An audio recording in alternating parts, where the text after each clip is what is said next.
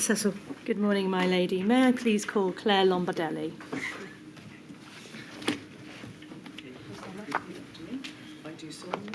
I do solemnly, sincerely and truly, declare and affirm that the evidence I shall give shall be the truth, the whole truth and nothing but the truth. shall be the truth, the whole truth, and nothing but the truth. Thank you. Thank you, Miss Lombardelli. If you could just state your name, please. Clare Lombardelli. Thank you. A few preliminary matters, if I may. Firstly, can I invite you to keep your voice up? Secondly, you may have noticed that people are taking a note, including a stenographer, actually.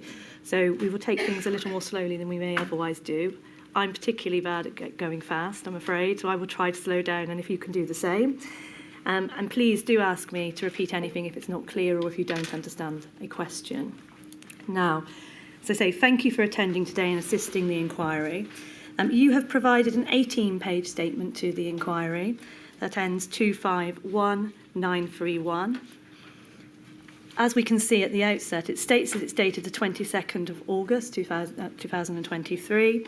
But if we go to the last page at page 18, that's the page that contains Declaration of Truth at the bottom, the Statement of Truth, and it's dated the 23rd of August of 2023. It's just a typo on the first page.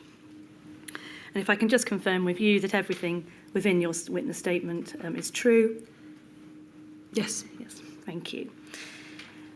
Now, you are now the chief economist with the OECD. And I understand that you took up that position in May 2023, earlier this year. That's right. But your statement, and indeed your evidence today, is concerned with the role that you played during the pandemic. And if I can just ask you, what was your role during the pandemic? So I was the Chief Economic Advisor at the Treasury during the pandemic. And that role consisted of a number of things. So I was responsible overall for the economic analysis that the Treasury did and fed into the process for COVID, responsible for all of the economic matters in that sense, not the policies, I should say.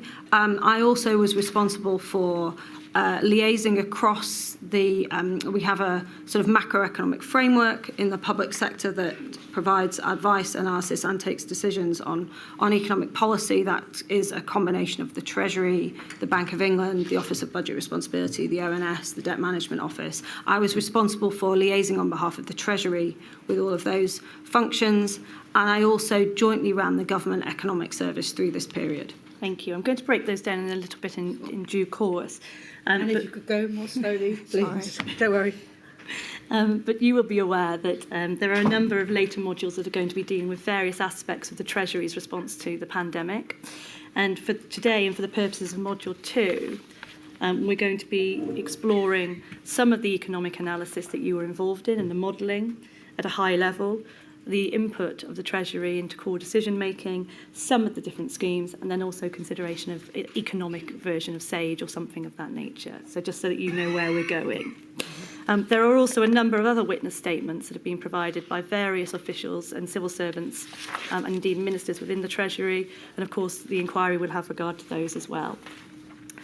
So if I can just deal then briefly, if I may, with your role as the Chief Economic Advisor.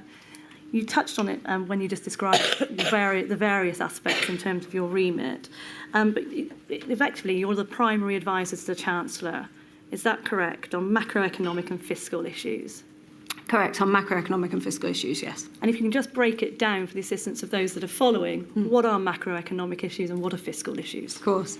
Macroeconomic issues are basically the economy as a whole and the elements within that. So things like the level of activity, the amount of unemployment, inflation, those sorts of cross-economy issues. Looking in detail at things like the labour market and the like. Fiscal issues are basically the overall level of government spending, taxation and borrowing in the economy. And so overall this is a sort of focusing on the big picture of overall what is happening in the economy. Thank you. And in relation to your role, prior to becoming, in fact, the Director General and the Chief Economic Advisor, you were the Director of Strategy, Planning and Budget, is that right? That's correct. And that has a slightly different role and remit within the Treasury. Yes. And is far more policy-based. Yes, the Director of Strategy Planning and Budget basically oversees the budget process in the Treasury, and what they do is they coordinate the Treasury's policies for the budget, and that would mean liaising with all the different teams in the budget for fiscal events. And actually, during COVID, that was the team that coordinated the Treasury's response to COVID, and also interacted with the sort of the rest of the government who was dealing with, you know, the decision making in the process. So they would have been the primary contact, for example, for the Cabinet Office. Indeed. And in short, the Treasury uses a group structure to organise its work, and that is one of the primary groups, and as you said, led on the COVID-19 work. That's correct. Thank you. Alongside that, you also oversaw the work of the economics group, so a separate group. Yes. To the strategy planning and budget group. And that was also heavily involved, is that fair to say, in the Treasury's response? Yes, heavily. The economics group was the group that brought together the overall economic analysis of COVID, what was happening, and made those assessments. Indeed, you also, in your capacity there, you attended various cross-governmental meetings, including those with the Chancellor and on occasion with core decision makers such as the Prime Minister. Is that right? Yes, I attended cross-government meetings where the economic analysis or evidence would have a particular role in the meeting, or its interpretation would.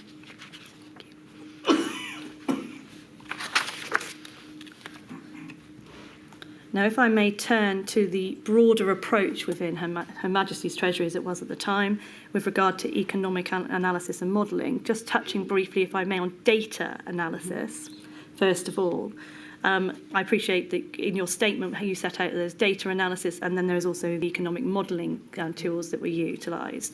You explain they're distinct, but there's a significant amount of overlap. Is that fair to say? Yes, that's correct. I mean, I would say we for the economic analysis that we did, I think there are, you know, I could break it down into probably 5 areas in terms of what we were looking at. There was data and analysis, what was going on and where we got that. There was the modelling that we undertook at the Treasury and with others. We did a lot of, as I mentioned at the start, working with other aspects of the system across the public sector who were also doing data analysis and modelling, so we shared our information and knowledge there. We did a lot of looking at other countries, what other countries were doing, because, you know, in some cases, unfortunately, they were further ahead in the virus, and so we could learn from them. And also some external, we talked a lot to externals outside the public sector. But in terms of modelling and data analysis, you're right, there's this interdependency between the two. And indeed, the questions I'm going to ask you predominantly focus on those 2 areas. Other aspects are for other later modules, effectively. But just perhaps to touch on those very briefly, you reference international work that was being undertaken. The Her Majesty's Treasury, as I say, as it was at the time, also utilised in the IMF, the International Monetary Fund, the OECD, other forms of data in that respect of modelling. That's right, that's right. But if I may then turn to data and evidence, and if I can call up page 5 of your statement and paragraph 14, you explain the changes that took place with regard to data. As I say, it's at paragraph 14 at the top, and you explain that due to the speed, scale and scope of the economic impact of the pandemic, at the beginning of the pandemic, you supplemented traditional economic data with additional data sources that were already available, gave a more rapid and real-time picture of economic activity. You then go on to give some examples, such as Google Maps, Citymapper, Open Table, effectively restaurant booking data, those types of things there. You then talk separately about credit card usage, so spending in short term with regard to the economy. Now, in respect of all of those types of data, did Her Majesty's Treasury consider data on social health impacts alongside this? Was that a form of data that was also being collated and fed in, or was it very much based on, as I say, the more economic position? The Treasury and our analysis was more based on the economics. I mean, that is our sort of area of expertise and knowledge. Other departments will have been looking at other data sources. What we did do is we very closely used and were aware of the data on health and the data that was coming out of the Department of Health and related on how the virus was developing, because, of course, that was having an impact on the economy. But on the sort of more social issues. I mean, we would also have, for example, looked at schools insofar as, because we were doing modelling of, for example, what would happen and how, the proportion of parents in the labour market. So there was lots of evidence early on, certainly before restrictions were brought in, that people were beginning to adapt their behaviour anyway, and that's why we were looking at some of these indicators like Google Maps, City Mapper, Open Table, but a much wider range to try and work out what behaviours people were doing, irrespective of whether or not there were any restrictions, just in response to the virus and their fear of the virus. So we looked at a range. I mean, some of these, as you see, are not economic data sources in and of themselves. I mean, in a sense, Google Maps is a social data source as well. So, insofar as data was useful to tell us about the economy, we looked at it, even if it wasn't hard economic data, if that makes sense. Would it be fair to say, or a fair analysis, that it was really looking at things such as you say, impact on workforce, those sorts of aspects, impact in terms of socialising, spending within the economy, whether that be restaurants, bars, patterns of movement and transport, those sorts of issues? Yeah, I would say workforce and economic activity. Some of these issues were more about, like you say, the card spending data, for example, is just the level of economic activity in the economy. We were also, and I should say, and I reference it there, talking a lot to the Department for Business, who will have had a lot of information. At this point, probably quite soft information, so, conversations and that, but they would have had intelligence on what was happening at businesses as well, and how businesses were looking at this. Thank you. Now I want to move to modelling. And modelling posed particular challenges for HMT during the pandemic. Would you agree with that? Yes, I mean, modelling is always a challenge, I should say. I mean, very much with modelling, you sort of get out, what the outputs you get are a function of what you put into it, and there's always a lot of uncertainty about the economy. But at this point, throughout the entire pandemic, the level of uncertainty was obviously much higher than typical economic modellers would be used to. Indeed. And that uncertainty resulted in modelling perhaps not being utilised to the same extent as it had been previously. Would that be fair? I wouldn't say it wasn't used as much as it had been previously. We did actually use quite a lot of modelling. I would say it was a less reliable source of information than the data and the information and analysis of what was actually happening in the economy. Because, if you think about what economic and modelling tends to do, what it does is it looks at existing relationships between variables, and it sort of tries to apply those going forward. What was happening in the pandemic is the very basics of the economic relationships that we have was changing and were coming under pressure. So previous estimations of, for example, the relationship between unemployment and output will be very different under these sorts of circumstances. So I wouldn't say we used it less. We did actually use it quite a lot. It was a less reliable source of information. There was a lot more uncertainty around it than there normally would be. And certainly a lot less emphasis, therefore, placed on those models.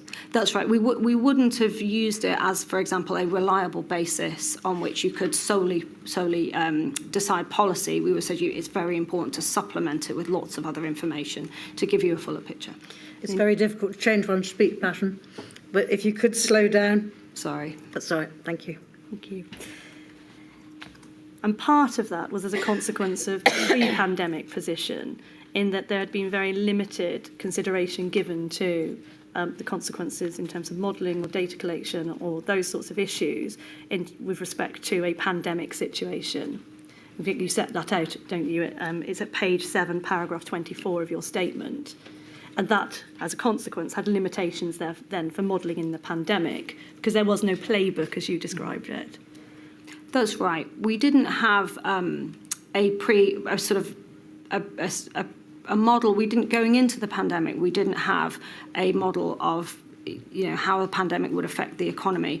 As I set out in my statement, it would have been incredibly difficult to do that because the impact that the pandemic had on the economy was very much dependent on the particular parameters of that pandemic, the rate of transmission and those sorts of things. So it would have been very difficult in advance to know what those would have been. And indeed, you gave a speech on the 29th of June last year at King's College. And in that, you described that the purpose of that was because you wanted to share how you did not have that ready-made toolkit to hand to model the effects of lockdown and effectively the known unknowns were a formidable barrier to any reliable predictive capability. And if I can just pull up your speech for a moment, page 6, and it's 88016.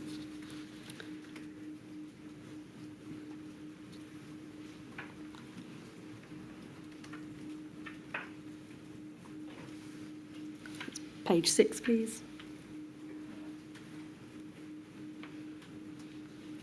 I'm looking halfway down the page, and this is where you've already touched upon the uncertainties that you were faced with, and as a consequence, the models not being, or certainly the Treasury not being as confident in the outputs effectively.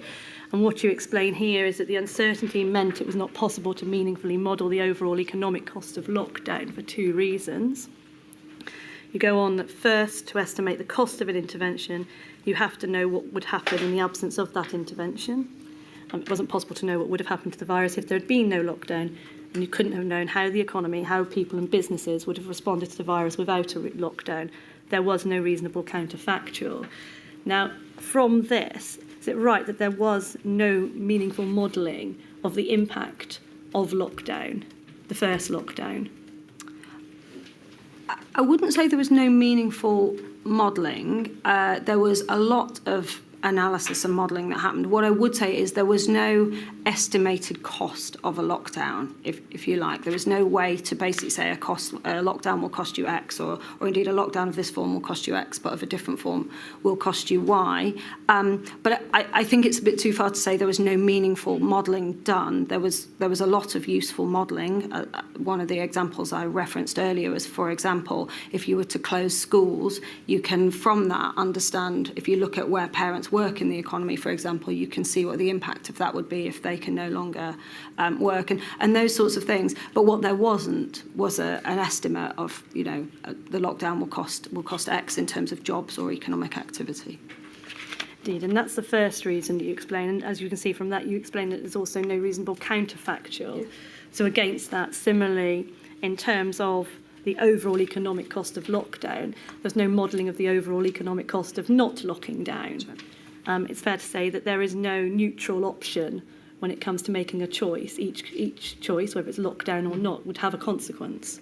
That's right. And as I mentioned at the start, what we saw was even before restrictions were being considered, people were adapting their economic behaviour, and they were adapting it quite substantially, and that was having an impact on economic activity, on particular sectors in the economy and you like. So it was it would have been incredibly difficult, as you say, in the absence of a lockdown. There would have been a significant economic impact from the virus, and actually there are various estimates of what that might have been, but incredibly hard to put a particular number on it. And that's a theme that comes through both in your speech, as we can see when we move on to the second reason that you give, but also more generally within your statement. You speak about the uncertainty of behaviour of people and businesses in relation to how they would respond to restrictions, no past episodes to provide reasonable approximations of what the economy and individuals are going through. And you explain a really critical point, the way the economy responded changed over time. You go on to say, actually, it had an ability to learn and adapt, and you give some examples of that there. But one of the big blocks for the Treasury, from your perspective, was that of behaviour from individuals and being unable to predict behaviour. Is that right? That's right. That was a huge sort of challenge to the analysis and the inability to estimate precisely what the impacts would be. Behaviour was a key driver. I mean, in the economy, behaviour is always a key driver of outcomes, and of course it was particularly uncertain at this time. And an important point I make there is that it changed, and people's responses to the same sort of restriction changed over time. And you also distinguish between voluntary behaviours and compulsory restrictions of impacting on behaviour. So effectively the counterfactual position of, if there is not a lockdown, what voluntary behaviours would there be in any event? If there is a mandated lockdown, then what non-voluntary or restricted behaviours would take place. And that's the same position when it came to the second and third lockdowns as well, with regard to being unable to model the overall economic impact of either way. Yes. And indeed, the autumn of 2020, when there was consideration of circuit breakers, the same position arose. It was Treasury's position was you were unable to calculate out the overall economic impact of a circuit breaker. Is that right? That's right. It would have been impossible to put a specific sort of figure or number on that with any reliability. What we were able to do, and what we did do, was lots of analysis on the sorts of what the economic impact, the sorts of economic impacts there could be, and what you might see for different restrictions. And if I could just bring up the briefing for the COVID Strategy Committee on the 21st of September of 2020, it's INQ 184589, please.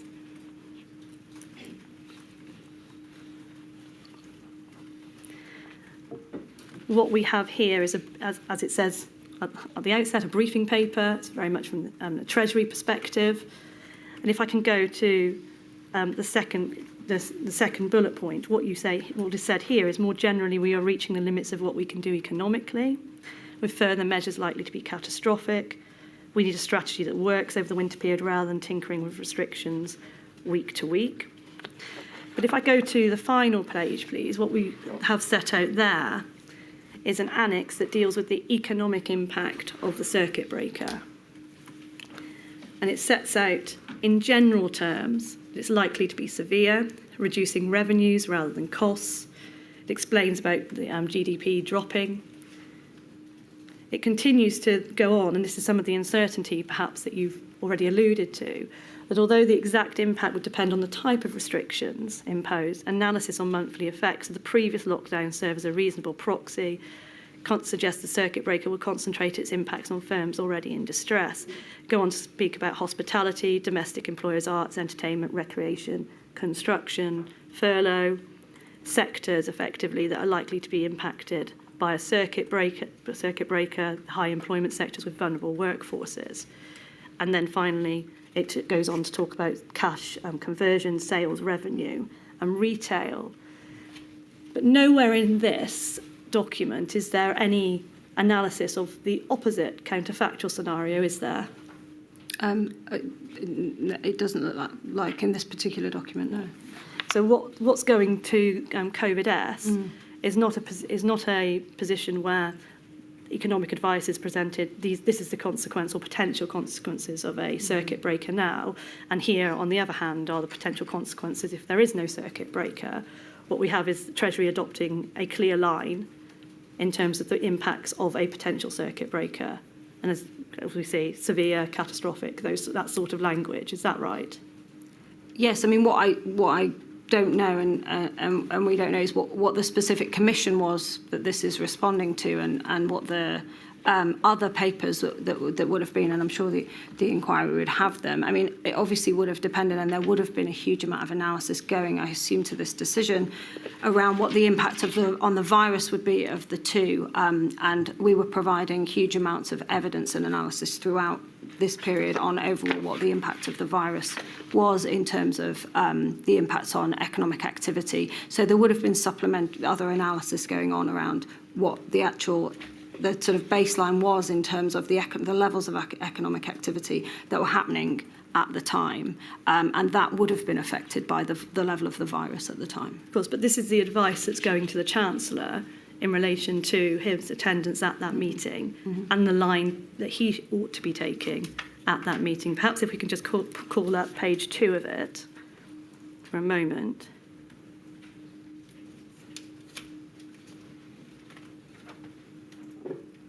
We see at the top, we suggest you push back strongly on the circuit breaker proposal. The economic impacts would be severe.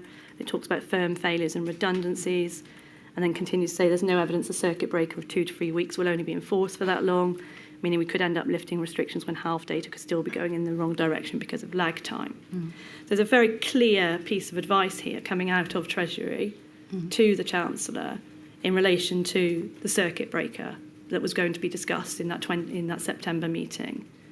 Did that reflect the general position within Treasury at the time with regard to its approach to lockdowns and circuit breakers, that these were profound measures that had significant impacts and unacceptable impacts on the economy and so needed to be pushed back against?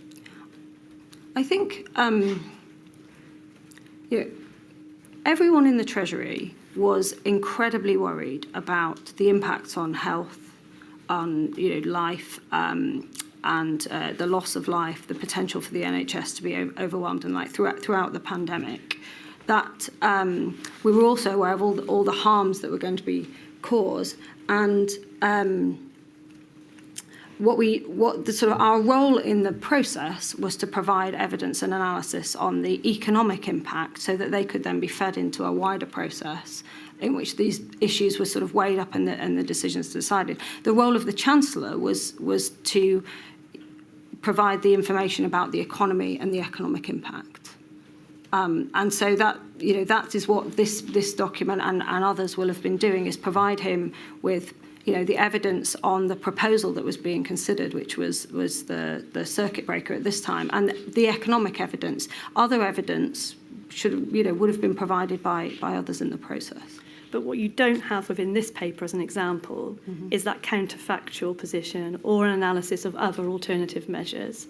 I think I haven't seen the whole paper. I'm sure what the economic advice would often stress throughout was that the virus itself was causing huge economic harm.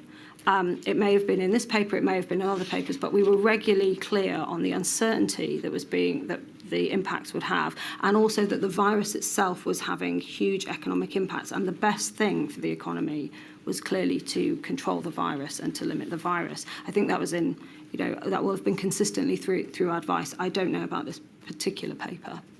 But in terms of the view within Treasury, was there ever support for that circuit breaker, to the best of your knowledge? I wouldn't know. I don't know. The Treasury did not have a pre-proposed position on restrictions. What we were trying to do was provide the economic analysis and evidence that was going to feed into the process to make the right decisions. Clearly, where restrictions could control the virus, that could be beneficial to the economy because it was the virus itself that was causing damage.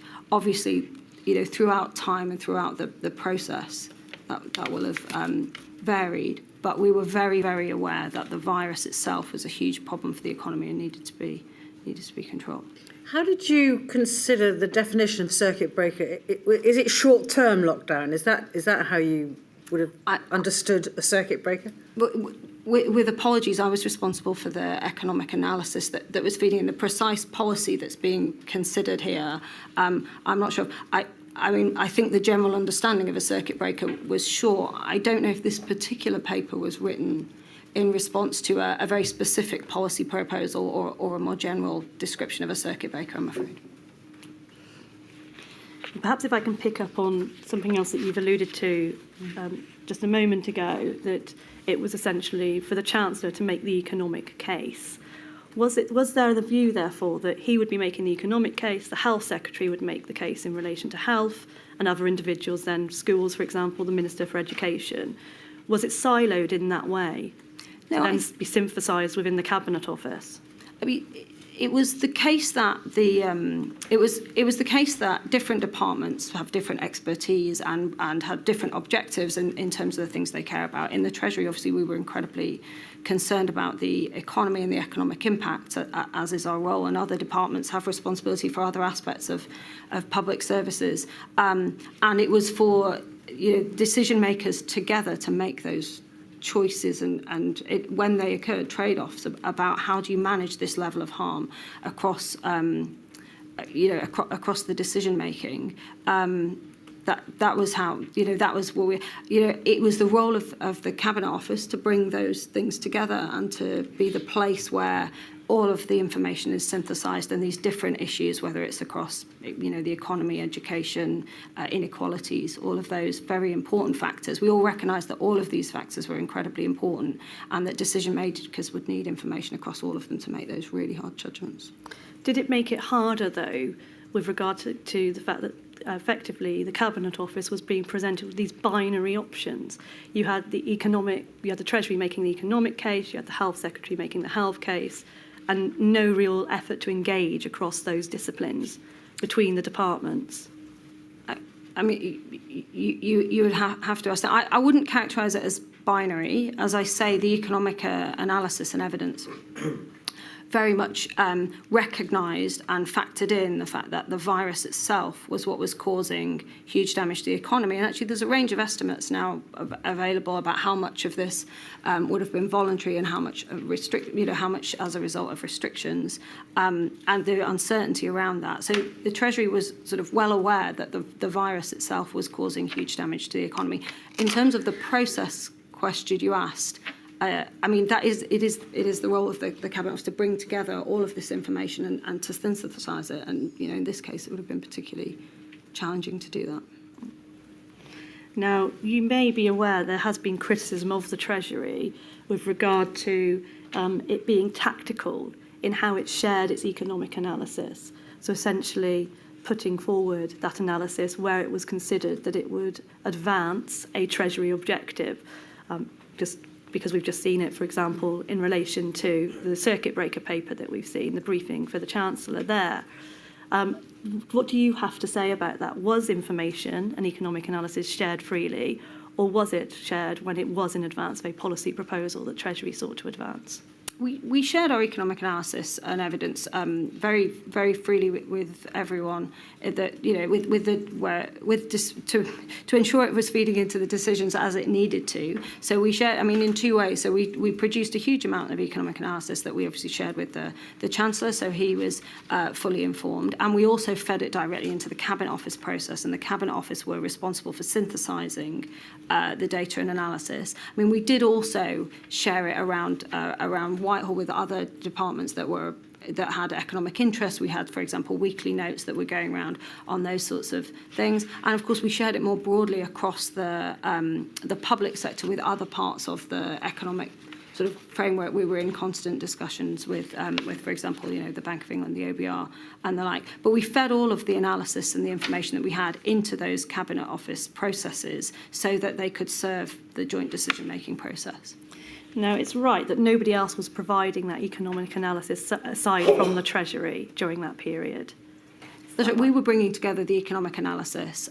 We were using and building on a lot of information and analysis from other parts of the public sector that we were talking to and had good relations with.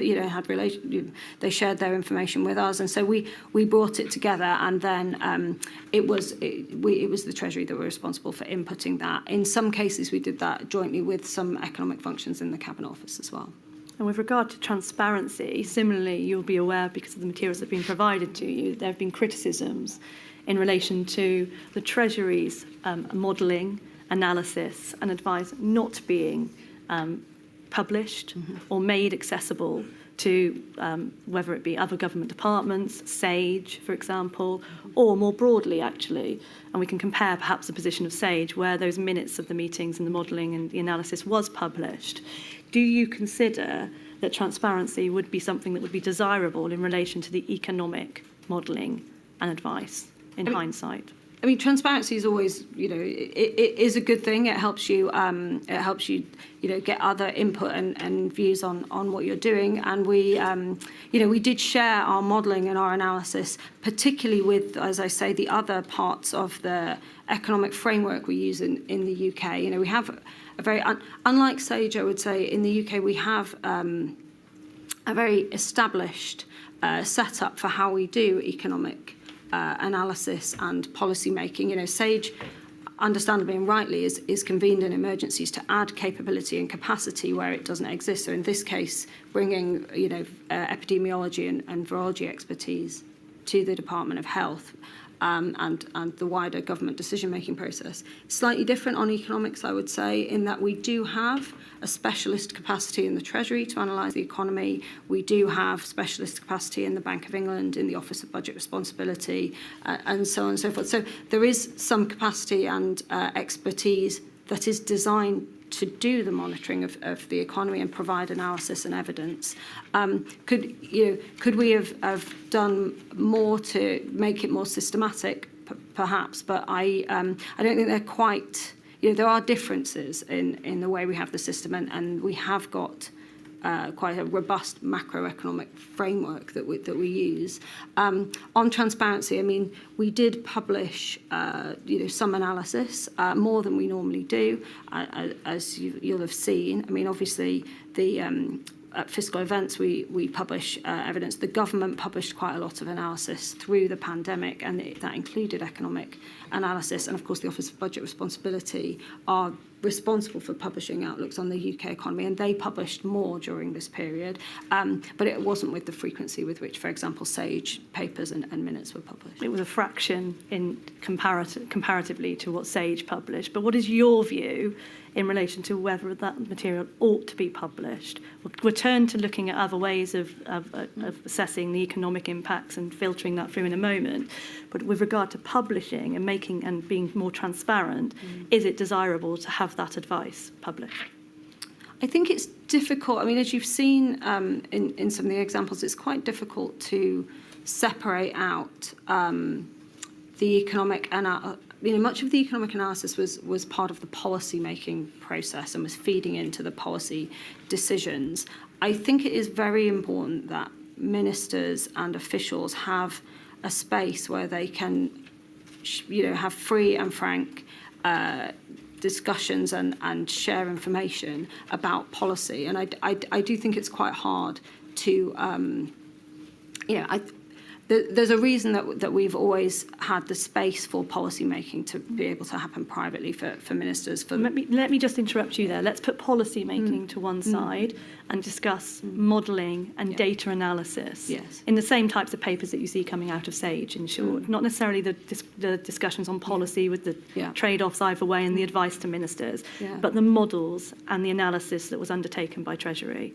Yeah, I mean, we did expose them to quite a lot of, we shared them quite broadly and got input, as I say, from people. Could we have done that more? I mean, potentially, and maybe that would improve the quality of the modelling, and we have sort of not precious about that. I guess the question I would have is whether or not it would, well. Yeah, I mean, you could do that. Our primary focus at this time, and being frank, it was a pressurised time, was to ensure that ministers and decision makers had the best information available. That was what we spent our sort of time and effort and energy on. We could have ministers could decide to publish more and share more, and we could do that. Is there any risk to sharing more? I think. No, I mean, I leaving aside the point I was making earlier about, I think it's quite hard to separate out in some of these issues, what's policy advice and what's analysis. I guess the practical risk, being frank, was we had limited time. It was an exceptionally busy period. Everyone was working round the clock. If you are also on top of that, thinking about publication schedules and what you publish and handling the responses to that. But being frank, we would have had less time to do the actual analysing of what was going on and less time to talk to ministers about it. So I think that is one of the concerns about that. But in terms of the sort of modelling where it's separable from policy, you certainly could. Now, just dealing with sight across government and indeed other organisations or committees, just touching on SAGE for a moment, one repeated theme coming through from the SAGE minutes, as you would have seen, is that SAGE were not dealing with the economic impacts, but there was an understanding, and it was recorded, that Treasury were. And indeed, you were asked about one of those meetings, and it's the 58th meeting of SAGE on the 21st of September 2020, so again, the same sort of time as the circuit breaker that we've been discussing. And at paragraph 5 of that meeting minutes, it states that work is being undertaken under the auspices of you, the chief economist. Now, in your witness statement, page 15, paragraph 56, if I can just pull that up, you explain, while we're waiting, in short form, that you do not know what that work was being, what work that was or what was being referred to there. Is that right? No, I mean, I know what work we were doing in the Treasury on the economic analysis. What I didn't know is what the author who drafted that minute intended by it.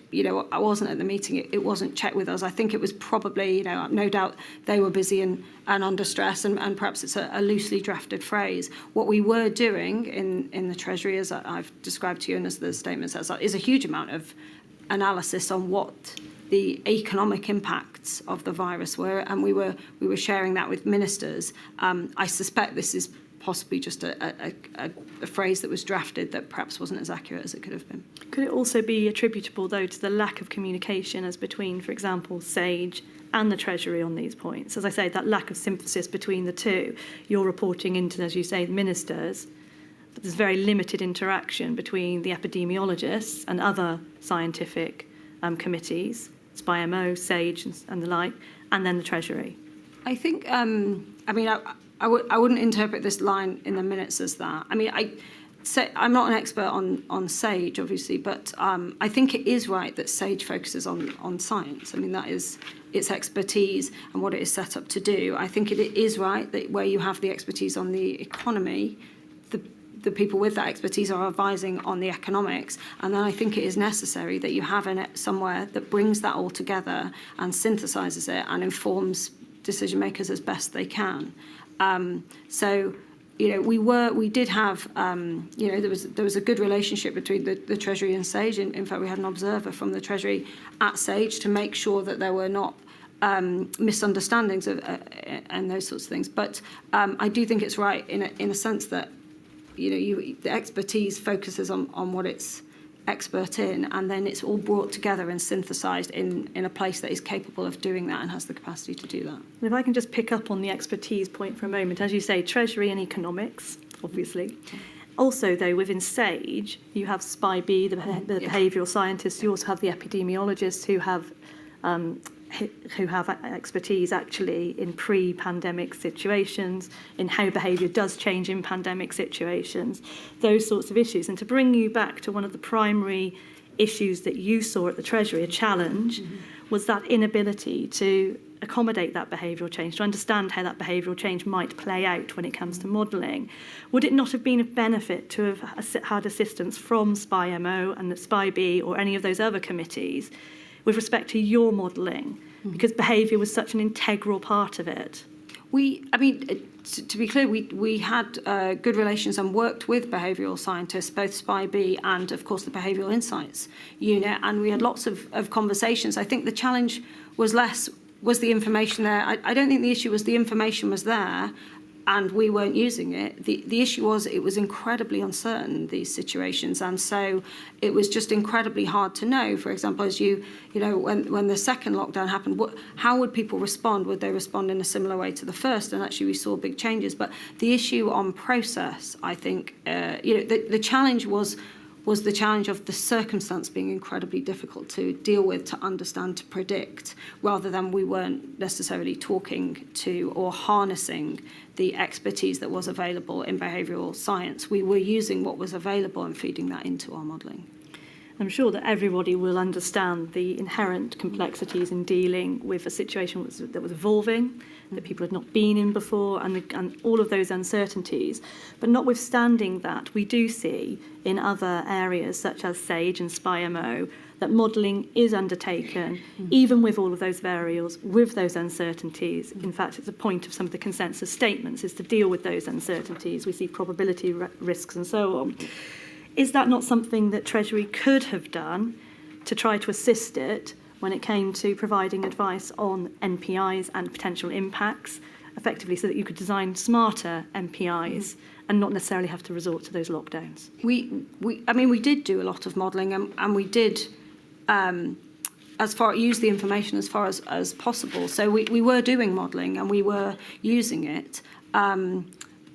For sure. I mean, on smarter MPIs, yes, and actually one of the things we did do, and you've seen it in the evidence, is build what's called epi-macro models that bring together the epidemiologists and the macroeconomics as far as they can. And we did use those models and try to, and they have the results and the insights that they bring are very similar to the ones that you're talking about in terms of smarter MPIs, and actually are there a range of restrictions that you could look at, and how do you think about those in terms of their impact on the virus and the impact on the economy?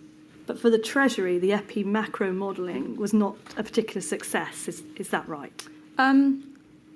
Well, I wouldn't say it was no less a success for the Treasury than it was for anyone else, if you like. We were using very similar techniques. We talked to a lot of academic epi-macro modelers, and actually, if you look at other organisations, they were doing the same.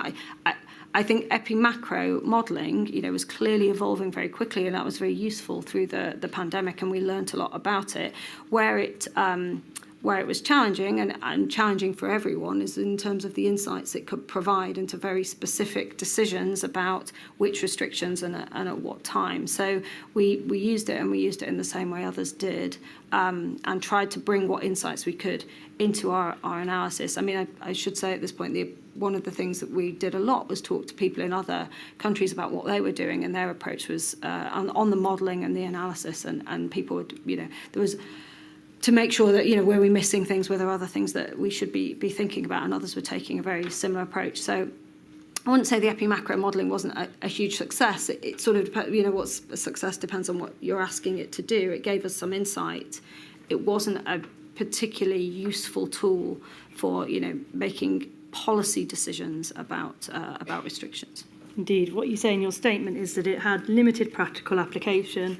They weren't a big part of advice to ministers, essentially, as a consequence. What were they replaced by? What do you mean? Well, as I understand it, you ceased using those epi-macro models, and what filled that gap? You said they had some utility. I can't recall actually if we sort of ceased using them. I wouldn't look at that. What we had was that we had a suite of models that we used, and we used those models throughout the pandemic in different ways for different things, as was sort of useful. And we also had the sort of data and analysis that we were using, and we brought those together and we used them through. So it would be wrong to sort of think, well, we developed an epi-macro model, we tried it didn't work, we threw it away. That wasn't the sort of approach that we took. We were all the time evolving what was useful in the modelling capability, and depending on what the specific question is that you're trying to answer, in some areas a model might be useful, in other areas it might not be. In some areas, actually, better to look at the evidence analysis on the ground, and we were doing a combination of things throughout and adapting. Basically, I mean, as you said, huge uncertainty. We were bringing together what was available and what we could usefully use, and maximising the information that we could bring to any specific question or the questions overall. The stenographer is struggling. Both of you.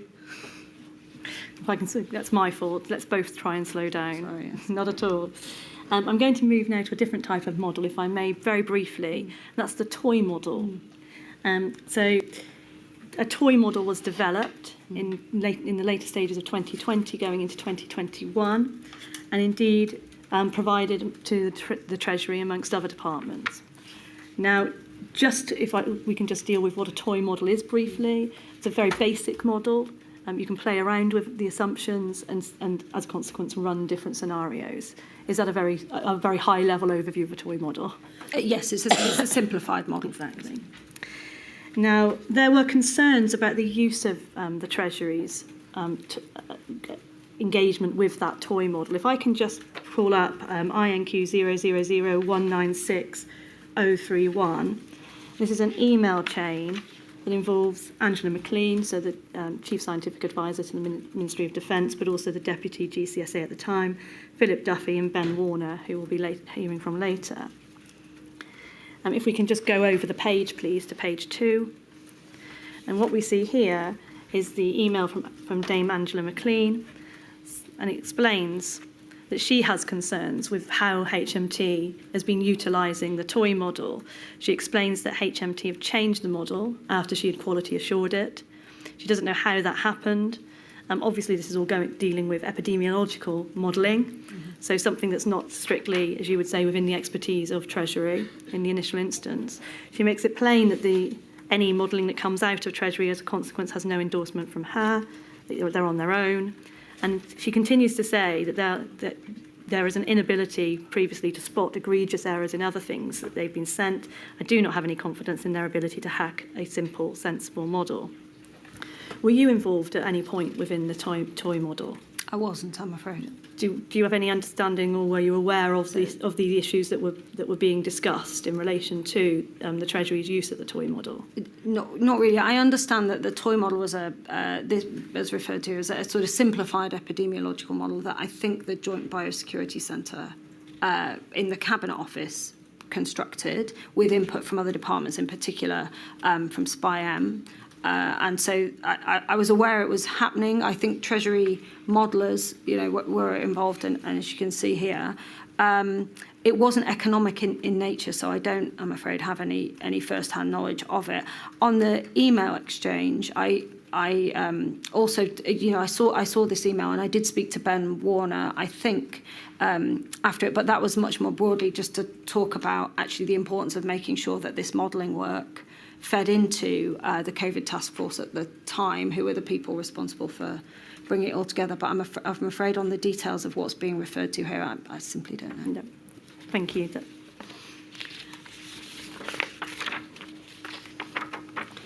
And if I can turn to some of the various policies, I appreciate that you are not in charge of policy, but you have some understanding owing to your previous role and indeed your role as a chief economist generally.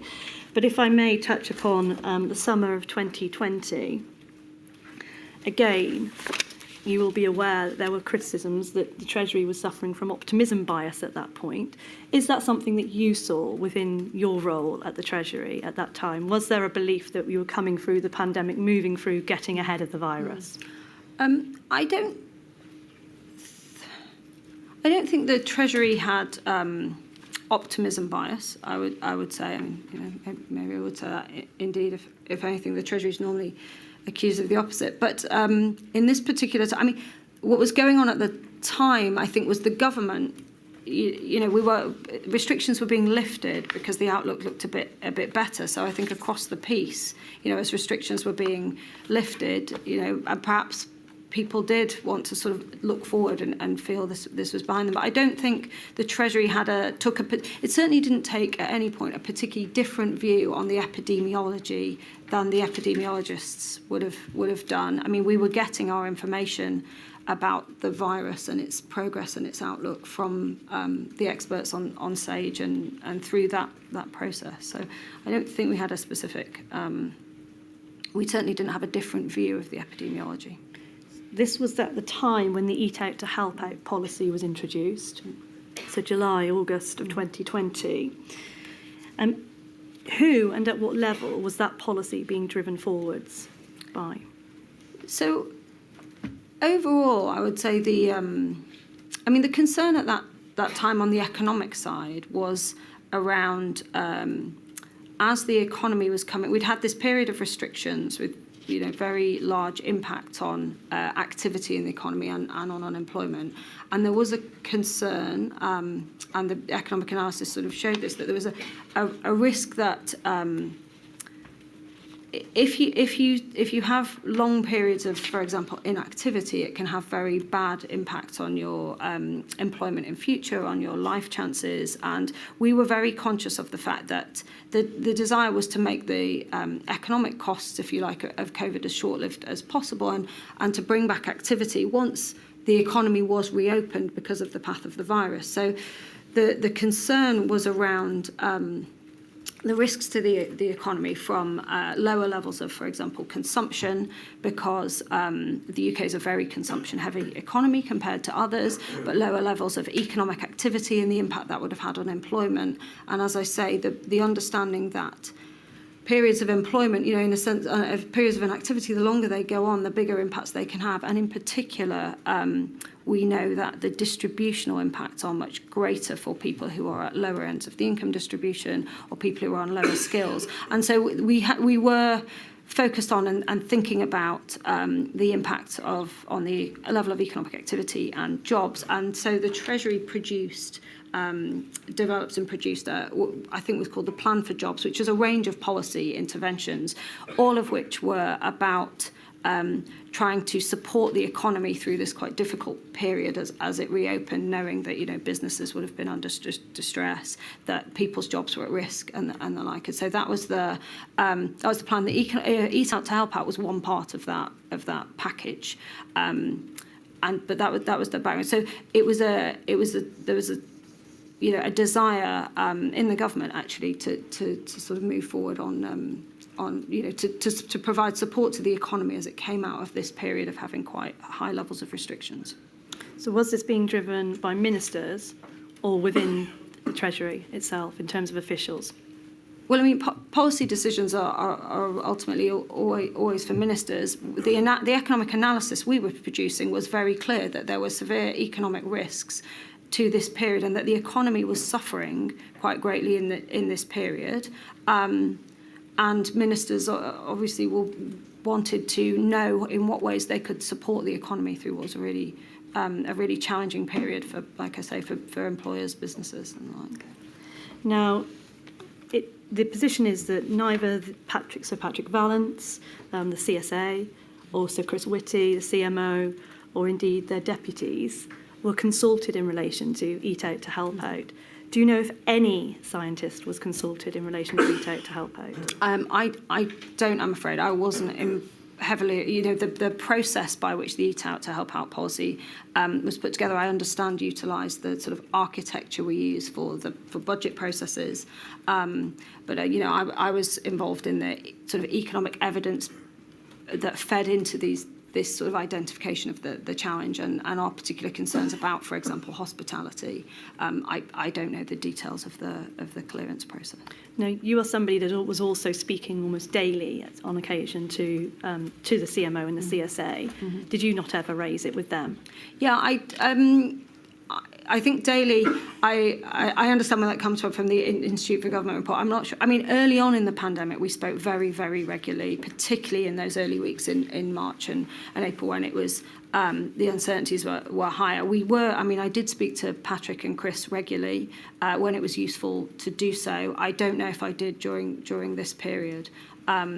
But the decisions about how policy is developed and who is involved in it and all of that were not decisions that I would be they were not decisions for me. And like I say, we use the architecture we use for when we develop any other fiscal event for the plan for jobs overall. So I don't know who was sort of involved in each component. You dealt with the economic aspects. Do you know if the risk of potentially increasing infections was considered at all?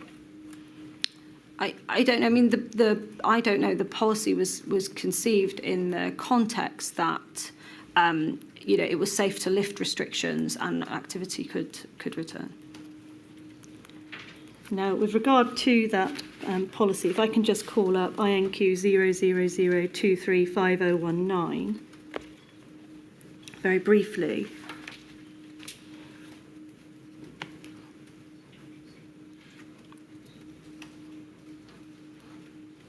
We see that there were two predominant aims to it. You can see that at the very top here. The first was to support the economic recovery by stimulating consumption in the hospitality sector. And the second is really looking at behavioural change to incentivise consumers to return to the hospitality industry, consume sit-down meals out by reassuring people it is once again safe to consume and altering social behaviours that have become entrenched. Essentially, to encourage levels of contact that had previously been restricted considerably. Would you agree with that? I would agree that the objectives were to, as I say, support economic recovery and also to limit what was often called the scarring effect of what would be the long-term impact of the virus and of the measures taken to control it. Yeah. Now, towards the end of the scheme, there was feedback that it was causing problems. Were you aware of that feedback? I wasn't, no. I wasn't responsible for the policy side of the scheme. And just two other areas, and briefly in relation to the involvement of the Treasury and financial support. The first relates to self-isolation payments for those in low-paid employment or unstable employment, the gig economy, 0 hours contracts. And we've heard evidence from Professor Yardley, indeed from Lee Kane, that it's important that financial assistance was provided to individuals to allow them, to enable them to be able to self-isolate. But we've heard that throughout, Treasury pushed back and refused to extend that finance, aside from some final payments that were made in September of 2020, but it continued to be a problem regardless. Were you involved in any modelling or any analysis in relation to how much that would cost and whether there were any cost-benefit analysis? No, I wasn't. I mean, I was aware that of the sort of policy issue in discussion. The relevant policy team, which would have been in the public services part of the Treasury or the welfare part of the Treasury, would have been handling that issue and would have undertaken whatever analysis was necessary. It wouldn't, if you like, have been macroeconomic in nature. Do you know if it was a decision taken out of principle or whether those impacts and analysis was actually undertaken? I don't know.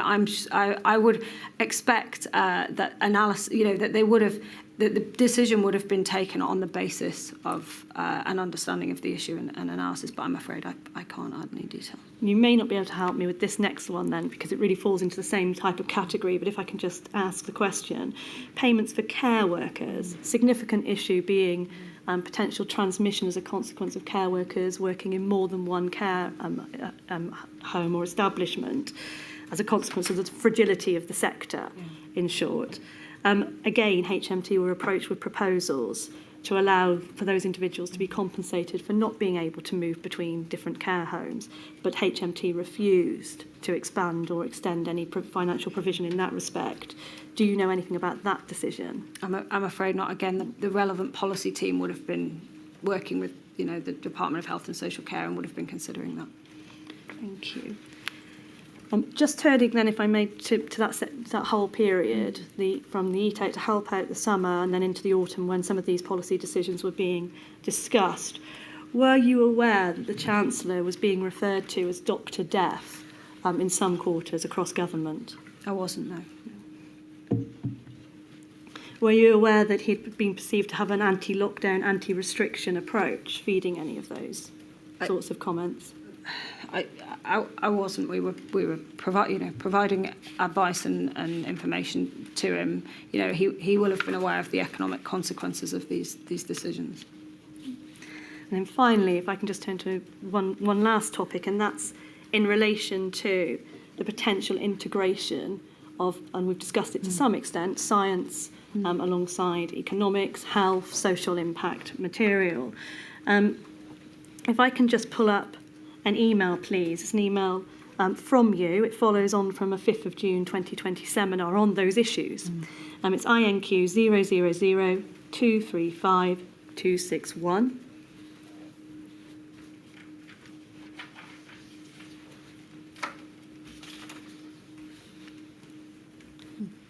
And what we see here, as I say, it's an email from you. It's to some extent a readout of what's taken place at that earlier meeting. It's a meeting with Ben Warner, chairing it at number 10. You explain that you're not sure if anything will come of it. We continue onwards. Discussion would have felt very familiar. Economists all did a very clear pitch on smarter MPIs being able to deliver the same level of virus control at a lower economic cost. You refer to a paper.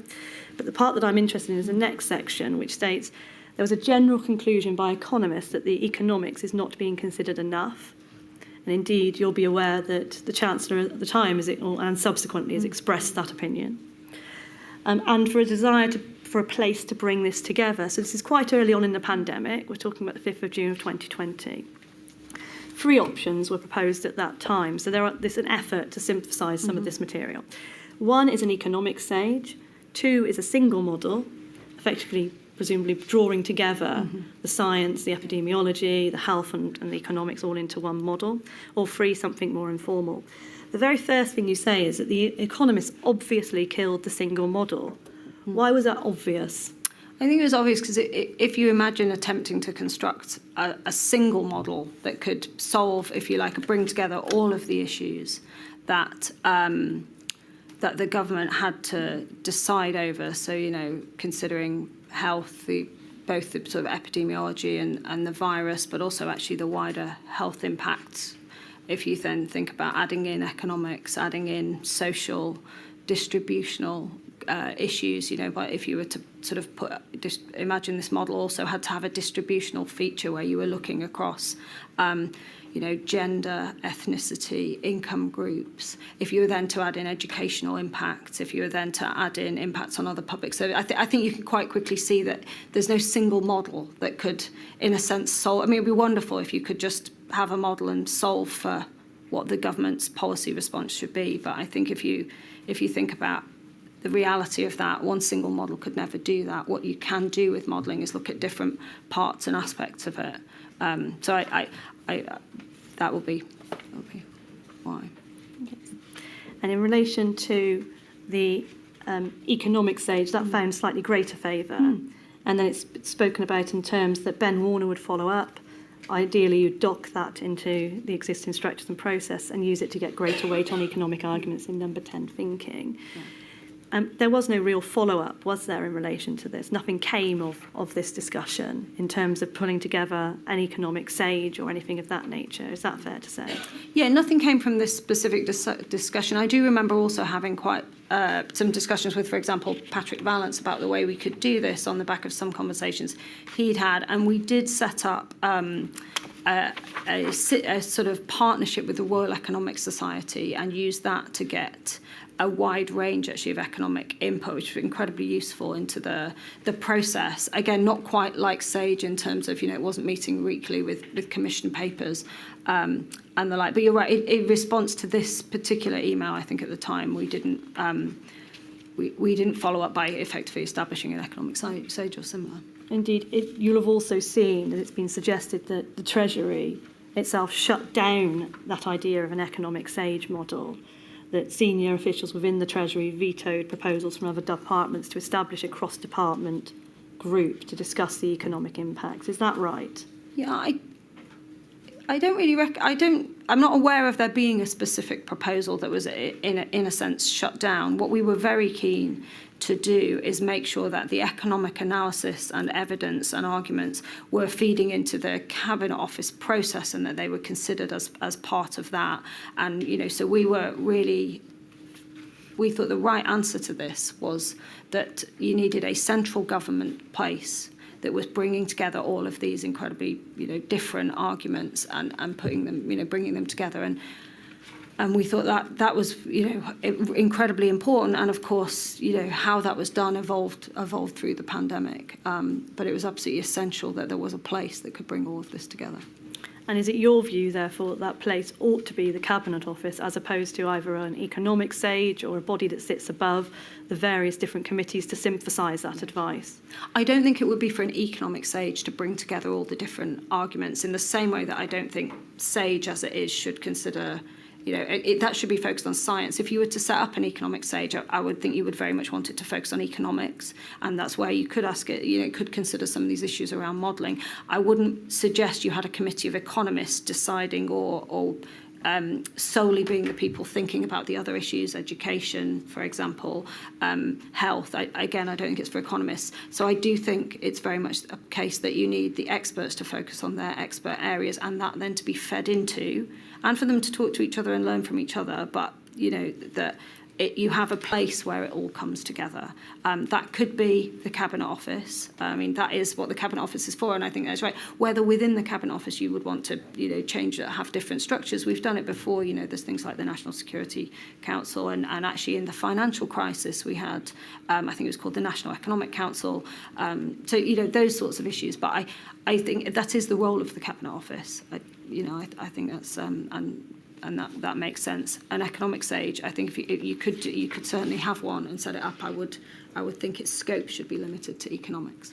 Thank you. My lady, those are all the questions I have. There is one question, as I understand it, from the long COVID groups. Mr. Metzer? Thank you, my lady.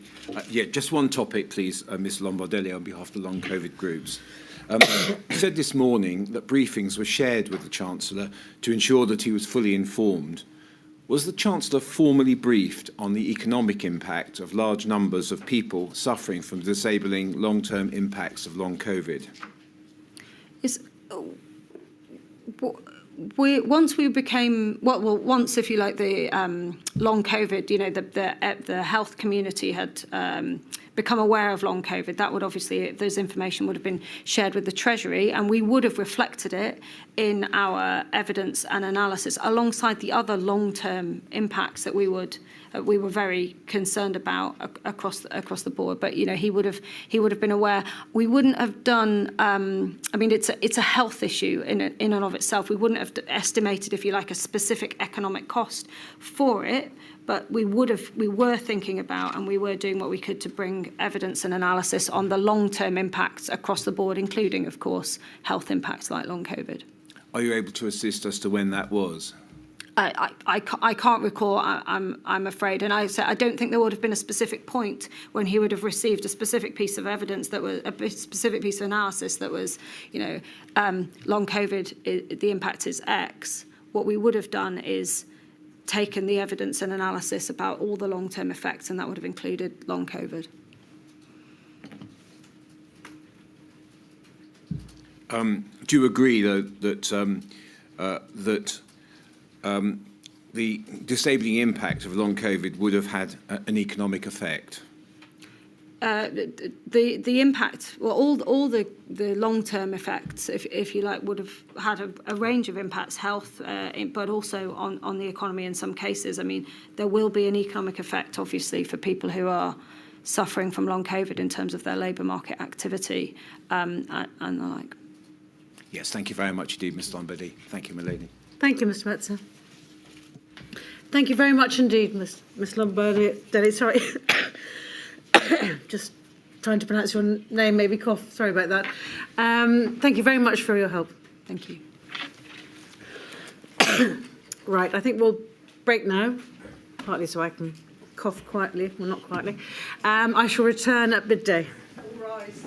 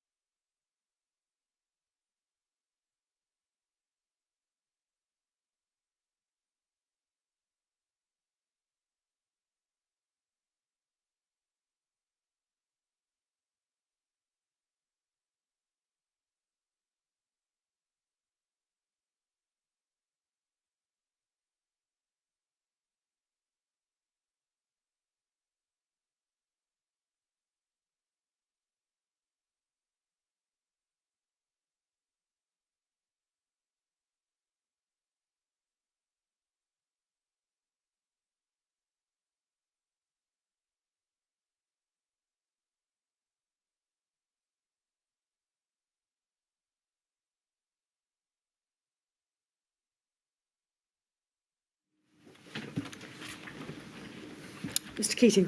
My lady, may I call Stuart Glassborow, please? I do solemnly, I do solemnly, sincerely and truly sincerely and truly declare and affirm declare and affirm that the evidence I shall give that the evidence I shall give shall be the truth, the whole truth, and nothing but the truth. shall be the truth, the whole truth, and nothing but the truth. Do sit down, thank you. Could you give the inquiry your full name, please? Stuart Richard Glassborough. Mr Glassborough, thank you so much for attending today. Thank you for assisting the inquiry with its investigations. A few things just by way of preamble. First of all, both of us need to keep our voices up. Secondly, pace. If we could just monitor our pace, because there's a record being kept of what you and I say. And from time to time, I may ask you to pause, just to control the flow of information, if that's okay. And lastly, if any of my questions are unclear, do please ask me to rephrase them, so I'm sure the fault would be with me. Your statement, you provided a statement to the inquiry dated the 11th of October of this year, runs to 35 pages with 50 exhibits. We can see it in front of us, and you have signed that at the back, confirming that it's true to the best of your knowledge and belief. Is that correct? Yes.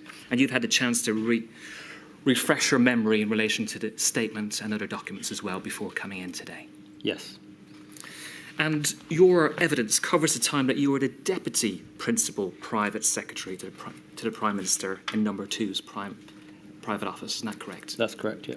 Bit of a mouthful, but you were Number 2 to Sir Martin Reynolds. To Martin, yes. Yes.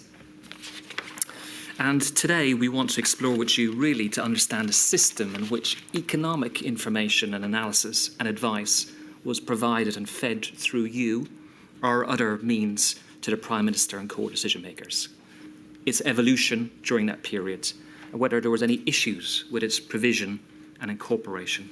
And lastly, and importantly, whether there was any lessons that we, the inquiry, can learn in relation to that. So first area, an overview of your role. You've been a civil servant for over 20 years and still are, isn't that correct? That's correct. Initially working DWP and then thereafter in the Treasury. And for 3 years, 2019 to May 2022, you were on secondment to Number 10 as the Deputy Principal Private Secretary, as we just heard. Correct. And then you returned back to the Treasury and you continue to be there to this day. Yes. In relation to how private office works and the role of a principal or deputy principal private secretary, we've heard evidence about that, so I'm going to take it very briefly. But is it fair to say it's a key liaison role? It does play a liaison role. The private office, I think you did hear about this last week, is Yes. that small team, providing direct administrative support for the PM as he discharges his role, arranging meetings, Yes. relaying commissions or readouts or decisions from the Prime Minister, obviously to the much bigger unit that is the Cabinet Office and all the other departments in government as well. So it's a sort of small administrative team working around the Prime Minister. The team's a conduit. And in relation to what you mentioned in your statement, it facilitates joined-up decision-making. You say this. It facilitates coordinated joined-up decision-making and to synthesise, track and drive progress on the Prime Minister's priorities across central government. Is that a fair summary? I think, yes, it is. Obviously working closely with the political Yes. team and sort of colleagues in the Cabinet Office as well, but yes. And that phrase, synthesise, is being used already this morning, and it touches upon your statement, and we'll return to it, about how information is funnelled through into Number 10 and how that is then presented, synthesised to the Prime Minister. And as your role as Deputy PPS to Sir Martin, you oversaw domestic policy issues, and Imran Shafi, who we've heard evidence from, he was one of the private secretaries who worked alongside, underneath you. You were his manager, isn't that correct? Correct. At multiple meetings, the pandemic consumed your working life over the period of time you were in Number 10. I think that's fair to say and to recognise. And you were involved in multiple meetings and multiple types of meetings. What I wish to draw out are the meetings on an economic front that you were involved in, or key meetings. And from your statement, we can draw out this, that there was 11 different types of meetings, but the core ones, is it not, were the PM's morning meetings, the 9:15s. And you were involved with HMT, Her Majesty's Treasury, and economy meetings such as bilateral meetings with the Chancellor. And in relation to those, you mentioned that they were on a weekly, fortnightly cycle. Is that correct? Yeah, the PM's bilateral meetings Yes. with the Chancellor, yes. Thank you. So bilateral means Chancellor and Prime Minister. And the supporting teams. Of course. Data dashboard meetings, which we've heard about generally. Economy dashboard meetings, which we're going to touch upon in a few moments. And in addition, there was regular meetings between you and senior HMT officials. You were the link person between HMT and Number 10. Before turning to that economic funneling of information and to synthesise that information, I want to touch upon the initial response of the UK government. And we've heard a lot of evidence about that already, so it's going to be quite short. But you were a person who was there in person, actually, during this time, and you've touched upon it in your statement. In relation to the initial response of Number 10 in January up until late February, your evidence distills to this, does it not? Everyone was broadly carrying on business as usual. We were unaware of the likely scale and impact of the pandemic and therefore treated as one of the many issues crossing the PM's desk up until late February 2020. Is that a fair representation of the evidence in your statement? Yes. And you add this, and perhaps we could bring this up, it's page 17, paragraph 62A, please.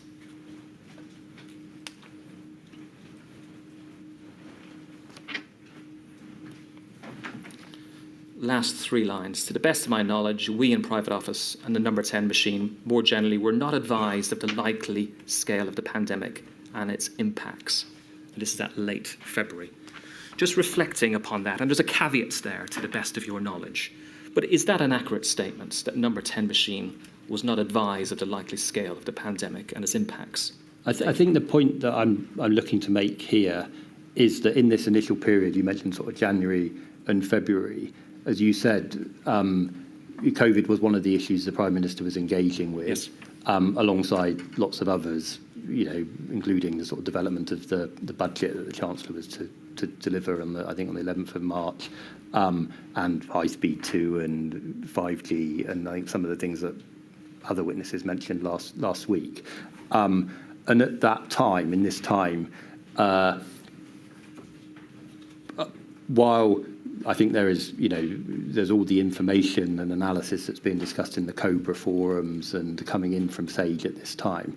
And what I don't recall hearing was sort of lots of representations that the sort of Prime Minister's diary should be completely cleared of everything else and that he should be solely focused on COVID in this phase, as opposed to it being, as you said, one of those issues amongst many. Now, that might sound a bit odd in hindsight now, but I think that was the felt experience at the time. So just pausing there, in relation to focus, the focus was elsewhere. Is that a fair summary?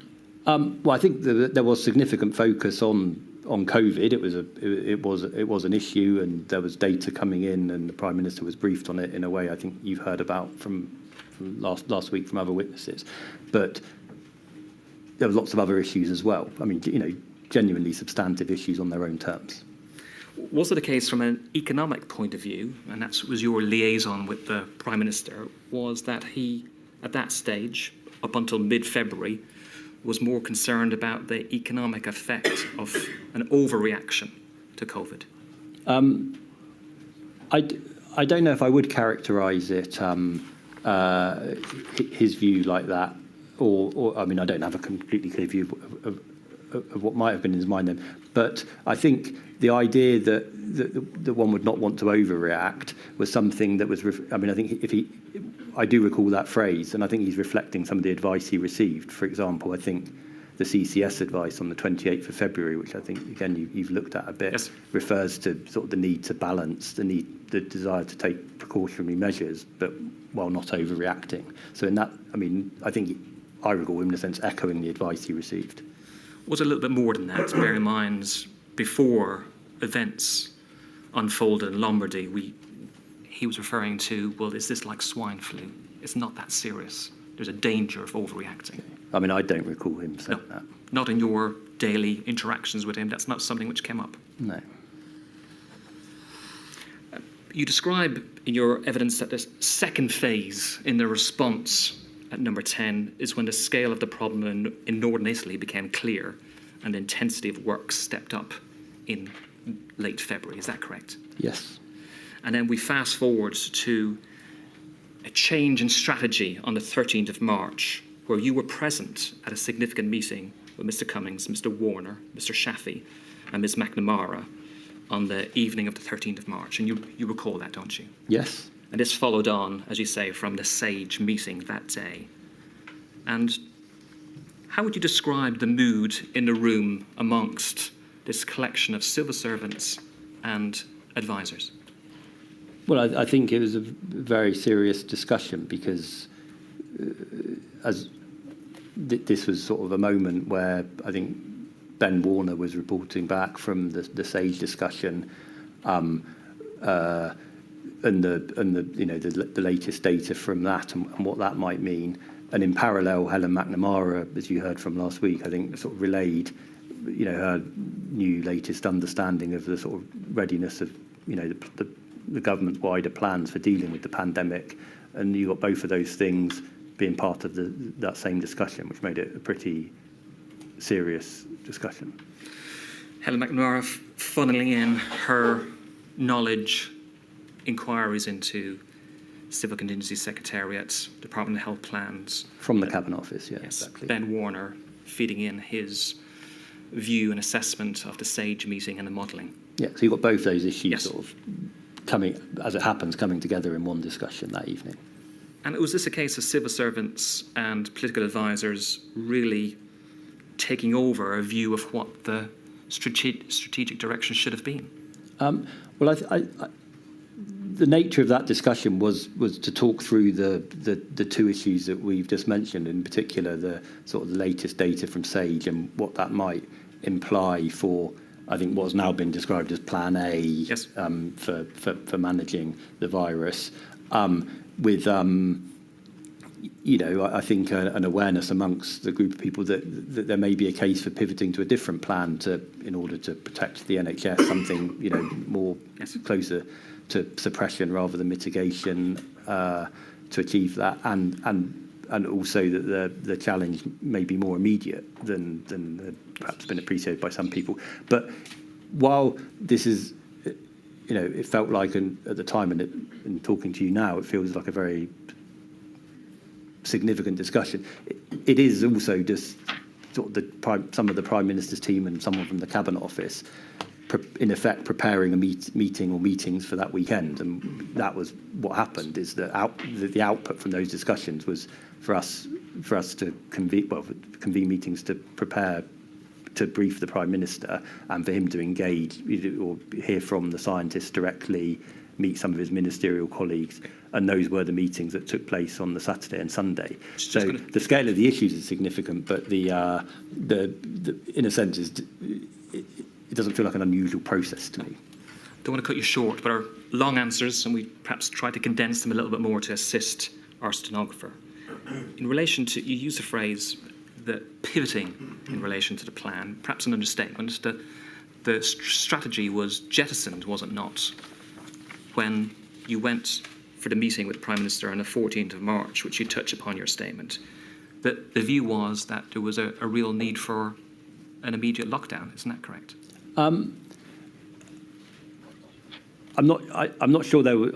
I'm not sure, my recollection is not that there was the realisation or the view that we need an immediate lockdown.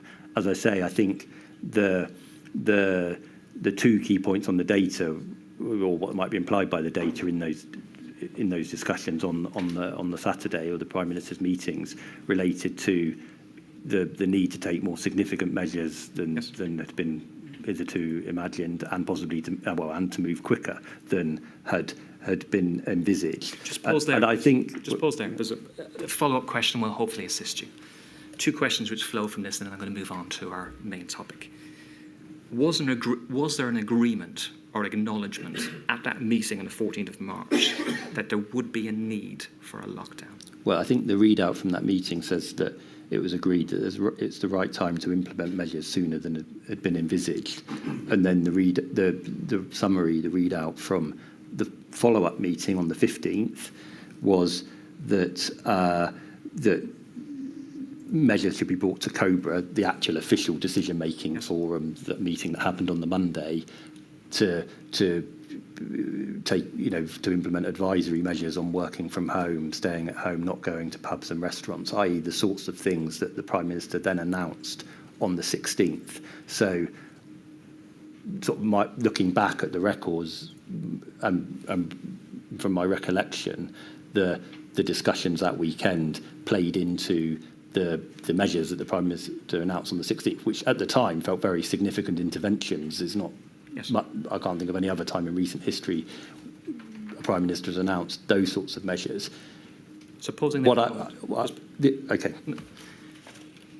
Was there, from what the short answer is, well, no, there wasn't a discussion regarding a lockdown. There was a discussion regarding an agreement regarding more restrictions, more NPIs. Was that the position? Well, I think a significant ramping up of the NPIs. I guess the point I'm trying to make is that from after the event, we have quite a strong concept of lockdown, what exactly that entails, right. The different elements of that is sort of embodied in the 23rd of March. From my recollection, I don't recall, certainly not, widespread understanding of that being the thing that ought to happen or we ought to get there by a certain date. I more recall discussions happening in real time that led to the sort of announcements on the 16th of March, the closing of schools further later that week, the further restrictions, I think, that were announced on the Friday, which all then... Let him finish. Forgive me. I think it might be quick and long one, Mr. Keating. But then the realisation the following weekend, or the advice the following weekend, that there's a need to go further, and hence what we now know as a lockdown being implemented, yes. on the 23rd. So it was a case more of a rolling measures of NPIs, which then evolved into a lockdown.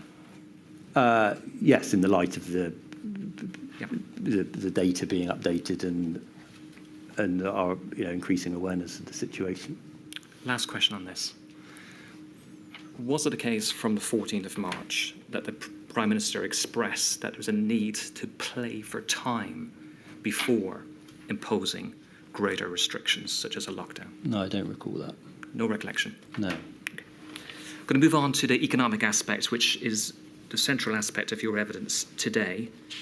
You mentioned, and we touched upon already, that HMT, Her Majesty's Treasury, was a core part of your role. And again, obvious, HMT having a central role in government, really, because of the financial aspect. Is that fair? Yes. And you mentioned at paragraph 31 of your statement is that one aspect of your role is to crystallise the options for the Chancellor and the PM in the round, having regard to the choices, priorities and the trade-offs inherent in economic and fiscal policy. And you were the lead between, as we discussed already, the Chancellor and the Prime Minister in that respect. Drawing your evidence together on this is that in that sort of crystallisation of the options role, is it right that you would commission and communicate data, analysis and advice, prepare meetings, and commission advice as necessary? Yeah, I mean, I think it's the Treasury's job to crystallise the options, and as you say, in the round, i.e. looking at the interlinkages or yes. trade-offs between them. I mean, my role, slightly more mundanely, was to sort of help prepare the meetings for the Prime Minister and the Chancellor to discuss those. I mean, for example, as would then be decided or announced by the Chancellor at budgets or spending reviews yes. in normal times. But in any event, you were a key conduit between Number 10 and HMT. Yes. In terms of what economic information the Prime Minister was receiving via HMT and from other sources coming in at times through you. You touch upon this at paragraph 36. Perhaps you could bring that up. I sought to ensure the Prime Minister had the latest economic and financial information received from HMT, appraisal of relevant economic analysis pertaining to specific options for managing the pandemic. And he was able to engage the Chancellor on decision-making on economic and fiscal policy.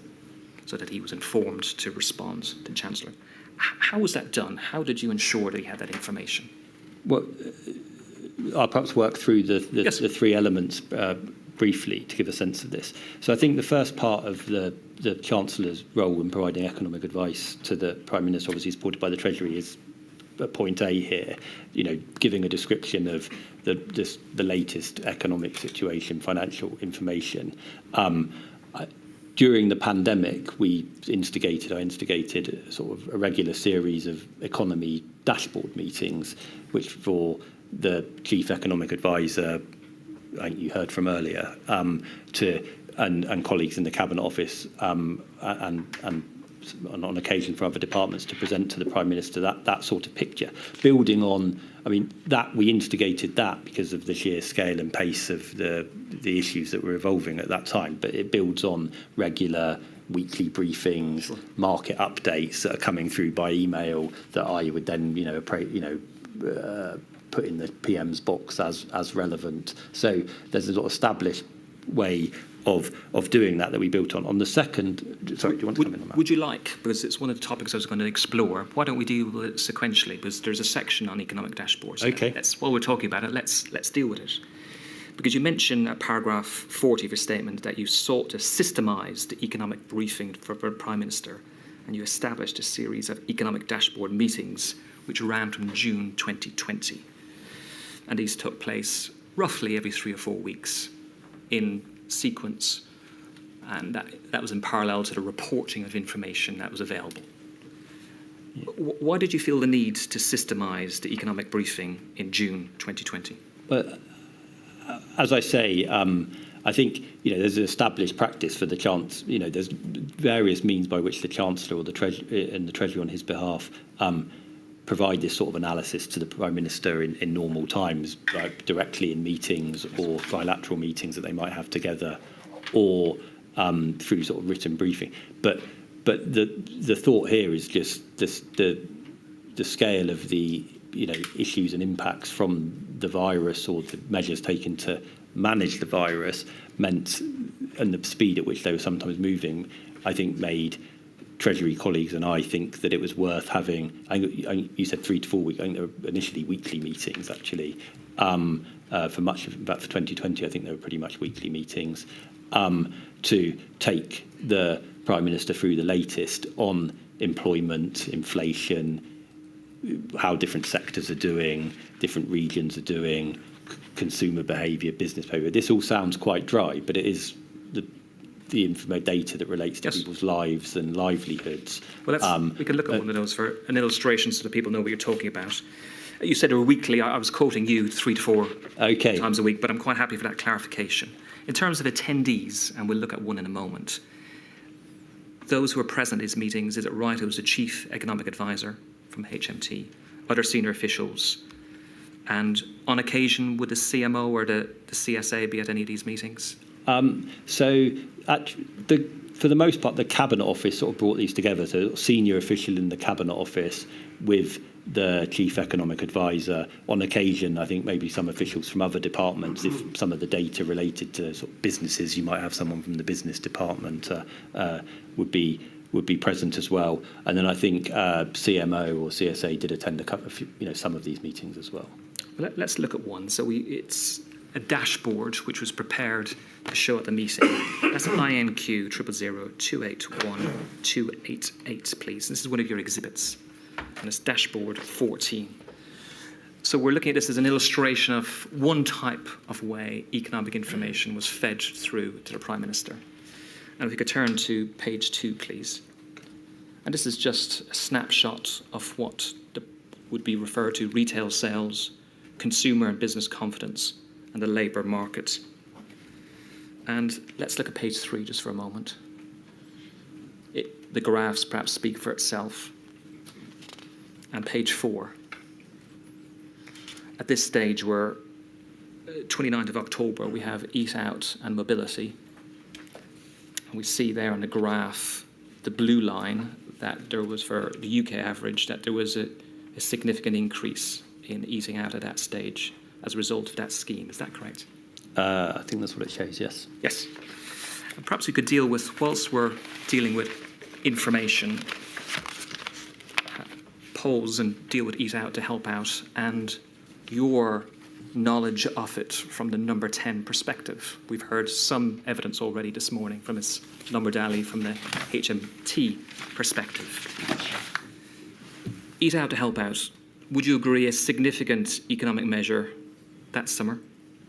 It was I think it was a reasonably significant economic measure. It was part of the summer economic plan the Chancellor announced on the 8th of July, I think, and one measure amongst several, including I think it's sort of £9 billion job retention scheme and a £14 billion business rates support, £9 billion on grants, a sort of £3 billion cut in stamp duty.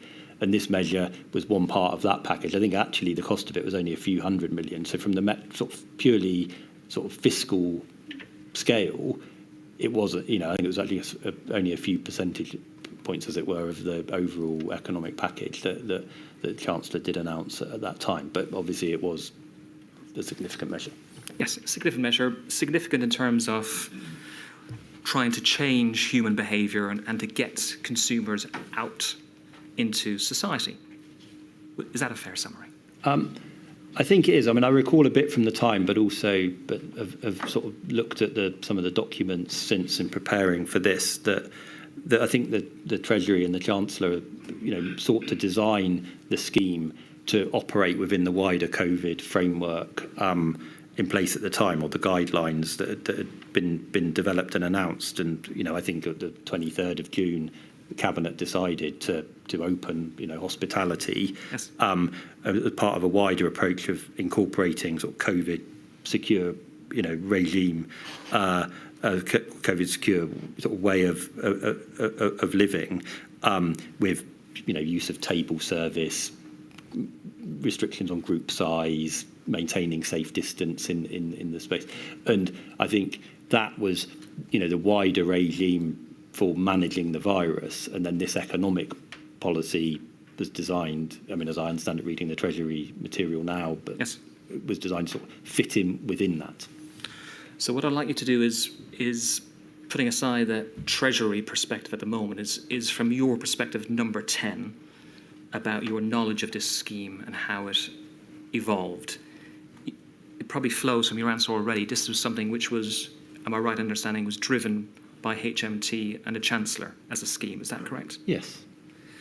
And in terms of its formulation, when did you, at number 10, as that sort of conduit with the Treasury, when did you become aware of this scheme was about to launch? I think it was in a meeting on the 2nd of July when the Chancellor took the Prime Minister through the overall summer economic plan that we've mentioned. At some point in late May, the Chancellor done a very, very high-level overview of his sort of early thinking, where he'd mentioned the idea of sort of targeted tax cuts or a subsidy scheme, a sort of that level of detail, but something that looks like Eat Out to Help Out was something I heard about on the 2nd of July. Yes. And was there no awareness, or did there become an awareness at number 10 that there was no scientific analysis of the impact this scheme would have on the virus? I don't recall whether that was discussed in that meeting or not. And thereafter, we had this period from July until the launch of the scheme in August. Was there any knowledge in that intervening period of the absence of scientific evidence? I think I and others in number 10 did become aware that as you say, there hadn't been direct CMO, CSA, SAGE analysis or advice on this policy. So we did come to know that. When you said before the launch of the scheme in August? Yes. And was it a case that a view was taken, well, we're going to persist with the scheme in any event? Well, I don't. I can't speak on behalf of all people who would have had an interest in this. I don't recall,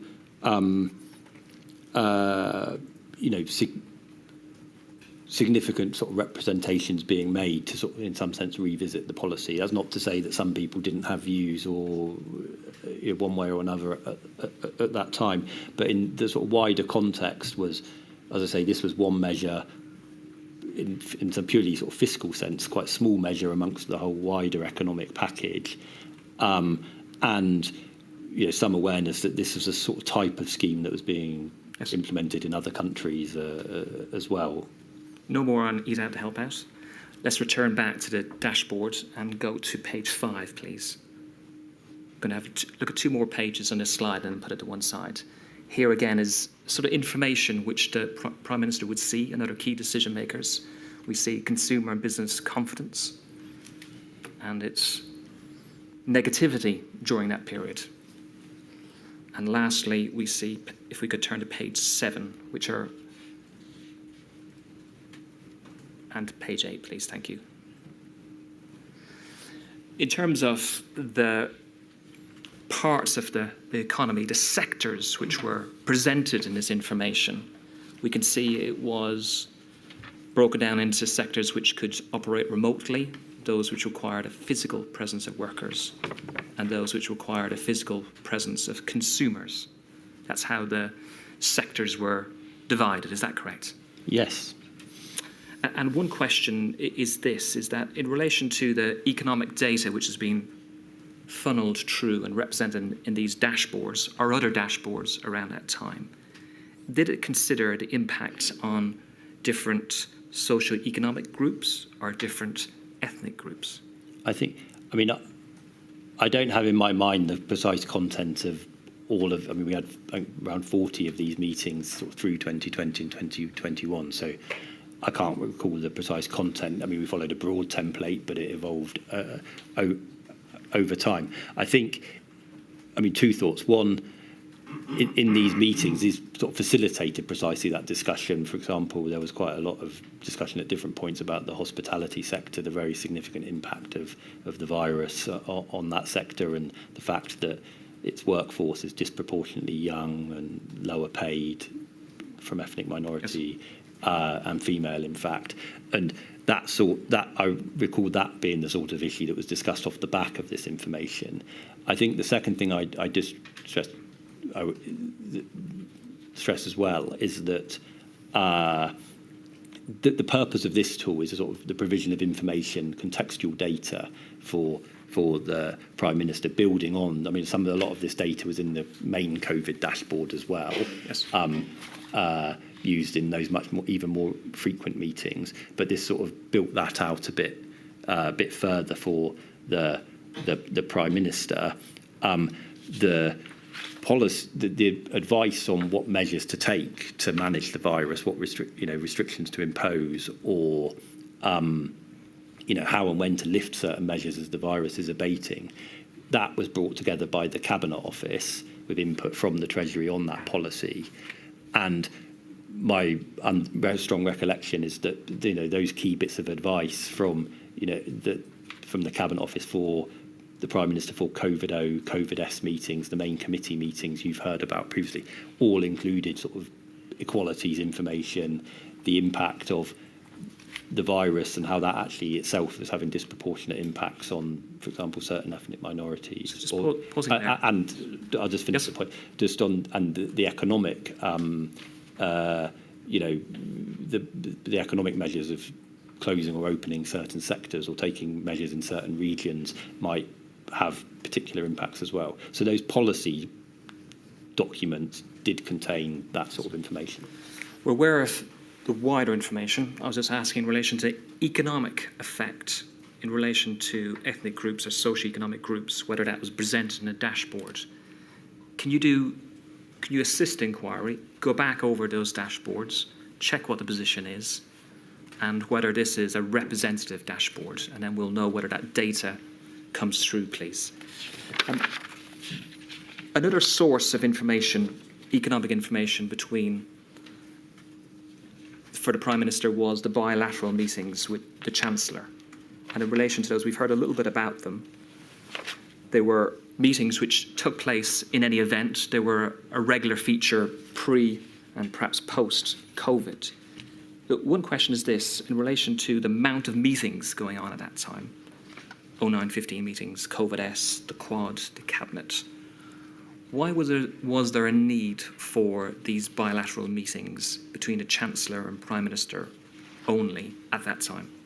I think the Prime Minister had bilateral meetings with a range of his colleagues. I mean, he does in normal times, and he did in this time. I mean, is a normal feature of government for the Prime Minister to meet specific colleagues to discuss issues in their portfolio. The main items being discussed in these specific meetings was on sort of economic interventions or economic support measures. So I mentioned earlier that the Prime Minister typically in committee meetings would decide what measures to take to respond to the virus, what restrictions to impose, which restrictions to lift. Once sort of that path is set, as it were, at a point in time, there would then be a need for the government to consider what economic measures to take. So, for example, in March 2020, we've locked down. The Treasury bring forward a proposal on furlough to support workers at that time. And the sorts of measures I mentioned earlier in the summer economic plan, the tax measures, stamp duty, etc. And those tax and spend measures, as it were, conditioned on the wider context as set out, as determined by the virus, as determined by other decisions. Those would be the ones that principally the Prime Minister and Chancellor would discuss in their bilateral meetings. Can I ask one question in relation to that, which is this, where you mentioned that these meetings were in terms largely, if not solely, for support in relation to decisions and strategy which have been agreed, economic support. Was it ever that these meetings were an area where the Chancellor or the Prime Minister would look to review or finalise a strategy such as lockdown? I think the Prime Minister and the Chancellor did discuss in some of these meetings the question of how to manage the virus, as I imagine the Prime Minister did in his meetings with the Health Secretary and, as relevant to the Education Secretary as well. They weren't the decision-making forums for those decisions. That would be the meetings in, ultimately Cabinet, but the COVID-S committee meetings with the range of ministers in them. Where they are, in effect, the decision-making meeting is on these economic policy, furlough, scheme for the self-employed, loans, grants, and that is actually, I think, a pretty long-established convention that it may even be enshrined, I think, in the Cabinet manual, that on those sorts of economic policies, which in normal times typically manifest themselves in budgets, but here we were having sort of announcements quite more frequently than that. Those decisions were for the Prime Minister and the Chancellor to take together. Thank you. 4 remaining topics which we're going to cover before lunchtime and one of them is synthesizer, your role, and what does that mean? So you mentioned in your statement that paragraph 51, that you saw your role is to ensure input from across government was synthesised in order to help the Prime Minister to bring together the range of views, sometimes opposing, so that he could make decisions effectively and on an informed basis. And this is a two-way process. In a sense, my role was also involved communicating the Prime Minister's steers and decisions to colleagues. And that's something in a report we're going to touch upon in a moment, is that the synthesisation of information. Are you content what you set out there? Is that an accurate representation of your role, synthesising information for the Prime Minister? I think it may not be 100% clear. Just to come back to some of what we were discussing a moment ago. I mean, from my role, sort of, as me as an individual being the point person with the Treasury and the Chancellor's team, there would be these sort of data flows that I mentioned earlier, weekly briefing, market data, and the like, that I'd have sight of and put to the PM as relevant, as it emerges.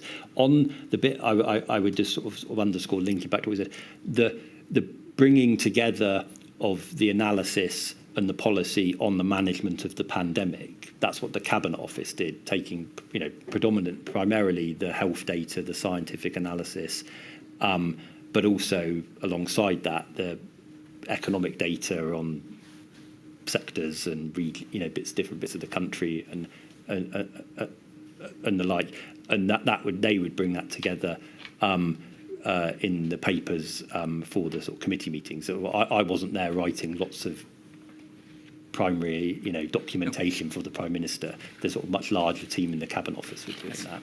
Your role, as we discussed already, was a conduit, not as a policy maker or policy advisor. Exactly. I want to turn to the Institute for Government report, which you've seen already. It's entitled "The Treasury During COVID: What Lessons Can Be Learned from the Pandemic?", dated April 2023. And again, this is a function of the inquiry, lessons learned. So I'd like your assistance in relation to this. You've seen it already, as I mentioned. Perhaps you could bring that up. It's INQ 000 226 497 at page 1, please.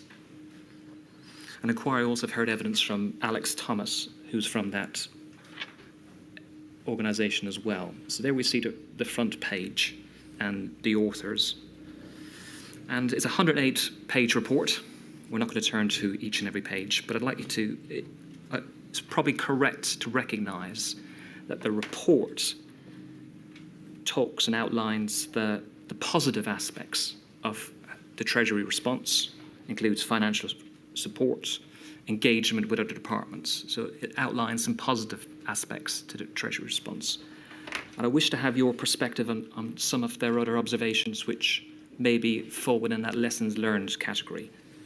And one of those is optimism bias. And perhaps we could turn to page 7 in relation to that. I'll bring up the text. I'll read it out to you and ask for your perspective and experience. Bottom of the page. During the summer and autumn of 2020, the Treasury appears to have suffered from an optimism bias that the government's public health advisors did not share. This led the Treasury to not implement some relatively easy improvements to support schemes, implement the Eat Out, Help Out policy in summer 2020, which was inconsistent with scientific advisors' assessment of the risk of a second wave, and announce very late the extension of the furlough in autumn 2020. The whole text is there. I've read out most, but not all. From your perspective, from being the conduit, is that a description which you could relate to, that there was a degree of optimism bias in summer and autumn 2020? I mean, obviously, my role is I was in number 10 supporting the Prime Minister. I find it a bit difficult to comment on what is somehow the Treasury's mindset. I mean, I was managing some of the processes that we've been talking about earlier. What I do know is obviously the Treasury had the same scientific analysis and information as everyone else in government at this time, and also, I mean, this obviously relates to a specific period of time. I think there were several discussions, committee meetings to think about sort of future strategy should the second wave come forward, to contingency plan or prepare for that in the summer, which I know the Treasury team helped prepare and the Chancellor participated in. So I think that's my understanding. Okay. Information sharing and data is our next point. So let's go to page 6, please. And it should be our second bullet point. It set out what we've discussed already, that the main responsibility for synthesising evidence from across government to inform central decision-making is with the Cabinet Office, but recognise the Treasury is a powerful player at the centre of government and had an important role to play too, and had the ability to advocate for and generate better information sharing. Again, perhaps uncontroversial, but do you agree with that summary of the roles? I agree with the summary of the roles. I think it says the same thing that we were discussing earlier about the role of the Cabinet Office. And within that context, if we could pane out and look at the third paragraph, please. It says this: there was a stark contrast in the transparency of economic evidence informing ministers' decisions compared with the scientific evidence. Very little of the social and economic evidence that informed ministers' decisions was published, particularly before 2021. The Treasury shared almost none of its analysis externally, even with trusted experts. This lack of transparency hampered effective synthesis of evidence and thus decision-making, and may have undermined the government's ability to convince the public of the merits of public health restrictions. Pausing there for a moment, do you agree with that analysis that there was a lack of transparency of information from the Treasury? Well, again, the perspective I can speak from is sort of within number 10, and the Prime Minister, I think, did receive a lot of information in the different ways that we've discussed, and I won't sort of go over them all again, but on the, the wider economic situation, the economic analysis relating to sort of the measures taking to manage the virus, and on options and ideas for economic support, and in the different ways and different forums that we've mentioned. I mean, as I read this, this is a sort of perhaps an observation about transparency, not with number 10, but more widely in government or beyond that. And I mean, from the role I was doing, that's not something I so much have a clear view on. There's one part which does touch upon you, because it suggests that this lack of transparency hampered the effective synthesis of evidence, which is the Cabinet Office / number 10's role. Do you agree with that observation in this report? I don't recall having that thought at the time, no. If we continue down, please. Well, I suppose it would depend on who had the information, and what do you mean by being transparent? Do you mean telling the public? Do you mean telling other people who need to know? I suppose. Well, sorry, well, the synthesis would only be affected if the people who needed the information didn't get it. So I don't quite follow the point. No, well, maybe I'm not. But it's probably my fault for. Effectively, is this those questions in a report? You were responsible. The Cabinet Office was responsible for the synthesis of the evidence, and the IFG report says, after drawing in observations and soundings from a number of different sources, says that there was a lack of transparency at HMNT, which impacted, they say, number 10's ability to synthesize the evidence. So that's the suggestion. And what do you say to that? I think the same point I had earlier. I didn't have that feeling at the time. So in terms of the Treasury's input to the Cabinet Office, I guess that's my answer. I think maybe if your point was that before that, could the Treasury have gone about its business in a different way in terms of what it was gathering or understanding and testing out with other?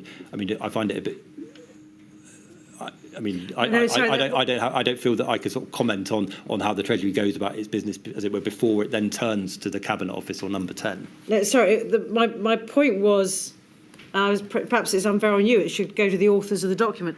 But it all depends, if the authors of the document are criticising the transparency of the Treasury, it all depends on what they mean by transparent. Do they mean telling Cabinet Office, or do they mean telling the public? Yeah. So that was the... Yes. And I tell you what you can probably help on. In normal circumstances, this was obviously a time of national emergency. In normal circumstances, would you expect the advice that the Treasury gives to the Prime Minister and the Cabinet Office to synthesise for the Prime Minister to be made public at the time, or at all? Well, I think, in a sense, that's what budget documents or spending review documents do. In normal times, the government makes, or the Treasury, sets out a whole bundle of decisions on tax and spending and other measures, and sets out the relevant analysis, or indeed sets out the relevant thinking and some of the analysis behind some of those policies, with a much fuller sort of exposition on the fiscal and economic impacts, context, in associated documents from the Office of Budget Responsibility, now that that exists to play that independent role. Obviously, what was happening at this time was more frequent decisions in slightly more improvised ways. Sorry to interrupt, Mr. Keating. No, it's all, my lady. Information sharing, just going to continue with this theme a little bit longer. If we could turn to page 7, please. and it suggests that there was a strategic sharing of information by HMT. And I want to ask you about that. It says this: the Treasury shared analysis strategically to support a particular point of view, with the Chancellor feeling he needed to make the economic case as a counter to the health case that the Health Minister was making. This contributed to decision-making being a tug of war in autumn 2020, which led to suboptimal decision-making. So this phraseology regarding a tug of war in autumn 2020, thank you for bringing that up. Was there this binary or separation between science and health on one side and the economy and Treasury on the other side as we left lockdown 1 and emerged into summer and autumn 2020, from your experience at Number 10? Well, I think are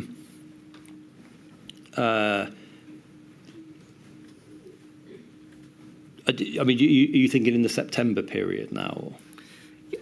As lockdown eased, restrictions eased, and especially entering September onwards, the circuit breaker thereafter, was there this, as these authors described, a tug of war between Treasury on one side and health on the other side? I think in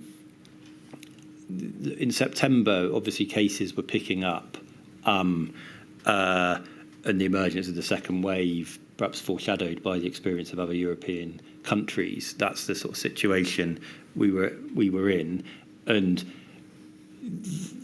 that was a challenge that was faced, over a couple of months, right up until the final decision to do the second lockdown at the end of October.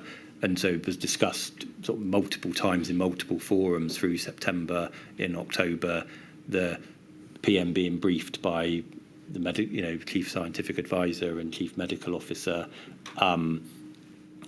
meeting independent scientists, and I think the meeting you've heard about from other witnesses, and discussing the circuit breaker idea, and then in committee meetings where ultimately he decided, the Prime Minister, not to do the circuit breaker, to do other measures.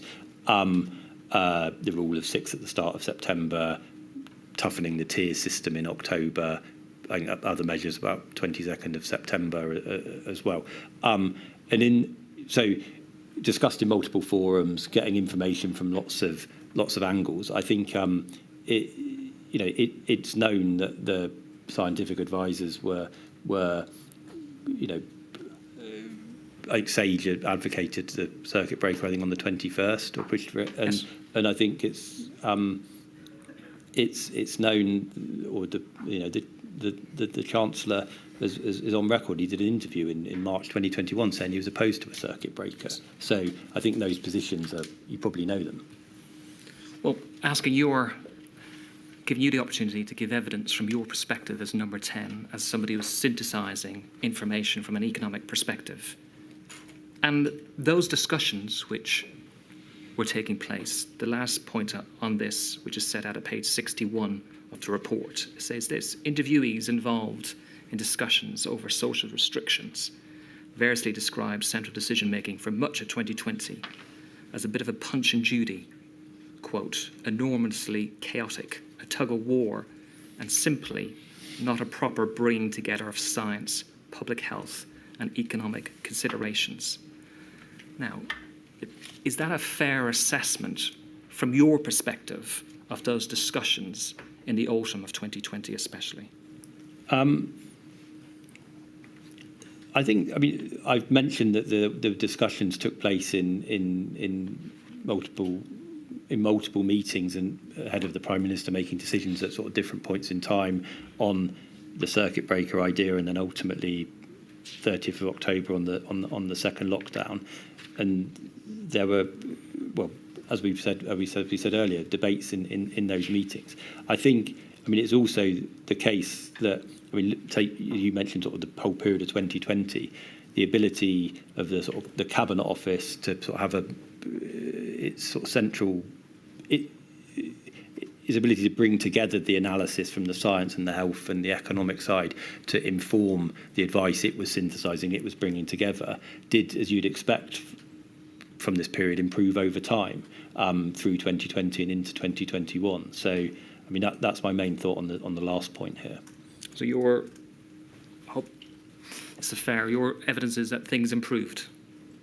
In terms of the ability, the bringing together of all of this information, I think it was all on the table at the relevant points, but the sort of sophistication of that analytical integration did improve through 2020 into 2021, informing the second roadmap, and the nature of the sort of overall government operation in 2021 felt a bit different than it might have done in March 2020, and I suppose that's not necessarily a surprise given the nature of the challenge we faced.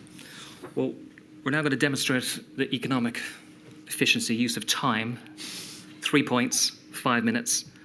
First point is this. Let's open up, please, INQ 000 273 901 at page 373. You've seen this already, and it's really just to assist you in relation to a point I would like to ask you about. So that's 000 273 901, and that should be page 373. And it relates to this, while that's been brought up, as you've seen this already, is that was HMT, to your knowledge, the way that it was pressing economic interests in discussions, did it create an environment where the Treasury and the Chancellor were pejoratively termed as pro-death? Was that a phrase that you heard? I'm not suggesting you used it.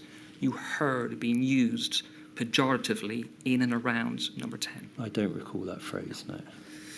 And there is an entry which you've seen, which is in front of you, a hard copy, at a meeting on the 25th of January 2021. The PM is recorded as saying that he wants Tier 3 March the 1st, Tier 2 April the 1st, Tier 1 May the 1st, and nothing by September. And he ends up by saying the team must bring in the pro-death squad from HMT. A meeting, an economic meeting. This is Sir Patrick Vallance's diaries. You've got the entry in front of us. I'm sorry we don't have it on the screen in front of you. But do you recall the phraseology by the Prime Minister referring to HMT as the pro-death squad? I mean, as I say, I mean, this I think refers to a meeting a couple of years ago. I don't recall that specific phrase. I mean, I see that this is from Patrick's notebook. I wouldn't dispute what he's recorded, but I don't recall the phrase at all. I mean, is it helpful to say a bit more about what's going on at this time, or do you want to move on? No, thank you. I'm just asking your recollection. Second penultimate point is the interests of the elderly. In the discussions, especially in the autumn of 2020, do you recall the Prime Minister referring to the interests of the elderly, how effectively older people should accept their fate and tell the young to get on life and the economy going?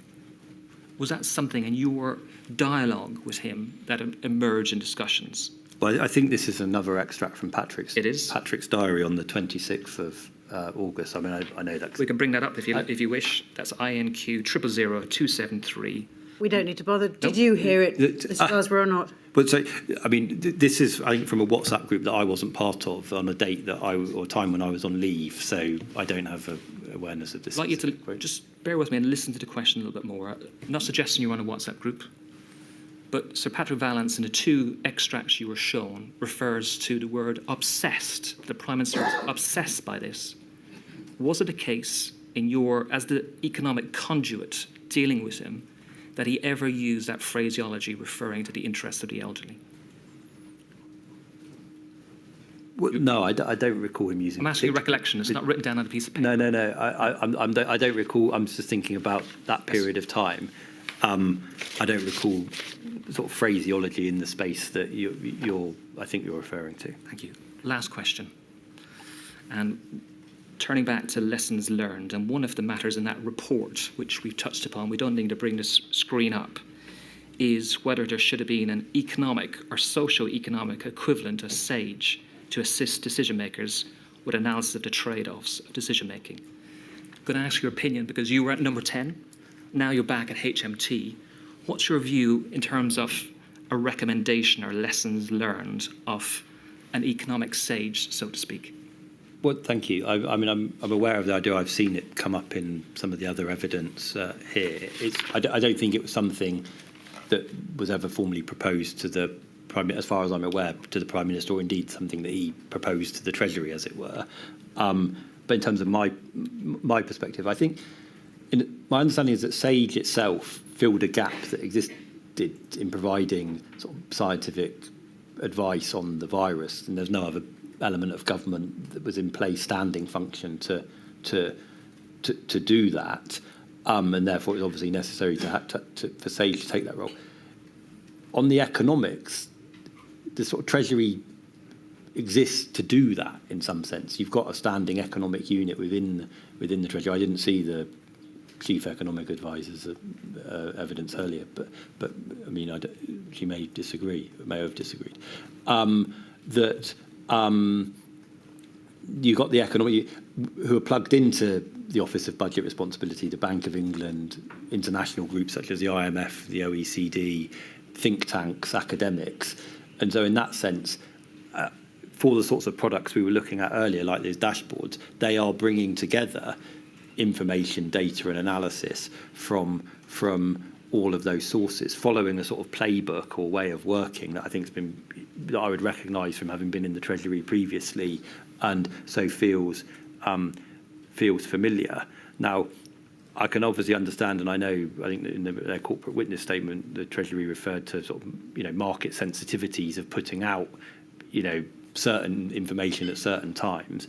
But I mean, my own personal reflection is that in a sort of fast-moving crisis, unprecedented situation such as a pandemic, I could imagine the sharing or testing of some of that work a bit more publicly than might normally take place. So I think the function and the role and the work sort of already exists. It links back to your point on transparency. Yeah. External transparency. Mr. Glassborough, very grateful. My lady, I'm sorry we've encroached beyond lunchtime, but unless you have any questions, that's all I wish to ask. Thank you very much indeed, Mr. Glassborough. Thank you for your help. And we will break now, and I shall return at 2:05. All rise.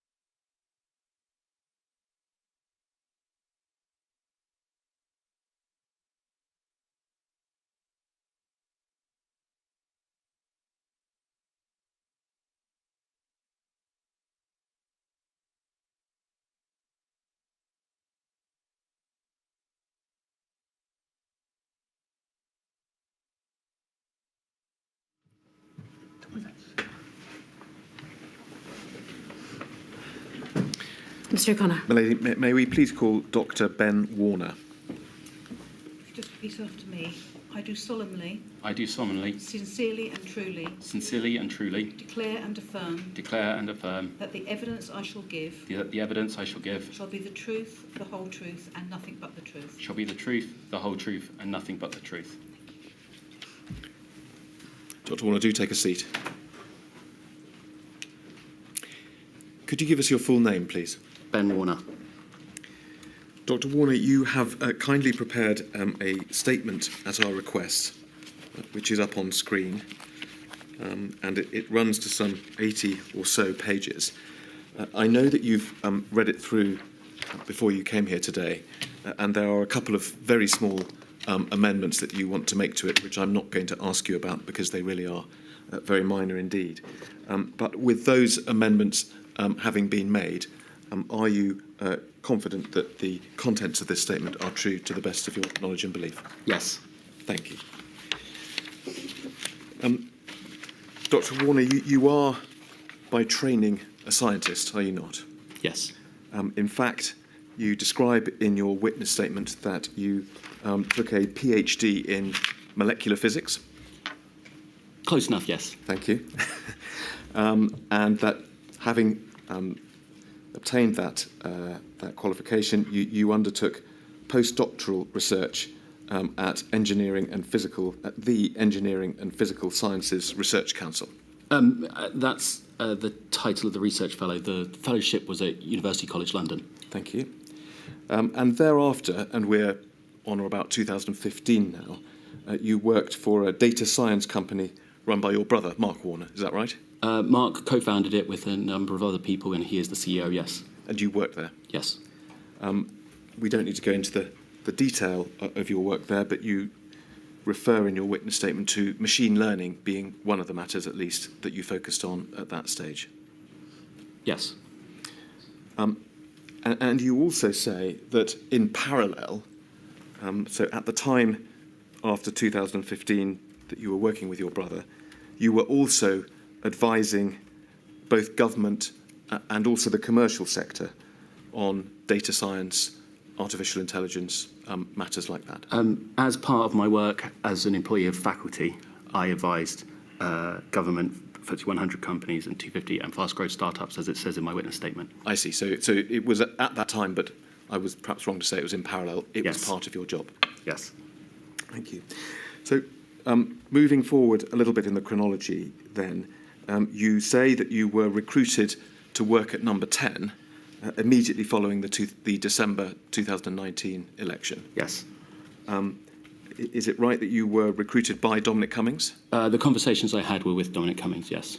And the purpose of your employment, the whole idea was that you would try and push forward the use of analysis and technology in government, drawing, no doubt, on the experience we've just mentioned. Yes.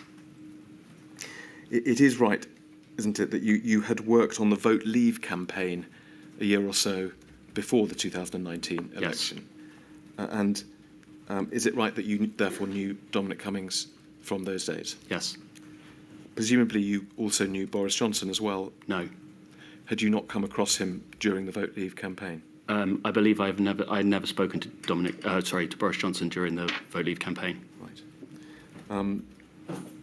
And just to finish off on the start off of, as it were, of your experience in Downing Street, you describe in your statement that you were, as a matter of formality, a special advisor, but you emphasise that it wasn't your role to advise on political matters in the way that we might normally expect of a special advisor. Indeed, you say you had no expertise in the wider Westminster political ecosystem. Is that right? I mean, how I've described it in my witness statement is probably the most precise I can be. Yeah. Is that a fair summary that I've just given? Yes. Tell us this. When you started your job then in December 2019, how were you expecting it to develop? What were you expecting to be engaged on during your time at Downing Street? I treated it like any other engagement that I've done previously. Often companies that lack expertise in these areas understandably don't know the best way to move forward. So the first part of it was just to learn the sort of state of the landscape at that point in time. Of course, we're all conscious of the dates, and within really a month or two of you arriving in Downing Street, the pandemic began, and a large amount of your time, not all of it, as you explain in your statement, but a large amount of your time was taken up with matters relating to the pandemic, in summary. I think that over the early period that is true, but towards the later period that would not be true. Yes, and just to be clear, you in fact left Downing Street in May of 2021. Sorry, I was referring to the later period of my time in Number 10, not the later period of the pandemic. Yes, so it's right that you left Downing Street in May 2021? Yes. So just the point you made, the early period, but you mean, shall we say, the first half of 2020? Yes.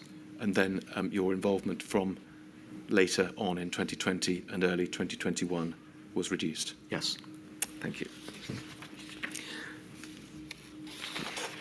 Now, let's talk then about that period for the first half of 2020.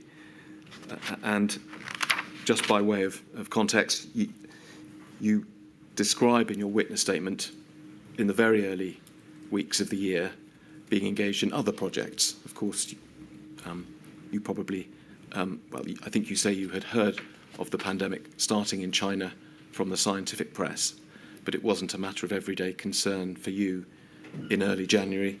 You refer, for example, to working on the HS2 project during that period. Yes. But you did, quite shortly thereafter, become involved in the day-to-day response to COVID-19. And it may have been that Exercise Nimbus, which took place on the 12th of February, was the first occasion when you, as it were, had a formal involvement in the sense of an appointment in your diary requiring you to undertake something to do with the pandemic. Yes, my calendar, especially over that early period, probably is not a great reflection of my activities. But like you say, the first calendar that we can show is definitely COVID is that that Nimbus exercise. And as we'll hear, and we'll come to this in a bit more detail, after that, so after the 12th of February, you started to attend scientific committee meetings, for example, SAGE, but I think, as we'll hear, there may have been other committees as well. And so the rhythm of your involvement increased over that period. Yes. And your statement describes, and this is really one of the themes that I want to explore, how you became convinced that the mitigation strategy, which we've all heard about, and which was being pursued at the time, was flawed in the sense that as the understanding of the pandemic developed, you became convinced that it would lead to the NHS being overwhelmed, which would itself cause greatly increased fatalities. Is that right? I became convinced the mitigation strategy was the incorrect one, yes. And was that at least partly to do with the fact that it would cause NHS overwhelm? Yes. Thank you. So as I say, I'd like in a moment to review what you were doing, what took place, the notes you made during that period, with that being at least one of the issues we focus on. Before I do that, I wanted just to raise a couple of short introductory points. The first, can we go to paragraph 95 of your statement, please, on page 27? And it's the sentence or two at the beginning of that paragraph, Dr. Warner.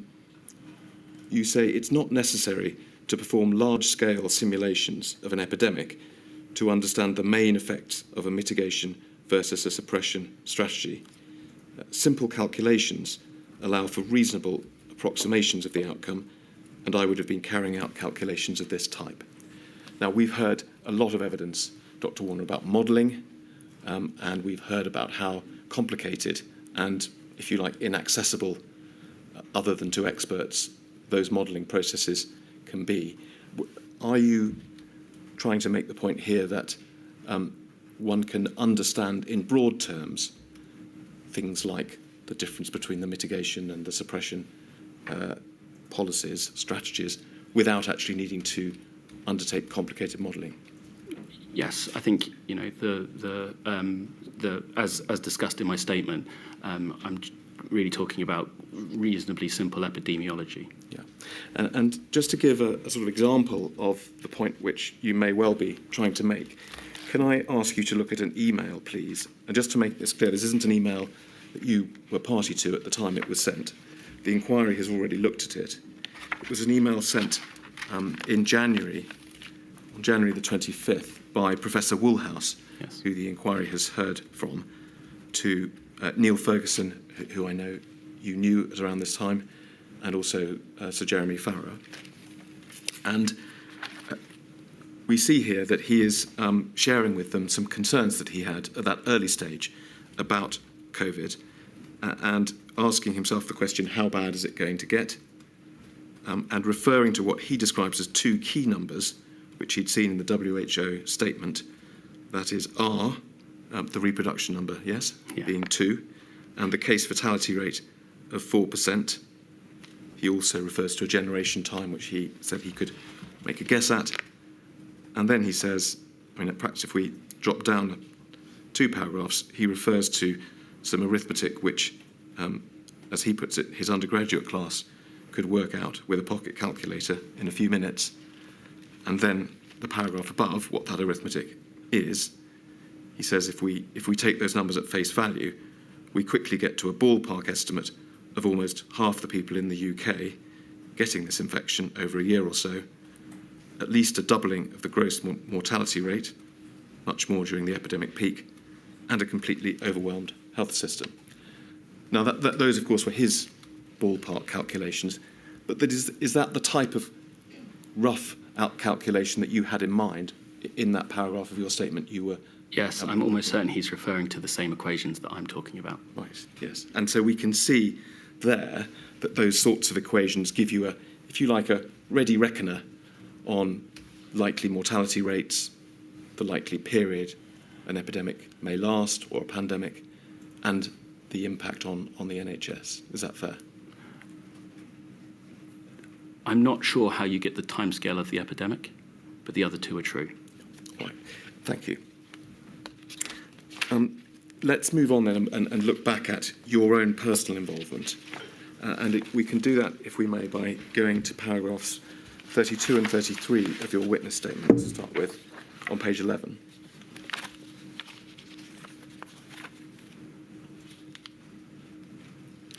And we've touched on this, but you describe it. It's at 33 where you say that the first, as it were, diarised event was this Nimbus exercise.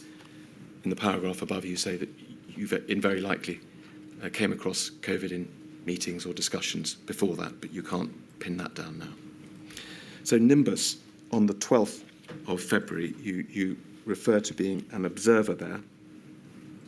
And it was, as we have heard, a ministerial tabletop exercise. Do you remember where it took place? In Cobra. Right. And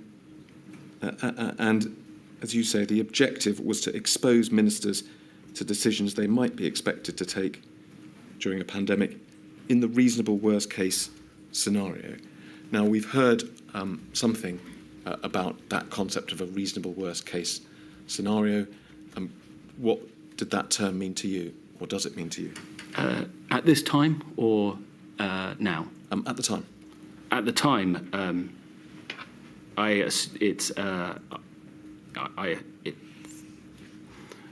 in this meeting, actually, I can't tell you what I thought it meant. Well, let me put it this way. I'm sure you knew that this was supposed to be a, quotes, reasonable worst-case scenario. And that's in the slides and is discussed, we will see was discussed at the meeting itself. So did you understand that the scenario being discussed was something that was predicted as likely to happen, or as something that might happen, perhaps the worst sort of I can't- end of the spectrum, or do you not know? I can't speak to that. All right. Let us go then to some of the documents that are associated with the Nimbus exercise. And to start with, perhaps we can look briefly, because we did look at this document at the end of last week, at the briefing pack, which is 52022.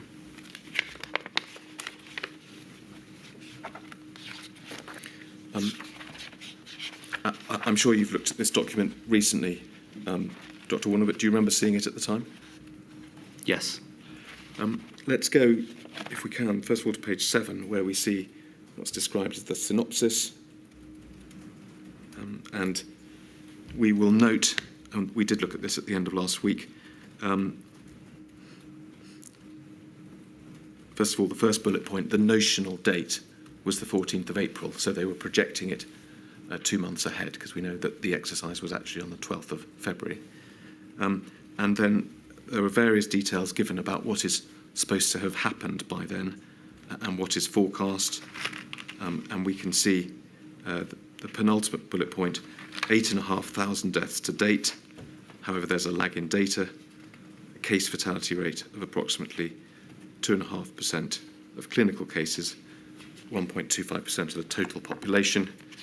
And in terms of actual numbers, we see in the last bullet point, it's expected 840,000 excess deaths over the 16-week wave of the infection, assuming there's that term we discussed, the reasonable worst-case scenario. Those, of course, are very high numbers indeed, aren't they? Yes. And they must have made an impression on you at the time. As I say in my statement, most of my reaction is in hindsight. I mean, it was a fictional exercise. A fictional exercise which was just dealing with a very extreme set of factual events. I don't remember more than I put in my witness statement. Okay. Let's just look at over the page, the last page on this document. This summarises the position in graph form rather than in the bullet points on the page before. We see, don't we, a fairly familiar type peak. Most of it is projected because the April date when the exercise was supposed to be taking place was still in the, as it were, the foothills of the development of the pandemic on the scenario at Nimbus. Is that fair? Yes. We see the line. And you say in your witness statement that you knew this anyway, but looking at this peak, it's clear that what is contemplated is some form of mitigation strategy, because you don't see any sense in which the wave is being suppressed, if that is the alternative strategy. Yes, I do say that. It's important to recognise that I do say that in hindsight. I don't remember what I was thinking at the time. I see. All right. Let's go on, if we may, to another document which, in effect, is a set of minutes from the exercise, although I'm not sure one actually sees that term used in this document. Just to be clear, this is actually a document which you exhibited to your statement along with very many others. I didn't raise it at the end of last week and suggested that we hadn't seen a document of this sort. In fact, it had been disclosed and we did have it. So let's look at it now. First of all, could I just pick up on the timing, Dr. Warner? You may or may not remember much about this, but it's quite noticeable that the exercise started at 6, can you see, that's right, 16:45, so 5:15 in the afternoon. Do you have any memory as to how long it lasted? If it started at that time, one might think it wouldn't have lasted more than an hour or two, but can you help us at all? No. No. Let's look on then, please. We see a list of attendees that Matt Hancock was in the chair. If we go over the page, please, we can see your name on the right-hand side. Yes? And then I'd just like to take you to one or two references, starting on page 3, please, the first numbered paragraph. We see that the exercise was started with what's described as a current situation update, and a little more detail is given about the notional situation than we saw in the slides. So, for example, we can see an estimate that there could be as many as 1.6 million further cases in the week on which the national exercise was taking place. And if we go over the page, we see, just again to give us a sense of scale of the type of emergency that was being exercised, paragraph 3, DCMO emphasised that the week beginning the 13th of May may be the peak week. 7.3 million new cases would arise in that week, not including those who had not yet recovered. The expectation was that over the course of the pandemic, there would be 33.5 million clinical cases. So, as I say, putting some numbers to the broader outlines in the slides. Clearly, if you like, a population level pandemic was being contemplated. Yes? Yes. And then if we just look further down that page and onto the next couple, we can see that the discussions seem largely to have focused around how such an enormous series of infections were to be dealt with by the various different parts of the state that were represented at the meeting, in particular the NHS. And so, for example, at paragraphs 7 and 8, we see being picked up the point that was raised towards the end of last week about the NHS needing to triage by resource, as it's put, so not having the capacity to triage or to treat everyone that came through the door, needing to use their resource only on some people. Paragraph 11, reference to the fact that there would be competition for beds between new patients and old patients. Do you see that? Can I just ask you, do you have much of a memory of this sort of discussion at the exercise, Dr. Warner? The first thing I'd say is that I don't these minutes. I'm not sure I saw at the time. I think if they were referenced in my witness statement, it was a reference to show that I was there rather than because I have these notes. My recollections of the exercise as a whole is contained within my statement. That I remember thinking that it was a serious, obviously a massively serious threat, and that I didn't think this stress tested the government's plans in any serious way. Yeah. Past that, I don't have any extras. All right, well, I'll just take you to one more reference, just in part so that my lady can see it. If we can look over 2 pages, please, to page 6 at paragraph 28. Continuing the theme, really, there's a reference to the Home Office noting the social consequences of these decisions, effectively rendering it into a, quote, survival of the fittest situation. What we certainly seem to see from these minutes, Dr. Warner, and I appreciate you're saying that this isn't all in your memory now, but do you agree that, at least looking at these minutes now, it is apparent that what is being discussed is a disaster, a sort of medical disaster, which either, in fact, involves the NHS collapsing, or at least a situation which is very close to the NHS collapsing? Yes, in this hypothetical scenario, everyone is discussing that. Yeah, I mean, if you're talking about fighting over beds and survival of the fittest and so on, that's, in truth, where you are, isn't it? Yes, in this hypothetical scenario. Hypothetical, absolutely. May I direct you to another document, please, which is document INQ 56150, which is a CRIP, and we've been taken to page 14 of it, which is the page I wanted to go to. And these are the lessons learned, or at least some of the lessons learned from Exercise Nimbus. Let me ask you this. Did you see this document, do you think, at the time? Or? I can't speak to it. No. Well, let me just show you it. And just casting our eyes over the types of lessons that are identified here, looking on the column, the numbered 1, policy issues for further discussion, we see, for example, 3 bullets down, mental health support for those involved in strategic decision-making of COVID-19, consideration of possibility of public unrest, and if we zoom out, we would see that there are other similar considerations in the other columns. For example, at the top of the second column, a need for the Moral and Ethical Advisory Group to advise on the types of decisions that might need to be taken. The point I wanted to make about this, Dr. Warner, and ask you about, is that there's plenty of consideration of unrest and difficult decisions to be taken, but there doesn't seem to be anything about the fact that the NHS might be collapsing and trying to do anything to stop the NHS collapsing.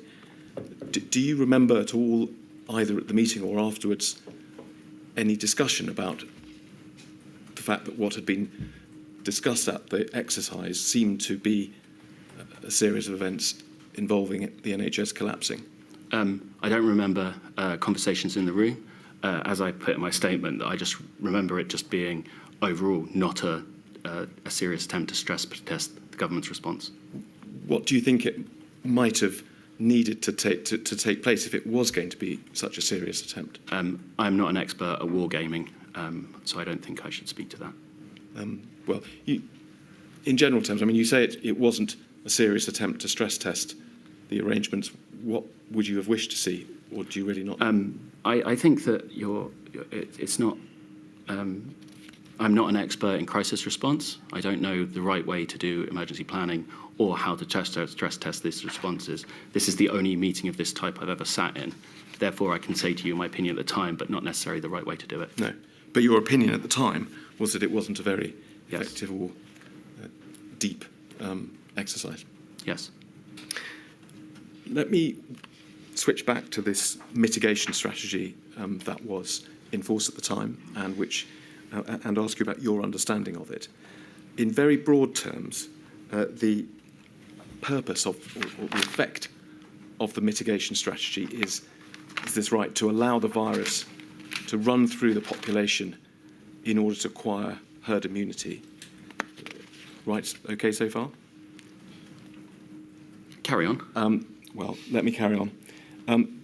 Where the peak of the pandemic, the peak of the curve is reduced so far as possible to mitigate the death toll, but not so much as to prevent the population acquiring that herd immunity.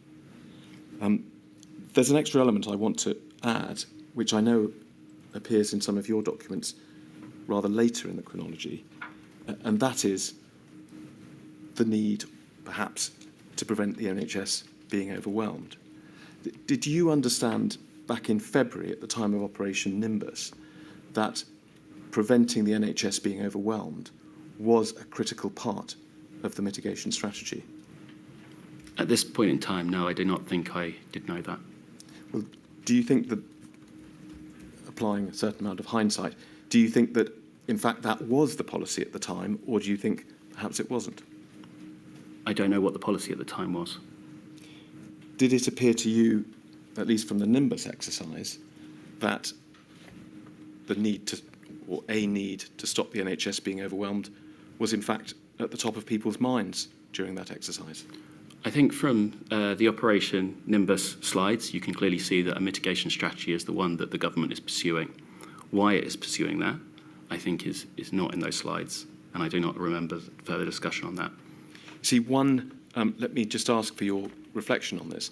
One explanation for the fact that, as far as we can see, the exercise doesn't really seem to have grappled with trying to stop the NHS being overwhelmed, either in the minutes of the meeting or in the lessons learned, maybe that it was regarded as something that was perhaps inevitable, or at least it couldn't be stopped, and so there was no need to spend time worrying about it. Do you think that might be an accurate description of the view at the time? I think that it's clear from the numbers in those graphs that are presented that in the reasonable worst case scenario, the NHS would struggle, and I believe that is actually in the Nimbus slides. Whether people saw it as inevitable or not, I don't know. At that time, I'm not sure I would have formed a view. Well, that's very fair, Doctor, and let's carry on with the chronology then, if we may. Let's look at your witness statement first, and at paragraph 39, please, on page 12.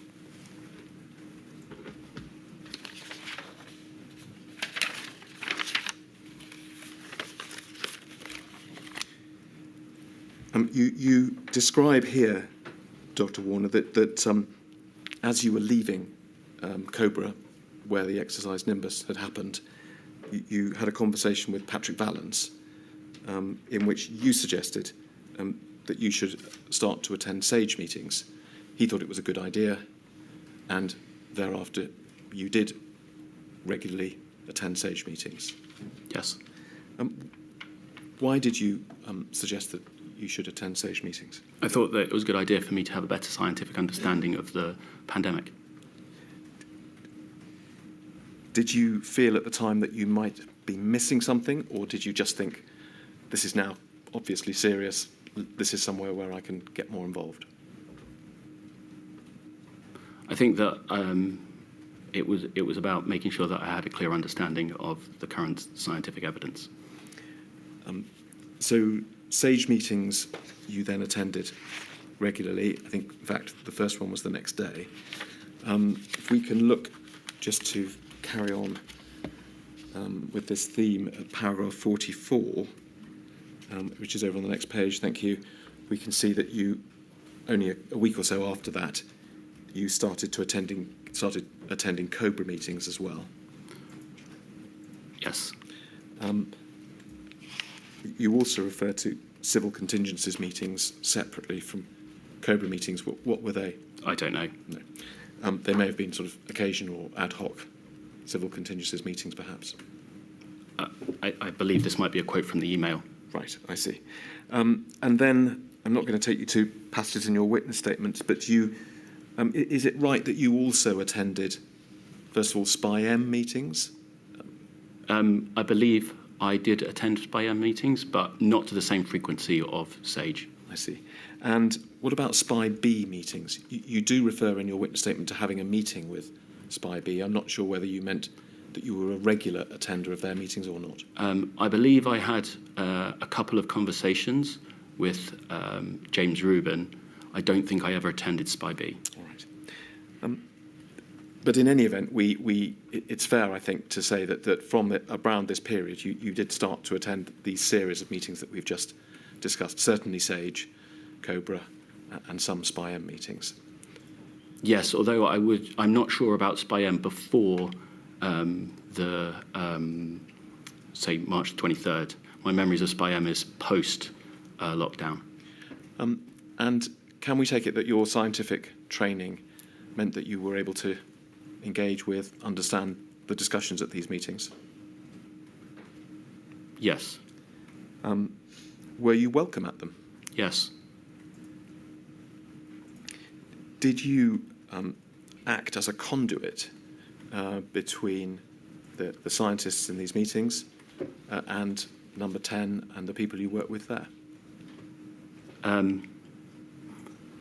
It's fair to say that, I discussed things with the scientists, but I was also aware that it was important that I did not speak for Patrick or Chris in their roles as CSA or CMO.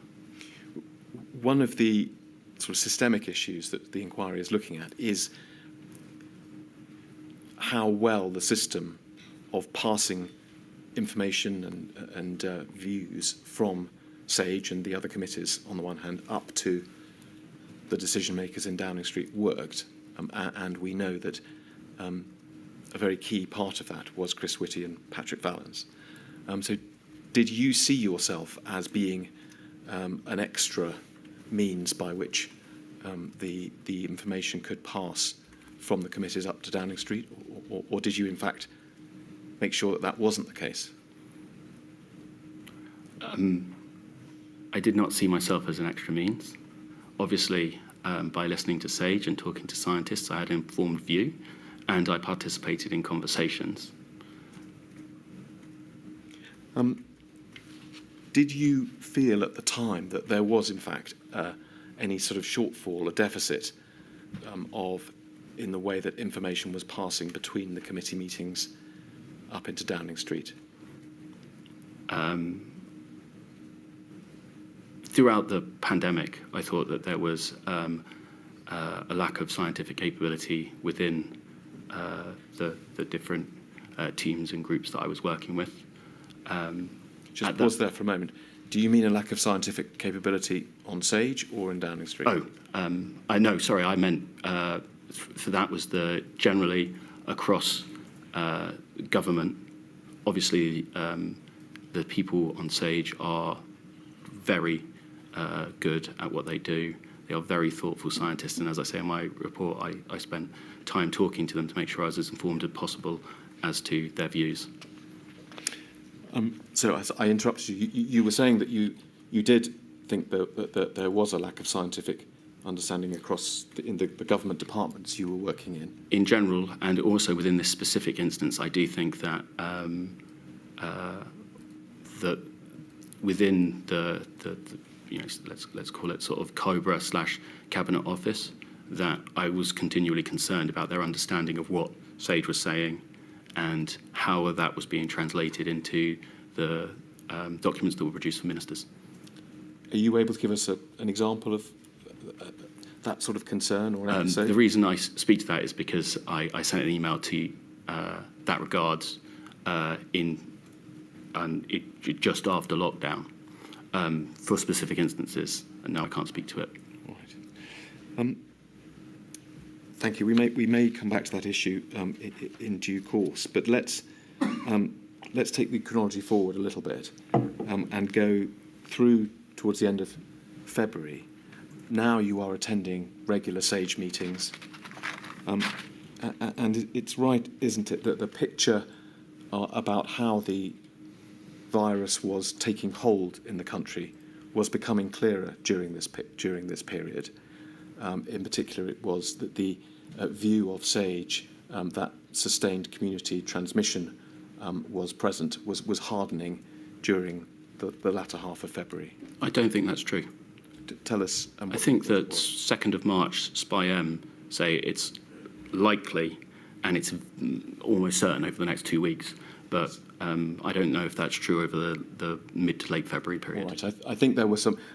I don't disagree with your what you say about early March, but I think there were some earlier references in February where less strong views were expressed on SPI-M. But be that as it may, the view that certainly the picture was becoming clearer during February. Do you agree with that? I think that I think that's a difficult statement to make without looking at the evidence. Let me ask you a different question, which is this time not about the development of the pandemic, but about the question of the NHS and whether it was likely to be able to cope with whatever was coming down the line. Now, the evidence we've heard from a number of scientists on Sage and also on SPI-M, as you know, many of them doubled up, was that it was becoming clear during February that the NHS was likely to be overwhelmed at the peak of the pandemic. For example, Professor Medley used very much those words. He said, throughout February, it became increasingly clear that NHS capacity in the UK would be overwhelmed.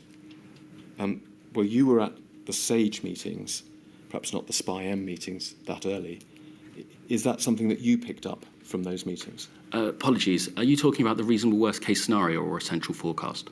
A central forecast. I'm not sure there was a central forecast at this point. No. Well, that's rather the point. It may be that it wasn't set down as a central forecast, but it was the view that was being formed by the members of the committee. You were there. I wonder whether you picked that up in discussions at the time or not. I have no memory of that, I'm afraid. Because one of the issues with both certainly SPI-M and Sage is that the consensus statements that emerged and were then passed on to Downing Street and other government departments perhaps didn't capture the full depth of view being developed on those committees. Now, to take this as an example, this is something that we asked Professor Medley about, because we looked at the SPI-M and SAGE minutes, and they didn't reveal the type of view he was expressing about the NHS during February. Do you think, either in that instance or others, that the consensus statements, the minutes, didn't fully reflect the discussions being held? I don't know if I was seeing the minutes at this point, and I also don't remember the minutes at this point. Do you have any memory at all of a developing view about whether the NHS would be able to cope with the approaching pandemic in February? I remember discussions about the sort of developing evidence around the virus, about whether, obviously case fatality rate is not the number that matters, right? It's the infection to fatality rate. And that is a hard number to estimate. And I remember people talking about that, talking about the fact that actually it was like there was asymptomatic transmission. I think that a large number of these numbers, once, as you pointed out at the start, put into these simple equations, you would then infer that the NHS would be overwhelmed. But I do not think I ever saw a central forecast at this time. Well, it's very much that sort of soft inference rather than a hard-edged forecast that I want to ask you about, Dr. Warner. But let's come on. Let me take you to a few of your documents relating to this period. We can actually start by going to paragraph 52 of your statement. So it's paragraph, yes, we have it there. And you refer at the bottom of the page to a SAGE meeting on the 27th of February. Do you see that? Yes. And you refer there to the planning assumptions. In the reasonable worst case scenario, 80% of the UK population become infected with an overall 1% fatality rate. Now, your notes of this meeting you have provided, and perhaps we can look at those. It's 215664, please.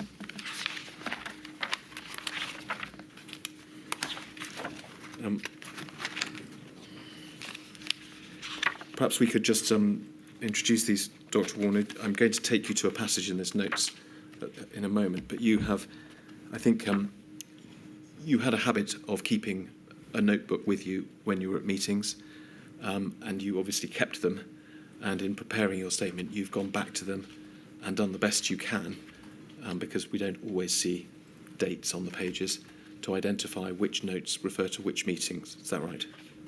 Yes. And so if we can go to page 17, please.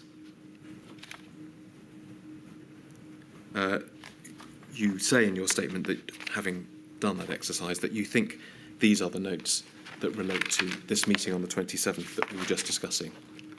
Yes.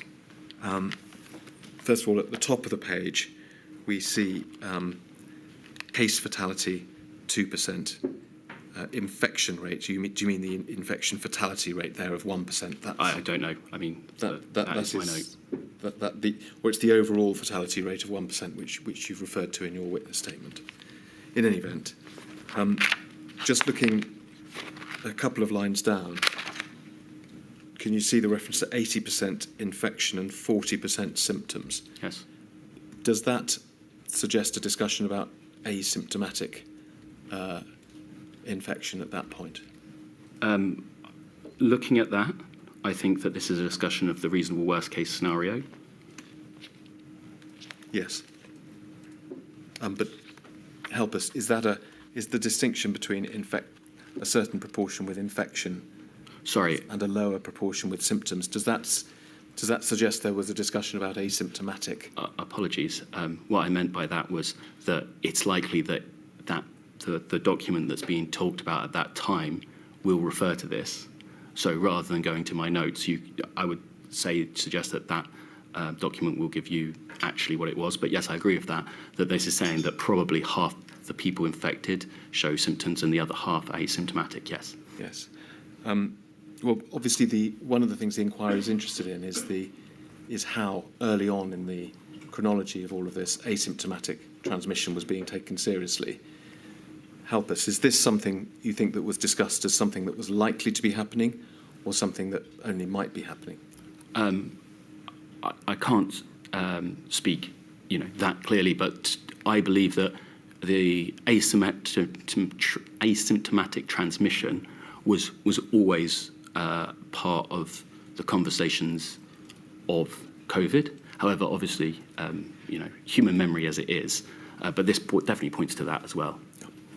Right, thank you. And then just lastly on this page, let's just look towards the bottom. Yes. So we see in square brackets there, NHS fucked in any scenario. Do you see that? Yes. And I'll ask you about that, but before I do, can we go over the page? Because there's one other reference, which may be driving at the same thing, or it may not be. Do you see 4 lines down? It says long peak over health capacity. Yes. Now, help us. It would seem, at any rate, that both of those references, perhaps, are to concerns about the NHS being overwhelmed. I believe that it says this in the reasonable worst case scenario document that Sage is discussing. They say that in these reasonable worst case scenarios, the NHS is overwhelmed. Yeah. Perhaps we can go back to the previous page. Your note talks about the NHS being fucked in any scenario.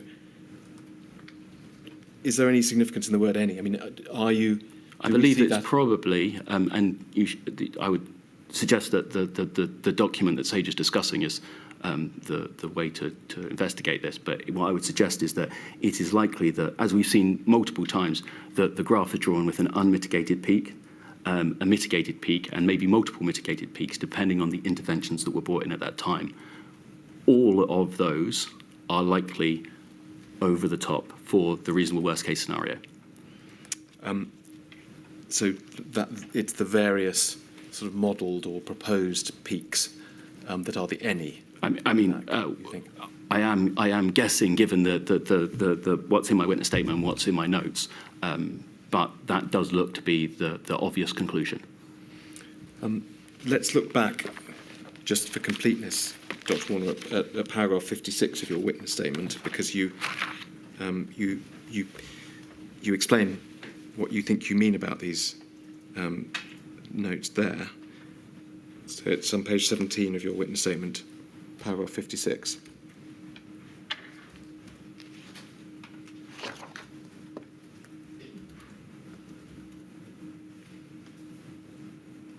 Thank you. You fairly say you have no independent memory of the conversation at the meeting. And then 4 lines down, you say the bracketed statement about the NHS likely means that in any scenario, and I think what you've explained today, you mean in, as it were, any of the worst case scenarios that were under discussion, the NHS will be under extreme stress. Is that what you mean? Obviously, in my notes, it says any. Today, I've given my best guess as to what any likely means. And yes, that's what I mean. You had an exchange, may even have been on the same day. It was on the same day. Could we have a look? Yes, it's been brought up. Thank you. If we look at the bottom first, this is an exchange of emails with Patrick Vallance after the meeting that we've just discussed. You say, in the SAGE meeting today, I was a little concerned the NHS didn't seem to know what they needed for their models and didn't seem to have started modelling. Did you have the same feeling? And if we go out and look at the response, Patrick Vallance responds almost immediately, yes, I've been pushing them on this for the last 10 days or so. I think Stephen Powis, who is senior member of the NHS in England, has now grasped it. And they say that they've been doing a lot of modelling, but the problem is they haven't defined the input variables well enough. But he thinks it's on track. Looking at this exchange, and indeed at the meeting, Dr. Warner, so we're now over 2 weeks after exercise Nimbus, and the modelling is still in its early stages, variables haven't been agreed, it might be thought that not enough was being done to grapple this rather obvious problem of the risk of the NHS being overwhelmed. I'm not criticising you, but help us. You were there at the time. I mean, clearly from your email, you're suggesting that they need to get on with it. Did you in fact think, why haven't they done this already? My memory of these meetings is not complete enough. I think that email clearly shows that I'm concerned about the NHS's modelling and whether we have a full picture of what will occur in the NHS at that time. Let's move forward a week or so, Dr. Warner. Let's look at paragraph 87 of your witnessing on page 25.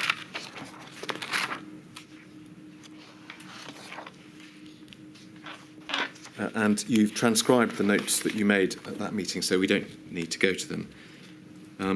But here, this is I think it was a Sunday, the 8th of March, the Sunday before the rather eventful week that followed. Yes. So you're attending a meeting on a Sunday, which perhaps demonstrates how urgent matters were. But picking up again on this point about the NHS overwhelm, you say on that occasion, still case NHS supply always overwhelmed. And then in the paragraph below, you say, I was making the point that in any documents that decision makers were considering, it had to be clear that in a variety of scenarios being considered, the NHS would always be overwhelmed. So has something changed, Dr. Warner, by this stage? Is it still the question of, well, it's a worst case scenario, it's one of a few worst case scenarios? Or is the position now, in your mind at least, this is something that's actually going to happen? It's difficult to say precisely because we're moving through a time when there is developing scientific evidence and people's opinions are increasing in confidence about what the likely, let's say, their central forecast is for each of these different groups. Obviously, at this point, I'm becoming increasingly concerned. And so I think what I'm trying to say here is that in the documents that are going to decision makers, there is usually some sort of reference to it, but that unless you sort of draw attention to it, that this will clearly happen, it is, and that's what I'm trying to say here, is that in the variety of scenarios being considered, I believe this is still reasonable worst case scenario, that it is very clear to the decision makers that in these scenarios, the NHS will be overwhelmed. By this time, certainly according to Professor Medley, it was a common understanding. He says his understanding, and he said that it was shared with a number of other people on his committee, that the NHS would, not as a matter of worst case, but a matter of likelihood, be overwhelmed. Had you picked that up by this stage, or were you? I think at this point, I obviously have developing concerns. I believe that across a range of issues, the issues about is mitigation the right strategy is one of them, for obvious reasons, though the actual uncertainty around the IFR, even at this point, the infection fatality rate, even at this point, I don't think is, I think that the estimates were probably between about 0.25% and 1%, around on about this date. Let me take you to another document, Doctor, and that this involves going forward to the end of that week. So it's 196052, please.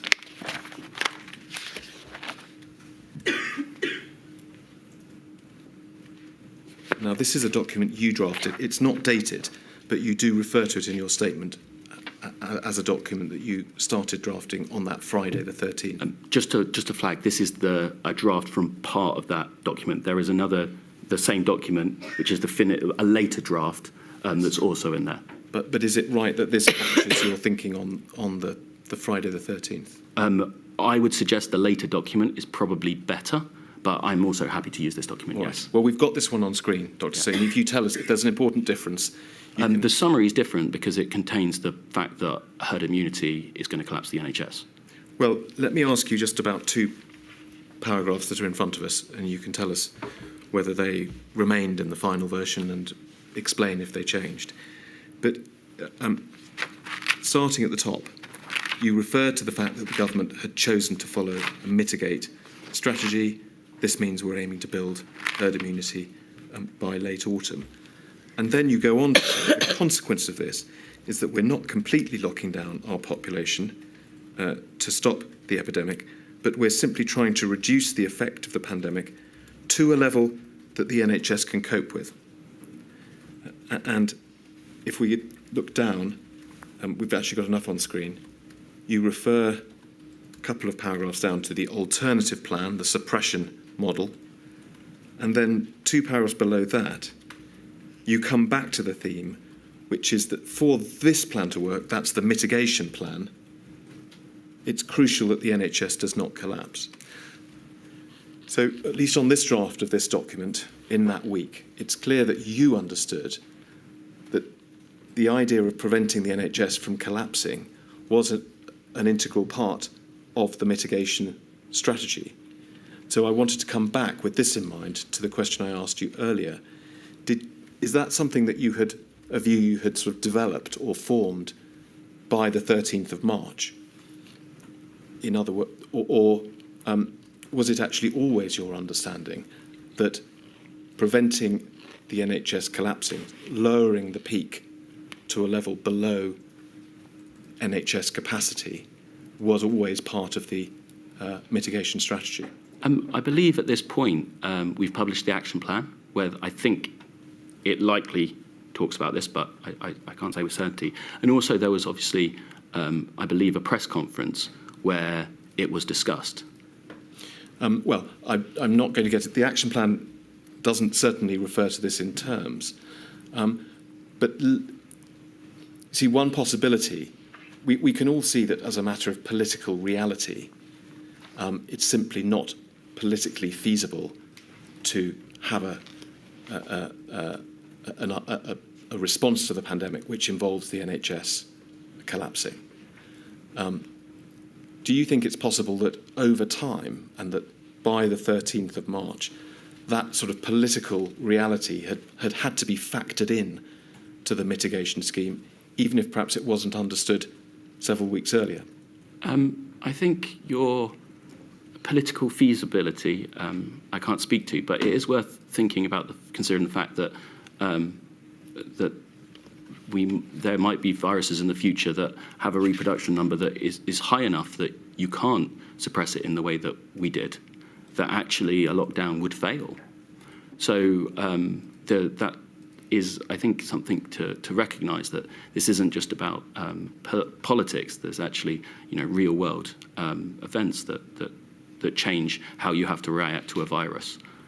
As to this document, as to whether the NHS collapses or not, obviously at this point I see it as crucial. Obviously at this point that I understand that if the NHS does collapse, that it brings with it people die who did not need to die. Just following on from that, first of all, bearing in mind what you say about this being a draft and there's a later version, was this a document you drafted for yourself or for other people to see? This, I believe, is something that I began drafting with the idea of trying to persuade others that our current strategy was not the right one. And did a further draft of this document go, for example, to the Prime Minister? In my witness statement, I talk about the document I've drafted. I also discuss another document that was drafted on the Saturday, which I think is clearer and talks to the same views, that was, I think, we had the intention of sending more widely. However, on August the 15th, obviously, Neil Ferguson sends through a paper which more rigorously says exactly the same points. Also, Angela McCain sends a paper to Sage that says similar points. So we didn't actually need to rely on my not brilliant English and communication, or the other documents. We could rely on the scientific advisor's documentation to provide the evidence as to why we needed to change strategy. Just Did August the 15th? Sorry, if I've misspoken, I meant March the 15th. Thank you. just a few final questions, Dr. Warner, on this theme. We've got to the 13th of March, which we've heard from many other witnesses was a key moment. Can we look, please, at paragraph 122 of your statement, which is on page 35?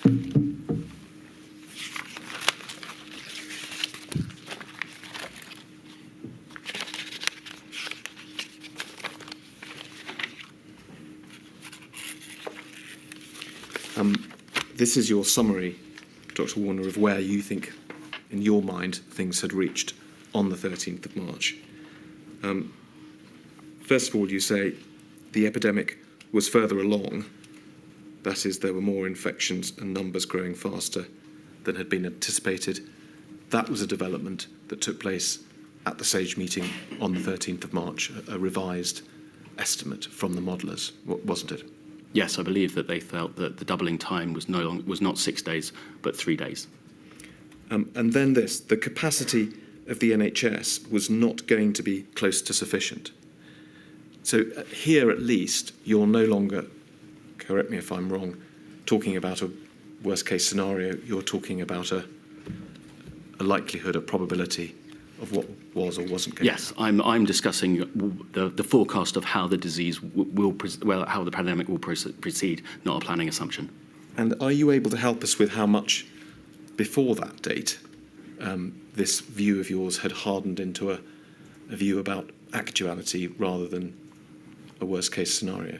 On the 8th of March, we can clearly see the increasing concerns around mitigation.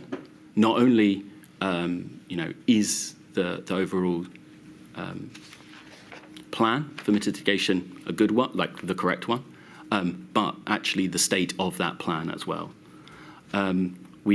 Throughout that week, I was of the opinion we should move faster, even within a let's call it an envelope of the mitigation strategy. That view hardened. We can see that I start writing that document basically saying we should change the strategy.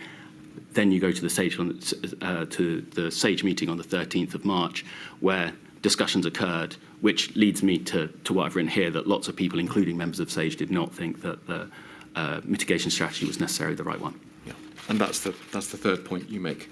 Yes. Okay. We've heard from other witnesses about the meetings that then took place over the weekend, on the Saturday and Sunday. And may I ask you, for now at least, some fairly high-level questions about that. First of all, by the end of the weekend at least, was it right that a decision had been reached to change from a mitigation to a suppression strategy? My memory of the Sunday the 15th meetings is I don't have a clear memory. I remember from the 14th there was it felt to me a prevailing view that we did have to move forward with the suppression strategy. However, obviously it needs to be discussed with Patrick and Chris. But I can't. I'm afraid I can't tell you with the certainty that I would like to be able to. Well, it may be that my next question then is we'll get much the same answer, but we've heard slightly different evidence from people who were there about whether decisions in principle were taken at around that time about a lockdown or not. One thing is clear, no actual decision to impose a lockdown was taken then. We know that was some time later. But at least one witness, Lee Kane, said that he understood that in principle a decision had been reached over that weekend that there would have to be what we know as a lockdown. Others have made the point that that probably wasn't a word that was being used then, but we know what it means. But other witnesses, including Mr. Glassborough this morning have said no, there were certainly decisions over that weekend about the range of more intrusive MPIs that were announced early in the week that followed, but not really any even decision in principle about a lockdown over that weekend. Can you help us with that? I think my impression was that it was clear we were going to have to change the strategy, that we were going to move to a suppression strategy. From memory, on the 15th, that was also, and like I say, my memory of the 15th is very unclear as to, but I do think that my memory was that that was also the impression. As to the exact measures and what we now term as a lockdown, what was actually implemented, no, I believe that level of specificity wasn't discussed. I mean, you can see that in some of the pictures that I've taken of the whiteboard, that, you know, those options are actually the things that ended up developing. So that we were discussing things on the 13th and 14th that then, you know, became what lockdown. But I understand that, you know, this is an important question. I'm afraid I can't answer more than I've done. Yeah, no, well, you've been very helpful, Dr. Warner. Let me ask you, please, about a document around this time, although it was a WhatsApp message between Mr. Cummings and Mr. Johnson. If we could go, please, to 48313. Thank you. It's ahead of me. Just look at that.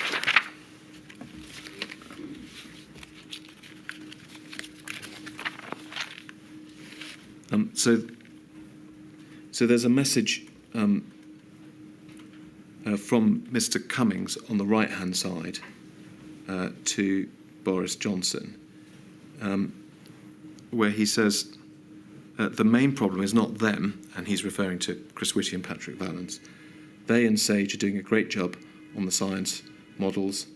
The Warners have interrogated, one of which is you. The problem is Cabinet Office and DHSC haven't listened and absorbed what the models truly mean.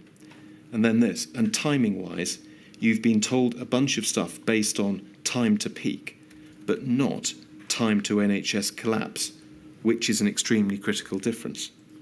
Now we can see that, actually I should have said, this is dated the 14th, so it's the Saturday. Do you agree with that sentiment, Dr. Warner, that in the period before that Saturday, that weekend, there had been inadequate attention on the question of whether, and if so, when, the NHS was going to collapse? I agree with that entire message. And in fact, we see that Mr. Cummings sort of emphasises it in the message below. He says that's what the Warners have been screaming at him. Was that metaphorically screaming, Dr. Warner, or actually screaming? Metaphorical. Let me finally then, just in a couple of minutes, ask you some more general questions, and then perhaps it would be a good moment to take a break. I just want to ask you, as I say, some more general questions about the period up to that weekend. First of all, can we look at paragraph 303 of your statement, please, on page 78?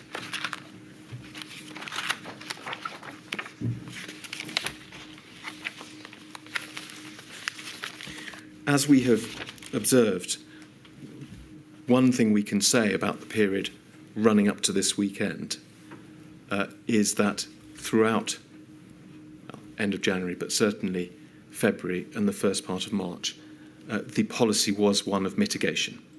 And really that was what everyone was thinking about. And at paragraph 303, the last 2 or 3 lines, you say, from early 2020, we should have developed alternative plans, for example, lockdowns, after seeing the actions in China, or at least after Northern Italy. So is your point, your reflection, Dr. Warner, that there was, if you like, too narrow thinking during that early period, or too much weight was placed on one strategy, what are you trying to get at here?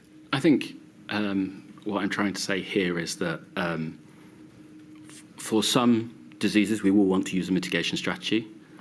For some diseases like HIV, we use a suppression strategy.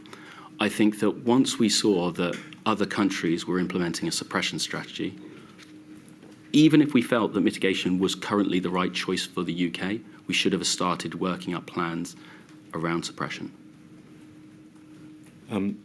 Why?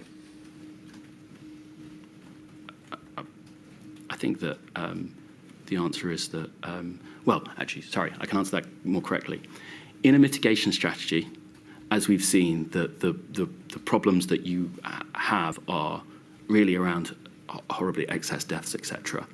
However, in a suppression strategy, you need to bring in methods of control, so test and trace, testing. These things require time to start up. They require time to build. The capacity of the state, obviously, once we fail to contain, we know that the systems we have in place will not be able to do it for when the virus is higher.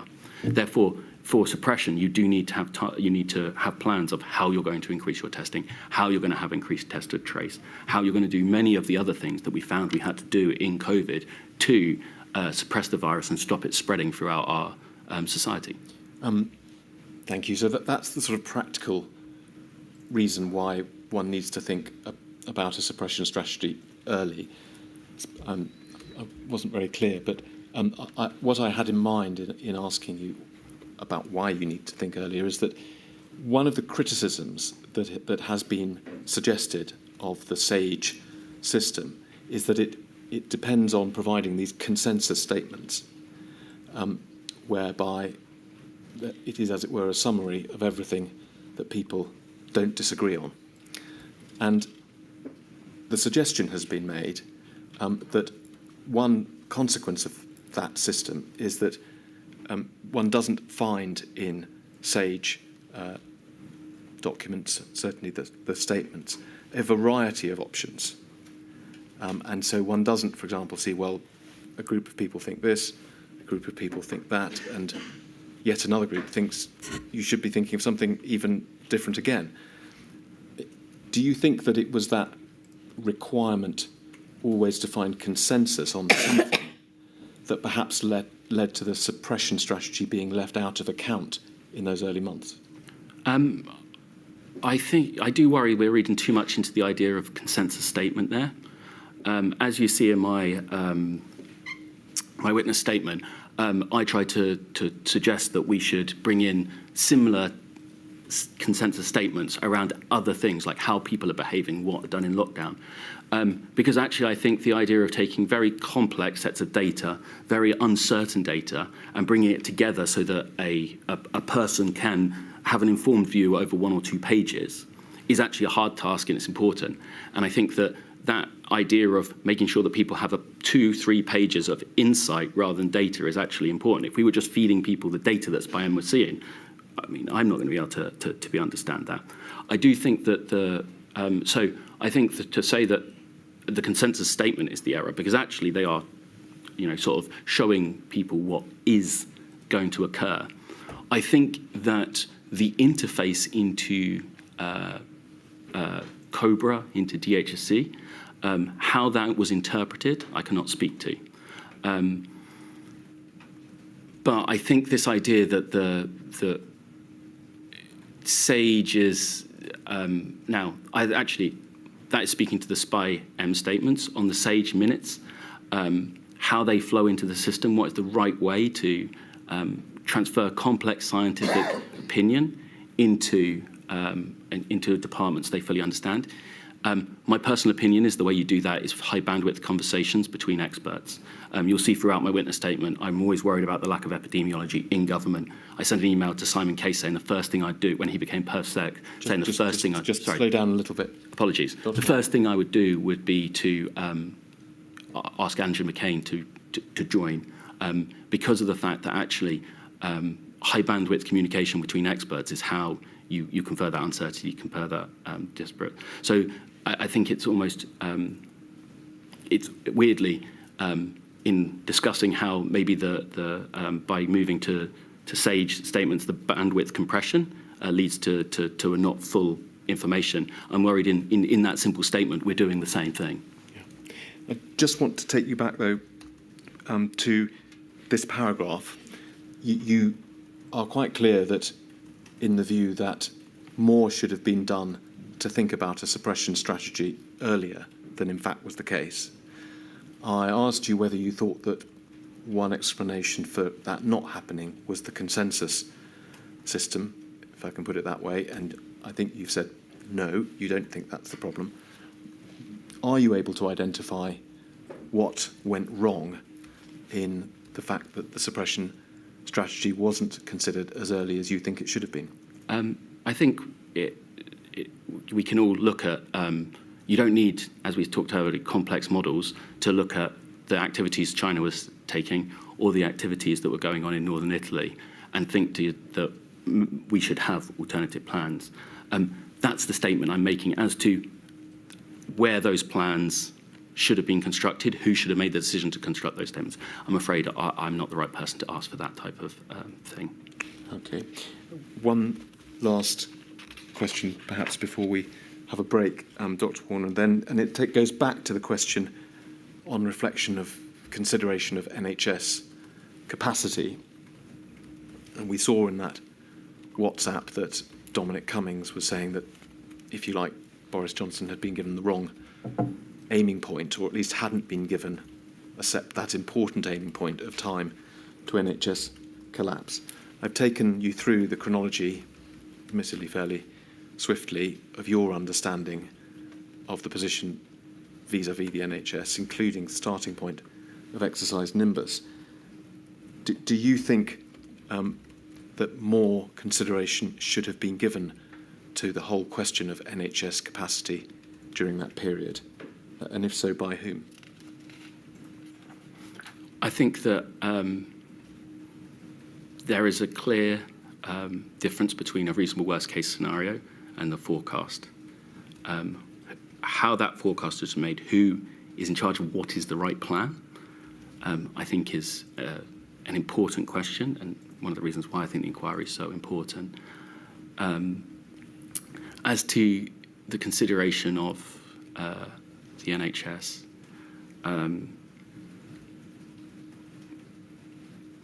I think that that it is correct that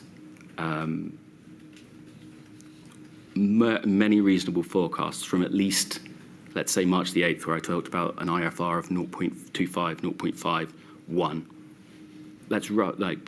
All of those numbers roughly come down to the idea of an NHS that is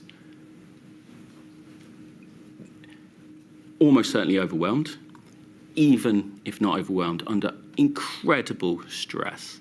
And I think at that point, it's clear to everyone that more thought, and at least, at the very least, as Angela McLean talked to me, she said to me, do you think senior decision makers know what this strategy is saying? I remember that because she used the phrase, the only way out is through, as in once you're on a mitigation path, you have to stick to the path. And I think that even from the March the 8th, I do not think that was given the consideration it deserved. That leads to what I promise really will be my last question, Dr. Warner, and it's this. Another of the themes of the evidence we've heard from those scientists who were sitting on SPI-M and SAGE is that I think really throughout, well, certainly for the early part of the pandemic, certainly in this period, they said that they didn't really have a proper understanding of what the government's policies, priorities were, which made it difficult for them to do their work, their modelling and so on. Do you think it's possible that they didn't realise in this early period that the overwhelming of the NHS would be unacceptable to the government, and that that's perhaps one reason why more wasn't said about this on the SAGE side earlier?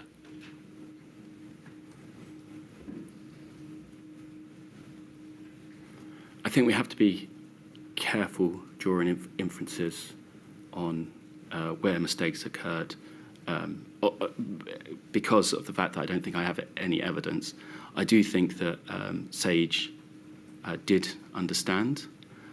Whether that was translated into the government plans and the government plans updated given what Sage was saying, I think is an important question, but I'm not sure I have that much to add to it beyond what I've put in my witness statement.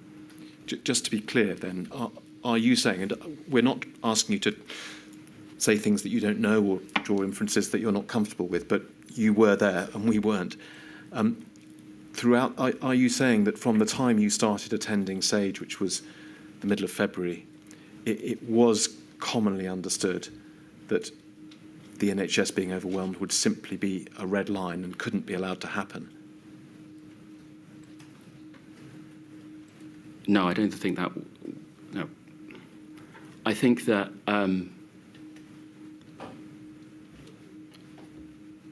I don't know if the government's plan had specificity of that type at that point. So whether Sage wasn't aware of it or whether that specificity did not exist, I cannot speak to. All right. I think you had enough final questions before I wasn't the break. proposing to ask even a single one extra final question. My lady, may we have... I'm sorry we have to break, but I think it's for everybody's benefit, but we will finish your evidence this afternoon, I promise, Dr. Warner. 20 to 4, please.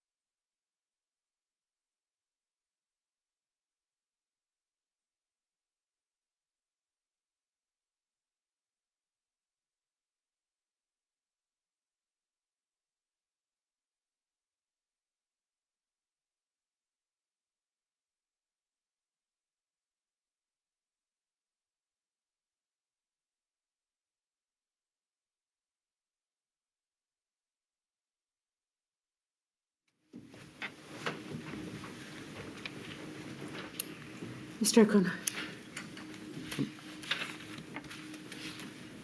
Dr. Warner, I'm going to move on the chronology to the summer and autumn of 2020. But the theme at least picks up on something we were discussing before the break, which is the evidence that we heard from some of the SAGE scientists, at least, that they found there to be a lack of government policy that they could sort of receive and understand and use as a baseline for their advice, modelling and so on. And it may be that what we see in your statement is a wish that there had been perhaps more of that sort of carefully thought through strategy, starting perhaps at this sort of time, this period around the middle of 2020. If we could look at paragraph 304, please, on page 78. I'm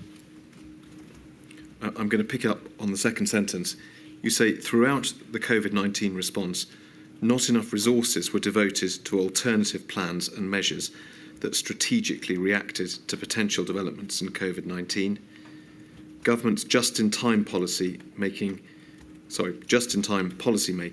exposed the lack of expertise within teams, as the speed meant that it was difficult to pull in the appropriate expertise from outside.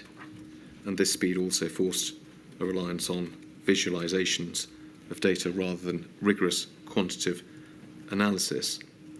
And then in the next paragraph, you say that the decisions on the second and third lockdowns you think were correct at the time they were made, as it were. But, sentence starting, however, you say, I do believe we could have done more to prepare for these scenarios. So is it the case, Dr. Warner, that you felt at this time that more could have been done, as it were, by way of sort of strategic planning rather than just reacting to events? Apologies, by at this time you mean? Well, I'm focusing on the period from the sort of middle of the first lockdown, where thought is being given to emerging from lockdown through the rest of the year. But you tell me if you think that there was a different time when strategic planning should have been. Sorry, I just wanted to. The statements you've just read out, I agree with. Can you expand on them? What is it that you're sort of driving at that you think should have been done, wasn't? I think that increasing the capability and the capacity within government on analytics, science, software engineering would have allowed those teams to have greater resources, greater head speed to a space to apply themselves to key problems or possible future developments, and that would have allowed us to meet the challenges of winter with a more robust strategy, have plans in the locker, as it were, as to what happens, rather than having to react and trying to come up with, as I say, sort of policy just in time. Yeah, you do pick up again on this idea of need of planning at another section of your statement that I'd like to take you through, and that's paragraph 164.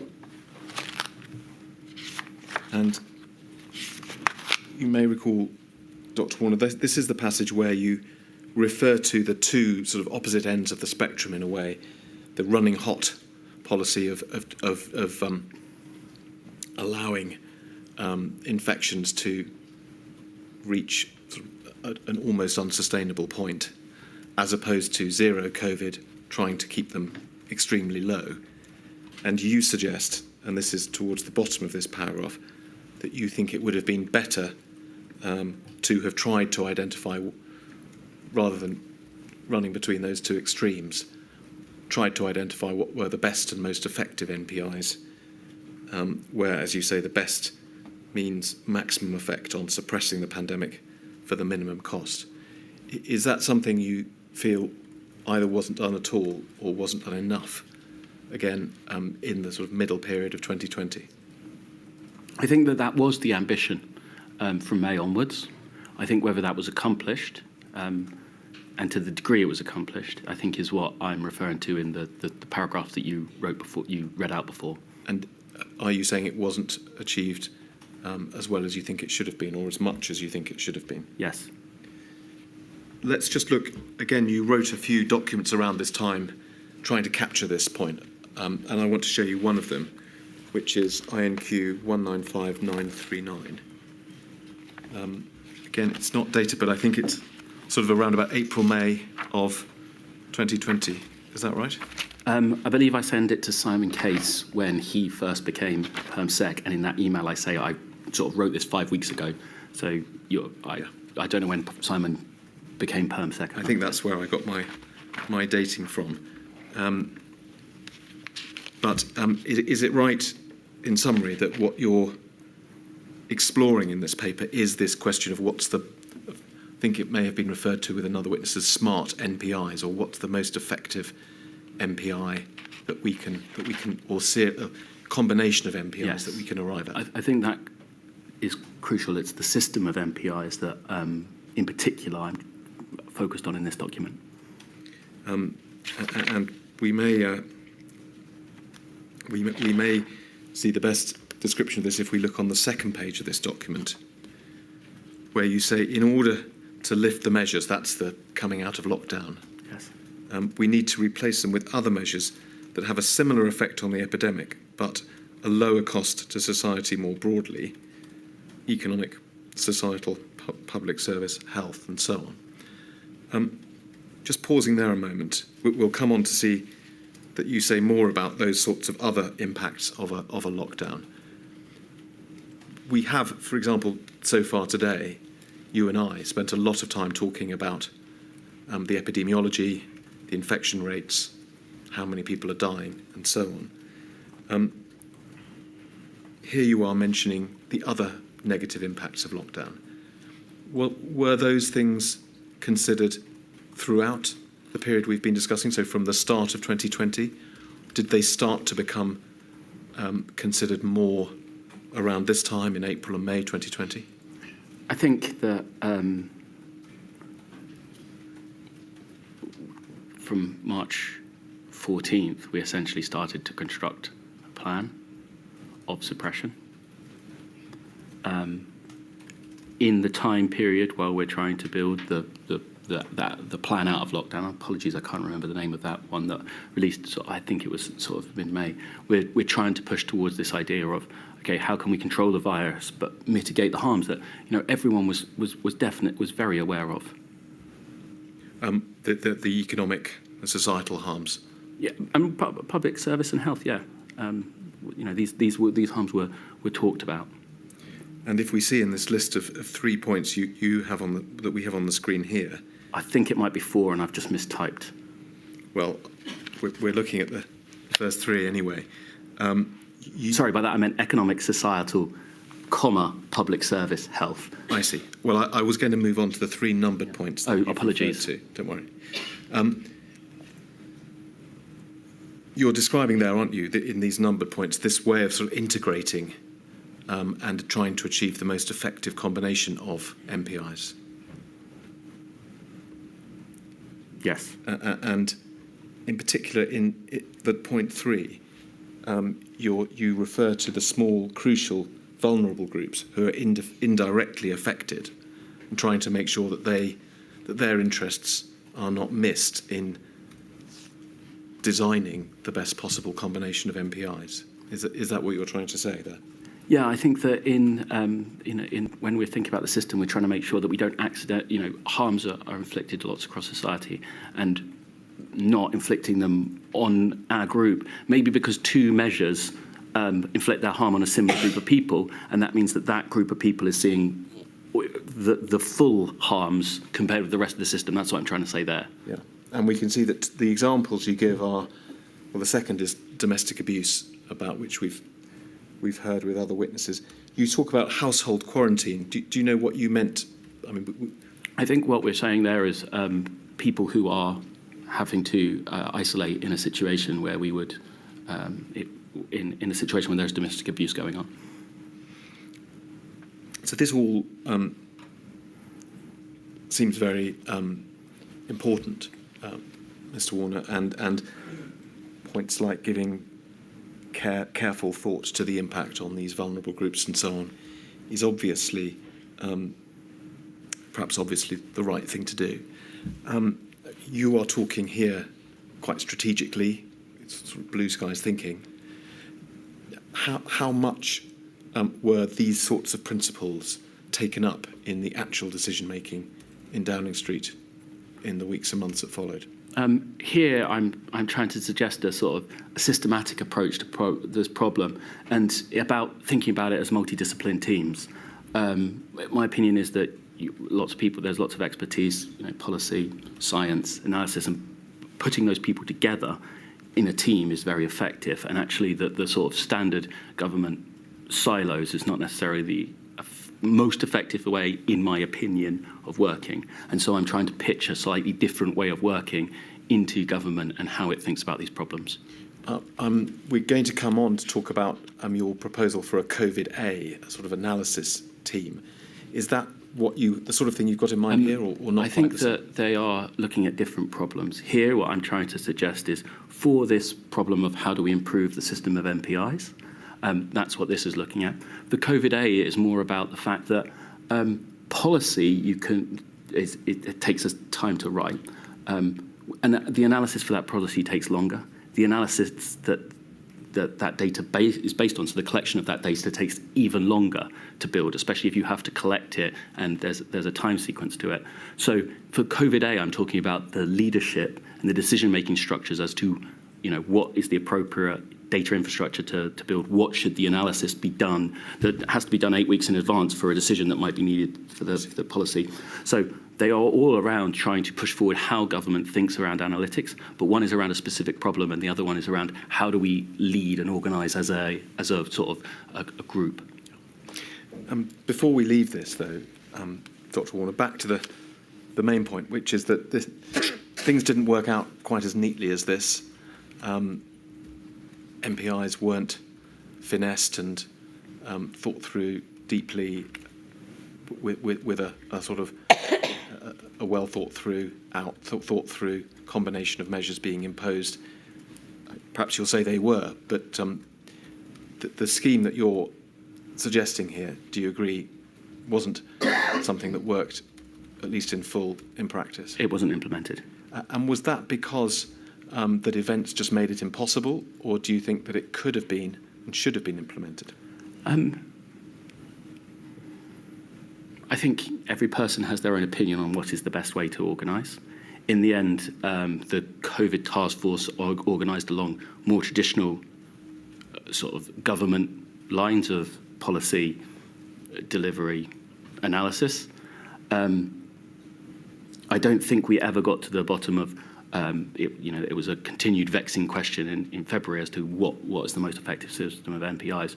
So I think that the system that we had in place didn't quite manage to do it. However, whether this would have accomplished, which is what is a very hard task, I think I can't speak to whether this system would have worked. No.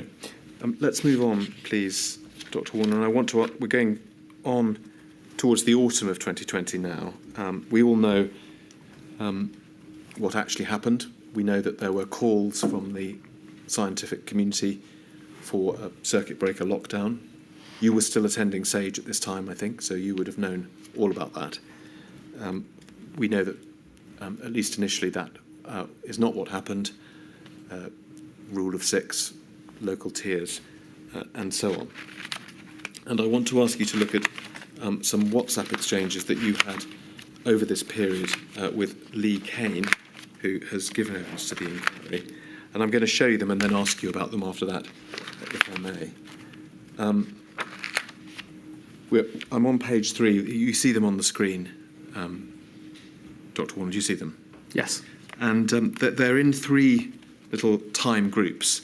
So I'll take you through them each and then ask you about them all together, if I may. So starting about 4 or 5 lines down from the top, on the 18th of September, do you see that? You saying, I feel like you and I walked out of COVID in June, walked back in today, and literally nothing has changed. Lee Kane says he agrees. and you say mad. So there's an exchange in the middle of September. Moving forward almost a month into October, the 12th of October, Lee Kane says, we're so fucked. Lee Kane says, why are we not acting in London and urban areas now? Same errors as March. You say, agreed. Feel like we are where we knew we would be 3 or 4 weeks ago. Lee Kane says, should have done a circuit breaker and still should. Half term might be too late. London will soon be out of control. And then if we can go down 2 or 3 more lines, another fortnight or so to the 30th of October, you say, I feel like we've accidentally invented a time machine. Lee Kane says, oh, mate, and then I can't take this insanity. Now, so over a period of a month or a month and a half, 3 short exchanges, you'll see they have similarities. You both seem to be saying and agreeing, perhaps, that not enough lessons have been learnt from experiences earlier in the year, perhaps that lockdowns should have been ordered earlier. Can you tell us, if necessary, looking at the 3 exchanges in turn, but what you thought around this time and whether these exchanges reflect your thinking or not?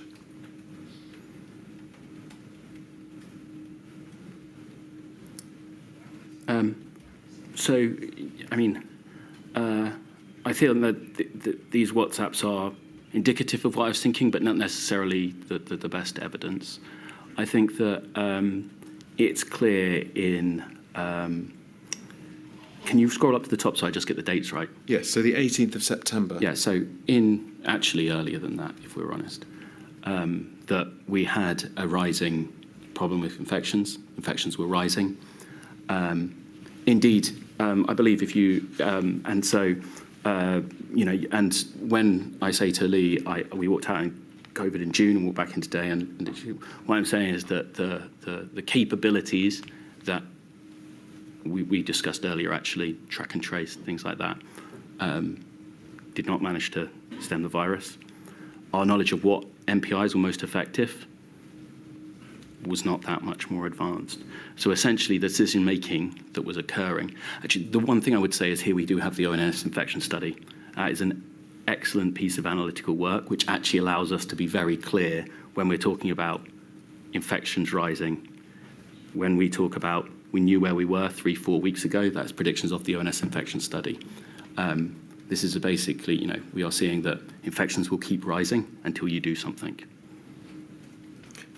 So expand on that a little, but was it really therefore your view that the best use hadn't been made of the time from, say, April, May through to the autumn? I detailed, sort of in my witness statement, some of the things on that period and some of the things that I think we could have brought in better, some of the ways we could improve the analytics. Yeah.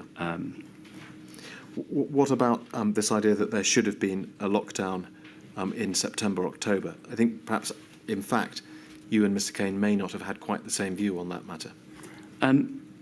I think I refer to this in my witness statement.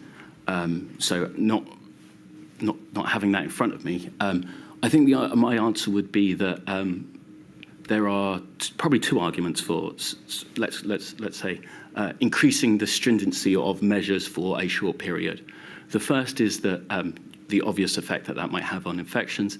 The other is that maybe that increases public awareness, maybe moves people behaviour towards behaviour you want, maybe more people work from home, etc. My opinion at that time was that infections would continue to rise unless we brought in more stringent measures. So I believe that I was of the opinion that actually it was about bringing in measures that we felt we could hold for the whole of winter because they would be necessary, not necessarily bringing in stringent measures and then going back to as we were today. So I think that was my opinion at that time. Yeah. You do describe in your witness statement that when the time came for, in the end, Boris Johnson imposing the second lockdown at the very end of October, you actually thought that a more extensive, a longer lockdown should have been ordered than was in fact ordered. I believe what happened was at the end of the meeting that I refer to in my witness statement, I actually argued both sides of the lockdown, both a pro-lockdown argument and an anti-lockdown argument. Go on. I think that in November, if you have a 4-week lockdown, I believe, rule of thumb, 1 week of lockdown, 2 weeks of lockdown moves you back let's say 1 week. So you moves you back 4 weeks. So let's just say that if you lock down in November, you end up at the end of September.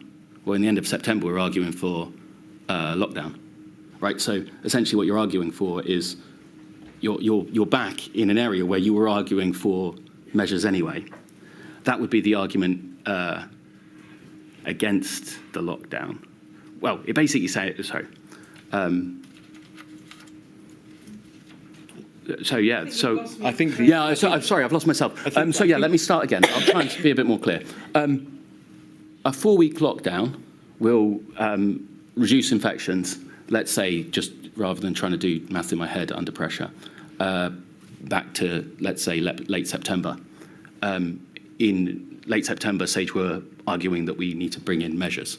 Therefore, actually, that's an argument that a 4-week longer lockdown is not long enough to... Inadequate. Yeah, exactly. Now, obviously, lockdowns bring with them tremendous harms. Therefore, if you think the lockdown, as to use your words, was inadequate, is that an argument for actually maybe the lockdown, the harms of lockdowns are more? So it isn't to say that I thought that the lockdown was the wrong thing to do. As I say in my decision making in my document, I think it's done. I think that these are complicated, hard decisions where there is uncertainty on how people behave, what will actually happen with how how much infections will drop, etc. Yeah.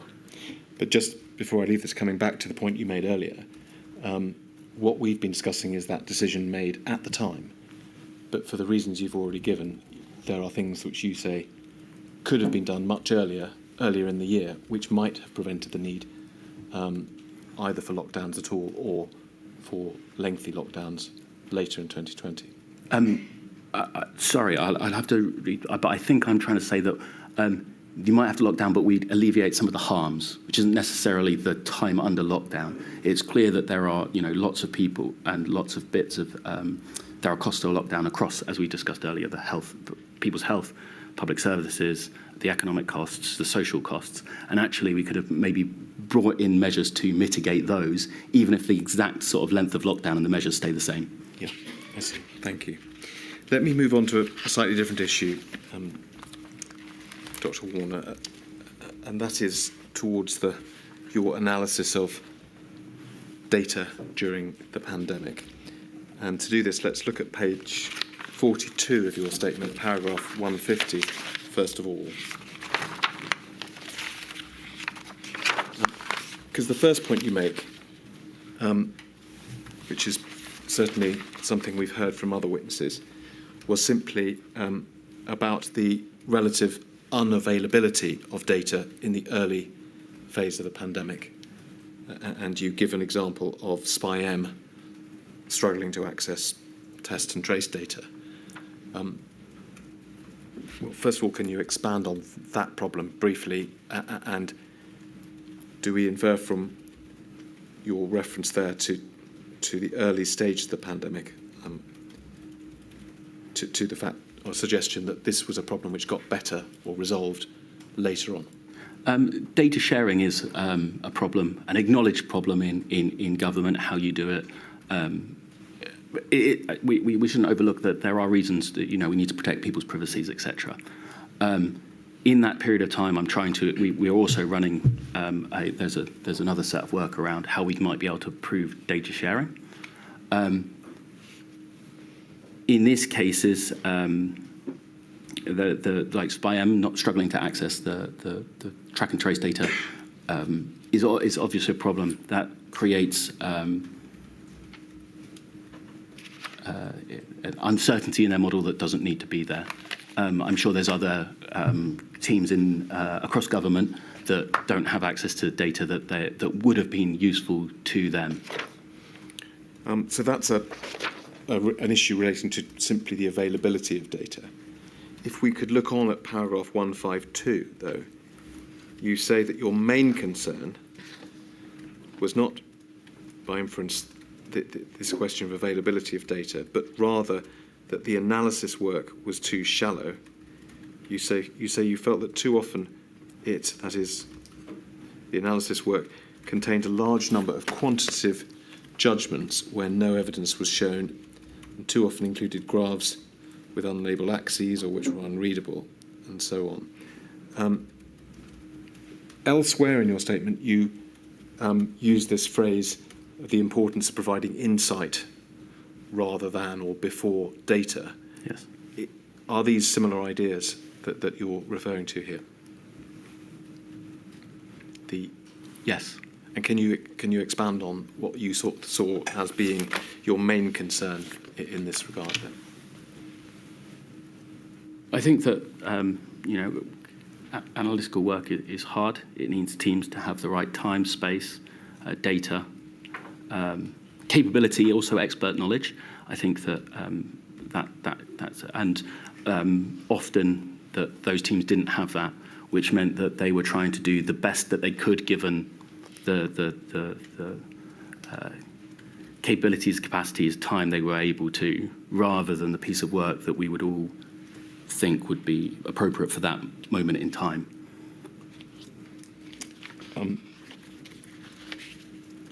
On a similar theme, Helen McNamara, when she gave evidence, talked about an overemphasis on what she described as countable things. I know you've looked at that paragraph of her witness statement, and the problem being that other issues, things like domestic abuse or even things like older people being isolated, because they didn't sort of register on the figures, were overlooked. Is that a similar issue, do you think, to your critique about insight rather than data?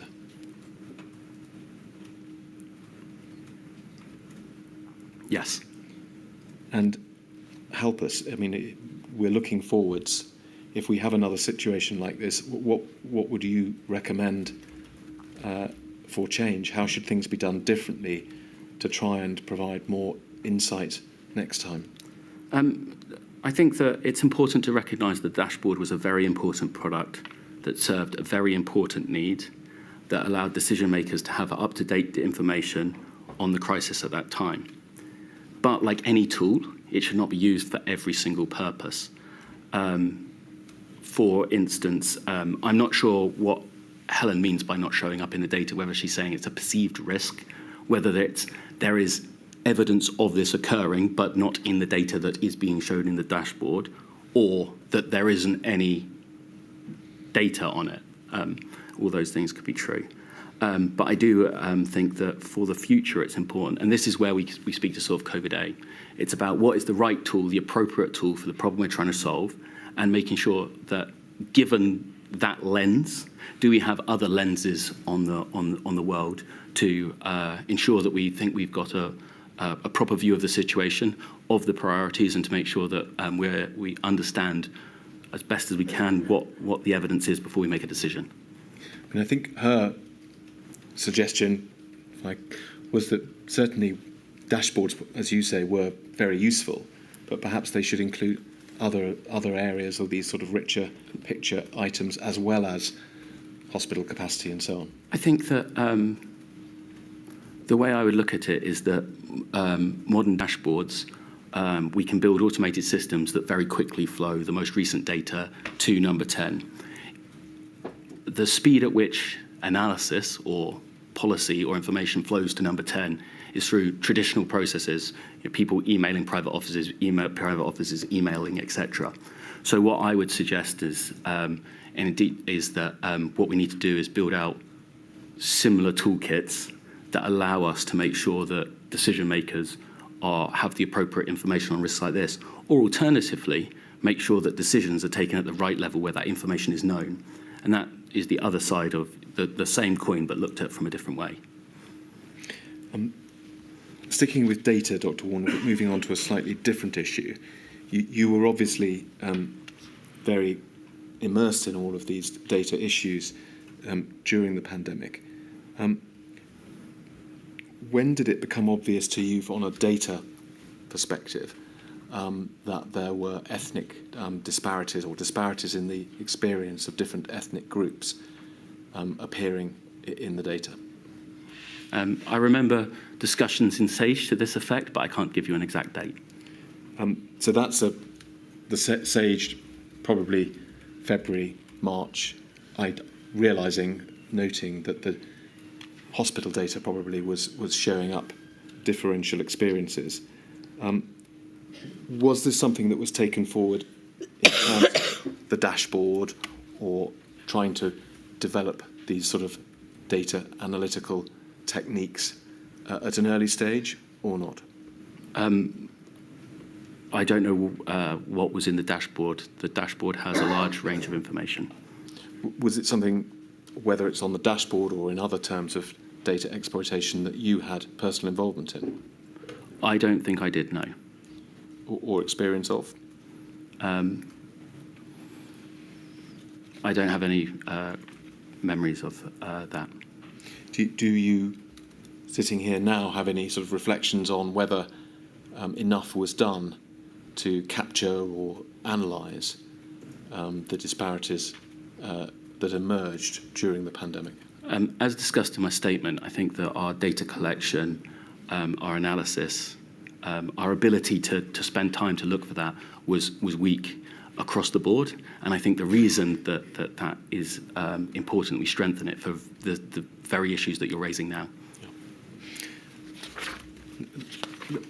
Let me move on to another issue, and that's economic advice and modelling. For these purposes, can we go to page 79 of your statement, please?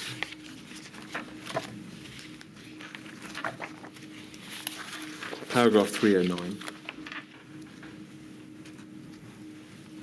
You say that you felt the biggest absence throughout the pandemic was the lack of economic modelling in decision-making.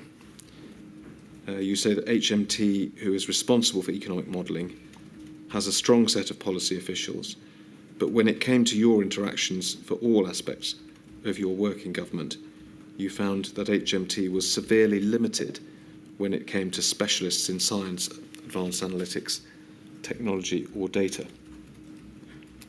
Now, in June 2020, you chaired a seminar at Number 10 touching on these issues. I think it was called The Economics of Lockdown. I'm going to take you to an email about it in a moment, but, well, let's look at the email and then I'll ask you the question. It's 235261, please.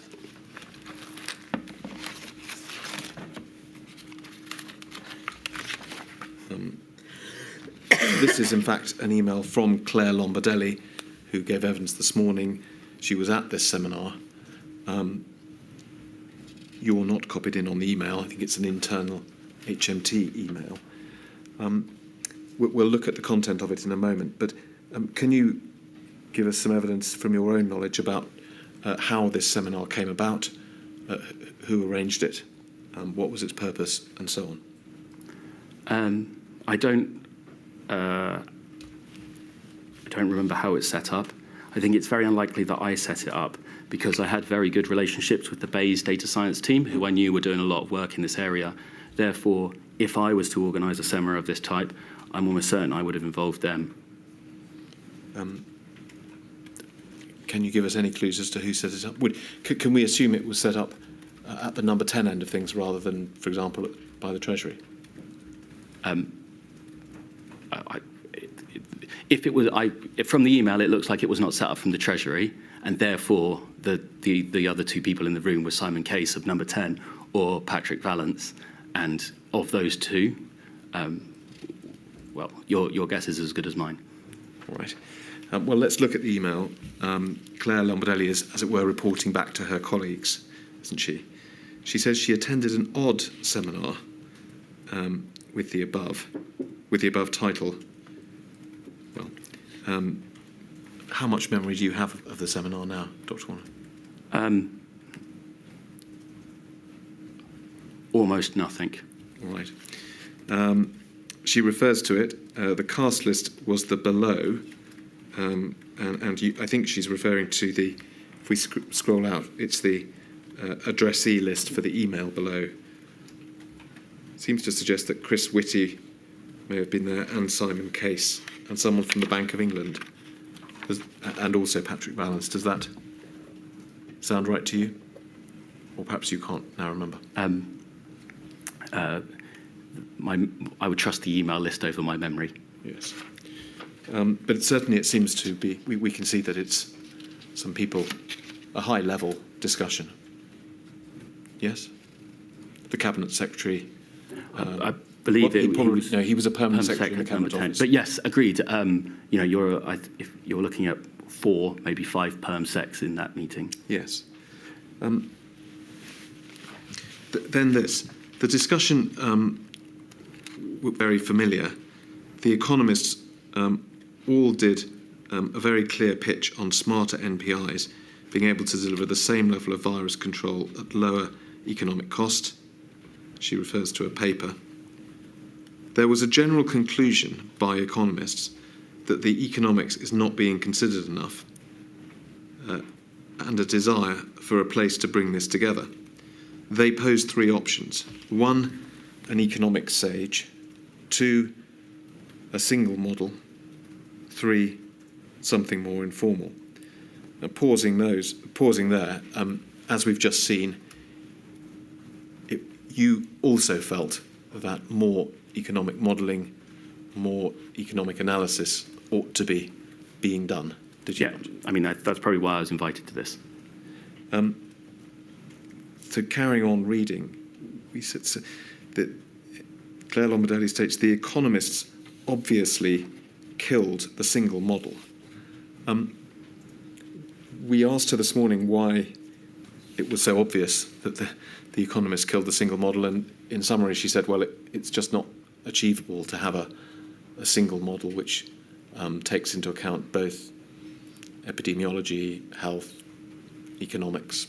I believe that there is one. Well, I believe that that there is I think it's called Open ABM, that I believe Goldman Sachs helped build. We've also heard, Dr. Warner, from someone called Professor Keeling at Warwick, that during the pandemic he started and did produce a model which addressed both epidemiological factors and at least some economic factors. But does it seem obvious to you that the idea of a single model is hopeless? I think that it's important to recognise that forecasting the economy is incredibly difficult. Forecasting an epidemic is incredibly difficult. Although it might seem hard, given the costs of lockdown, I think it's worth at least a good try, especially given that there did seem to be groups out there who were trying it.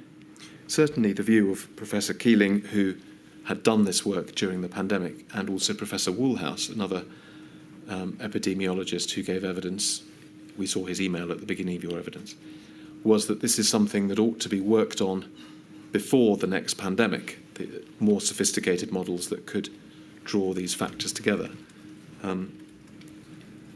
You're not telling us that that's a fool's errand. I think that it's important that we don't think that the next crisis will be exactly the same. In my opinion, that upgrading the capability within government to be able to build out models of this type, to be able to engage intelligently with academics, bring people in, and bring the most of our quantitative, the possibilities using quantitative modellings to bear on the problem is crucially important. But I would look at this not as we should be building our model, more we should be building the people and the structures and the capability to be able to do that for any future crisis. Yes, well, that's a useful caveat, but I think it's actually not far from what Professor Keeling and Professor Woolhouse were saying, because as you say, there's no point in building the precise model you would have used last time now, but you want to be able to have that capability swiftly if another pandemic hits. Dr. Warner, can I ask a question? Sorry to interrupt. Looking at, if we could scroll down to the passage which says there were some useful tidbits, CBI have data. Just highlight that passage. Am I being simplistic in this approach? You see the reference to hospitality, 20 to 30% operable at 2 metres, 60 to 70% at 1 metre. Can you find that? Yes. Most in the sector need 70 to 80% capacity to be viable. Yes. Now, as a simple soul, I'd think, right, okay, so if 70% of hospitality, if hospitality needs 70% capacity to be viable, and they can operate 60 to 70% at 1 metre, I would then want to know as a decision maker, what would be the impact of having a 1 metre rule rather than a 2 metre rule? Is that too simplistic? I often find with analytics, actually the most simple reading is actually the most sensible reading. And would that kind of data or analysis have been with the decision makers back at this time? I mean, no, I think that. So I think I agree with you. That is the reading. I don't know if that even that very simple information would have been with decision makers. But I also think it's important that 60 that says they have capacity to be viable. Well, actually, the other option is how can we increase their capacity? For instance, outdoor spaces. How would that have made a difference? So I think that is the level of analysis that we need to push to not just taking, given the current state, but what can we do to get to a better answer to mitigate the harms? And I think so. I would agree with you. And I don't know if this was made available to decision makers. Sorry to interrupt. Not at all, my lady. Coming back to just in fact the paragraph just above the one we were just looking at, Dr. Warner. We talked about the economists obviously killing the single model. Reading on, it says some liked the idea of an economic sage. It was agreed that Ben Warner would follow up with Ms. Lombardelli, Patrick Vallance, and others. 2 questions. First of all, did you like the idea of an economic sage? And secondly, did you follow up with those people about it? So, I mean, I think that. Yeah, I think I am of the opinion that the government doesn't make enough of their expertise that exists across the UK, whether it's in the academic sector or in the private sector. I think SAGE is a fantastic initiative, though science is the high watermark of government using the resources of the whole of the UK to bring to bear on a problem. So I think that obviously to me that economics similarly would be useful. The exact and precise method of doing that, to say whether it should be a SAGE-type structure or maybe having economics with a specialism working with departments. I'm not an expert on economics, so I won't be able to tell you exactly the right docking mechanism, but obviously having the very thoughtful people working with government is a good idea. One view, and this was a view expressed by Mr. Glassborow when he gave evidence, is we've got the Treasury. It's stuffed full of economics experts. This is what the Treasury does. It provides economic analysis and advice to government. So why would you need an economic sage? You'd just be duplicating things. What's your view about that? I think that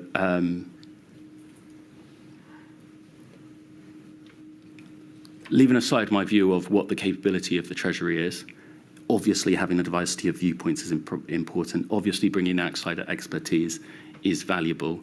I think there is to say that you know everything about such a complex problem as I don't think Stuart was saying this, by the way, but I think that obviously there is expertise to be had within our academics.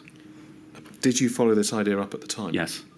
And what happened? So I believe the series of events is that Patrick Vallance suggested sectorial teams, and I believe Clare Lombardelli might have replied, saying, yes, that's a good idea.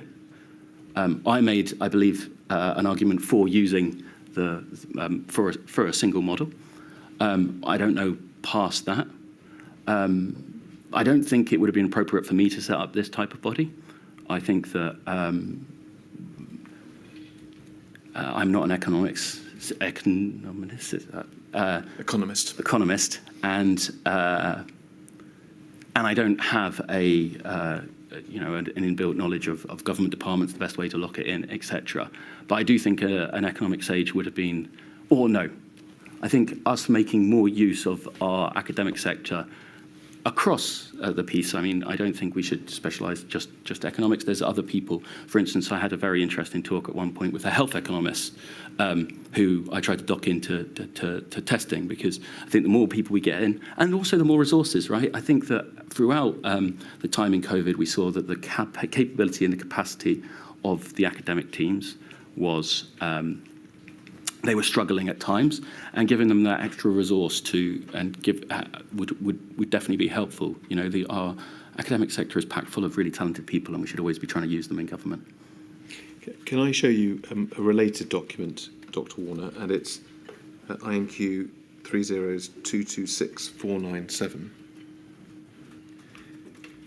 This is a recently published, it's April of this year, recently published report by the Institute for Government. We can see it's entitled The Treasury During COVID. Now, I'm going to take you to one or two passages in this, but perhaps before we do, it's important to understand, did you have some input into the research for this paper? Yeah, I believe that the team that wrote this paper talked to me before writing this document. All right. Well, I'm going to ask you about one or two passages in here, and when I do so, you can tell us whether the subject matter is something that you spoke to the team about. We don't want to have a sort of echo effect. It may just be that we can look at one passage. If we can go to page 6, please.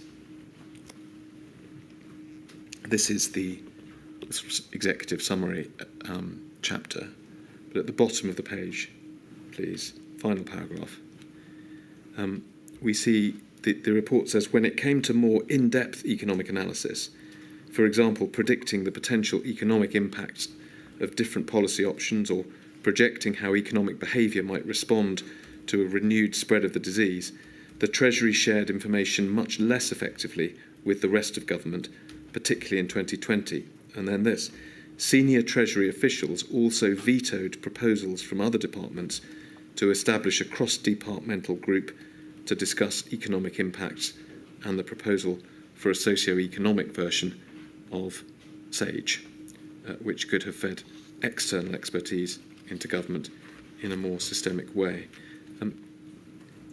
First of all, was this an area of their research that you spoke to the researchers about?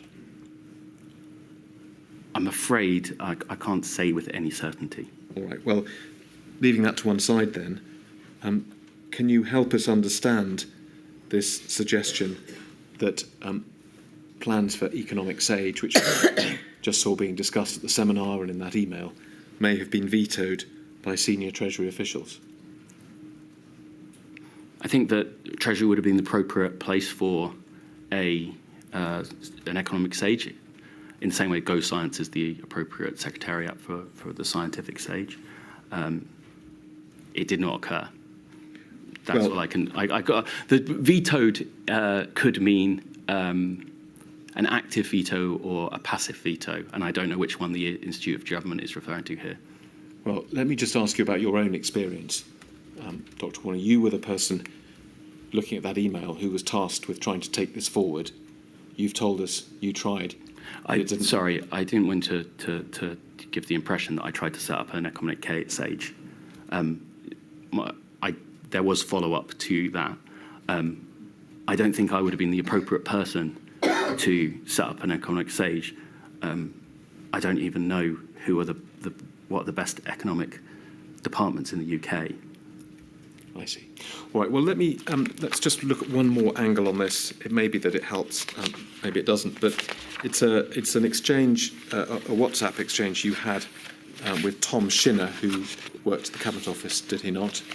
I believe Tom Shinner was brought into number 10 to help with the tracking of projects. Right, so a number 10 rather than the Cabinet Office. If we can look at 269187, please.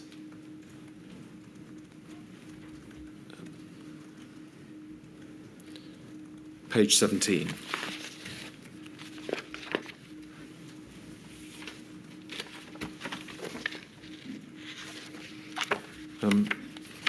So we note that this is, and it's towards the bottom of the page. Yes.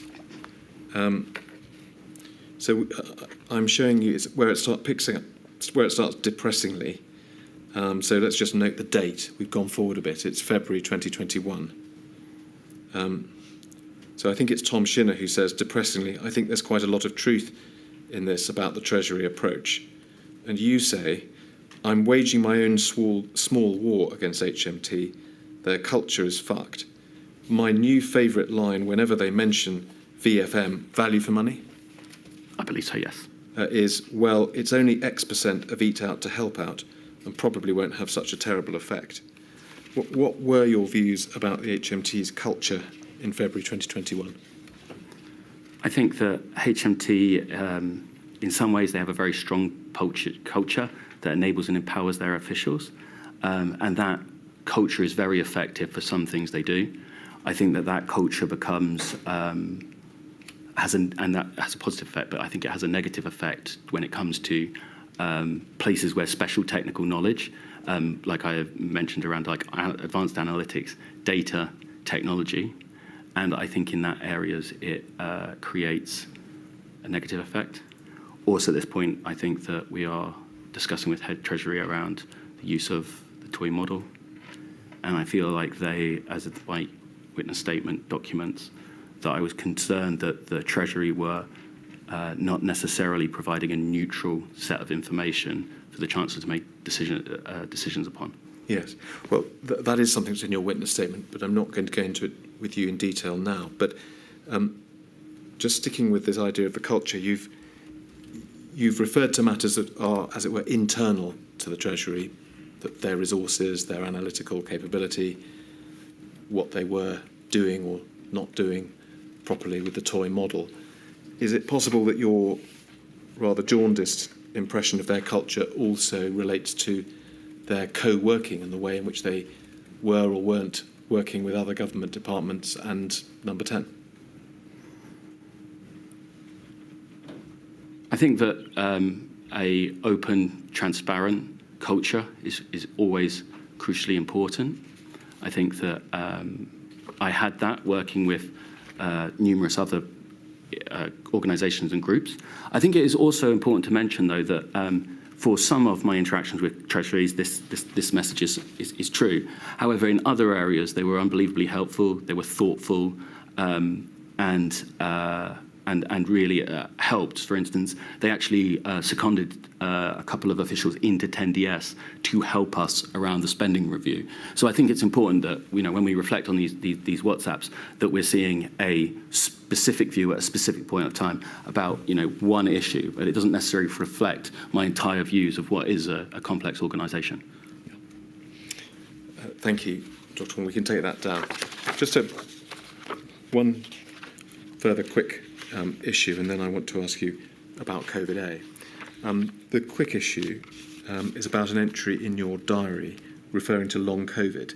So can we, sorry, I said diary, it's a notebook, another one of your notebooks. Can we go, please, to INQ 264429? And it's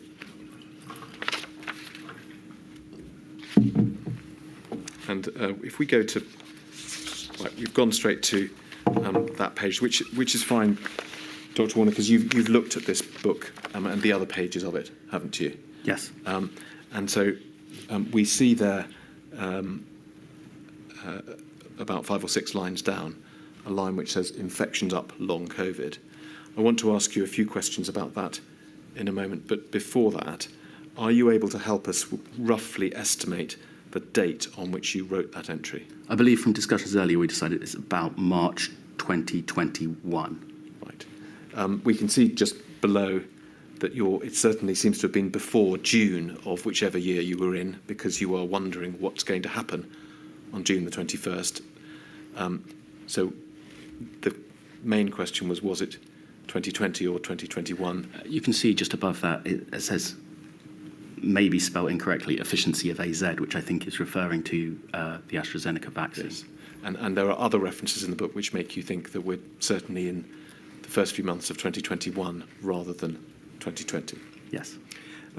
So with that in mind, here we have a reference to long COVID then in the spring or thereabouts of 2021. Can you help us with any more context or information about why you wrote that, what was in your mind, what considerations perhaps were being discussed at the time? I'm afraid that my recollection of this meeting, I don't know what meeting this is, I'm afraid, but it's clear that this time we did know about long COVID, and if infections increase, then even if we don't see deaths, then long COVID is obviously another thing to bear in mind. Right. All right. Well, I'll leave that there. And then finally, can we please go back to your witness statement and to paragraph 288 on page 75.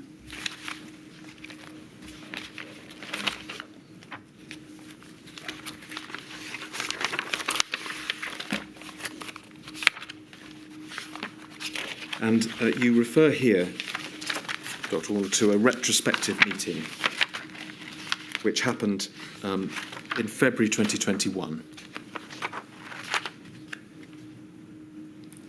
Yes. And we will remind ourselves that I think it was May 2021 that you left. Yes. Was that, as it were, a planned date? Did you know in February of that year that you were coming to the end of your time or not? I believe so at this point. Because what we'll see is that there was a meeting which I think you instigated, involving senior decision makers looking back over the last year or so and trying to understand what had gone well and what hadn't gone well. Yes. And I wonder whether that was partly because you knew you were coming to the end of your time, or maybe that's not the case. I think that I was always trying to improve how we could improve analytics, improve data. I think that it's important to realise that these are, there's a lot of people doing different things, some of which fall within the government, some don't, ONS, and how we can enable and empower the teams is always important. I actually did a similar lessons learned exercise in September to try and make sure we understand, making sure we're listening to those teams so that when we're talking from the centre, we're actually talking about the problems they have, not the problems that we believe they have. Yeah. But this was, as we've said, a little bit further on in February, yes. Hosted, as we see here, by Simon Case. And if we look at paragraph 290, we see the list of attendees: Patrick Vallance, Chris Whitty, Clare Gardner, Susan Hopkins, Clare Lombardelli from the Treasury, Ian Diamond. So a group of senior individuals from different government departments. Yes, I would say the senior analytical leadership of our COVID response.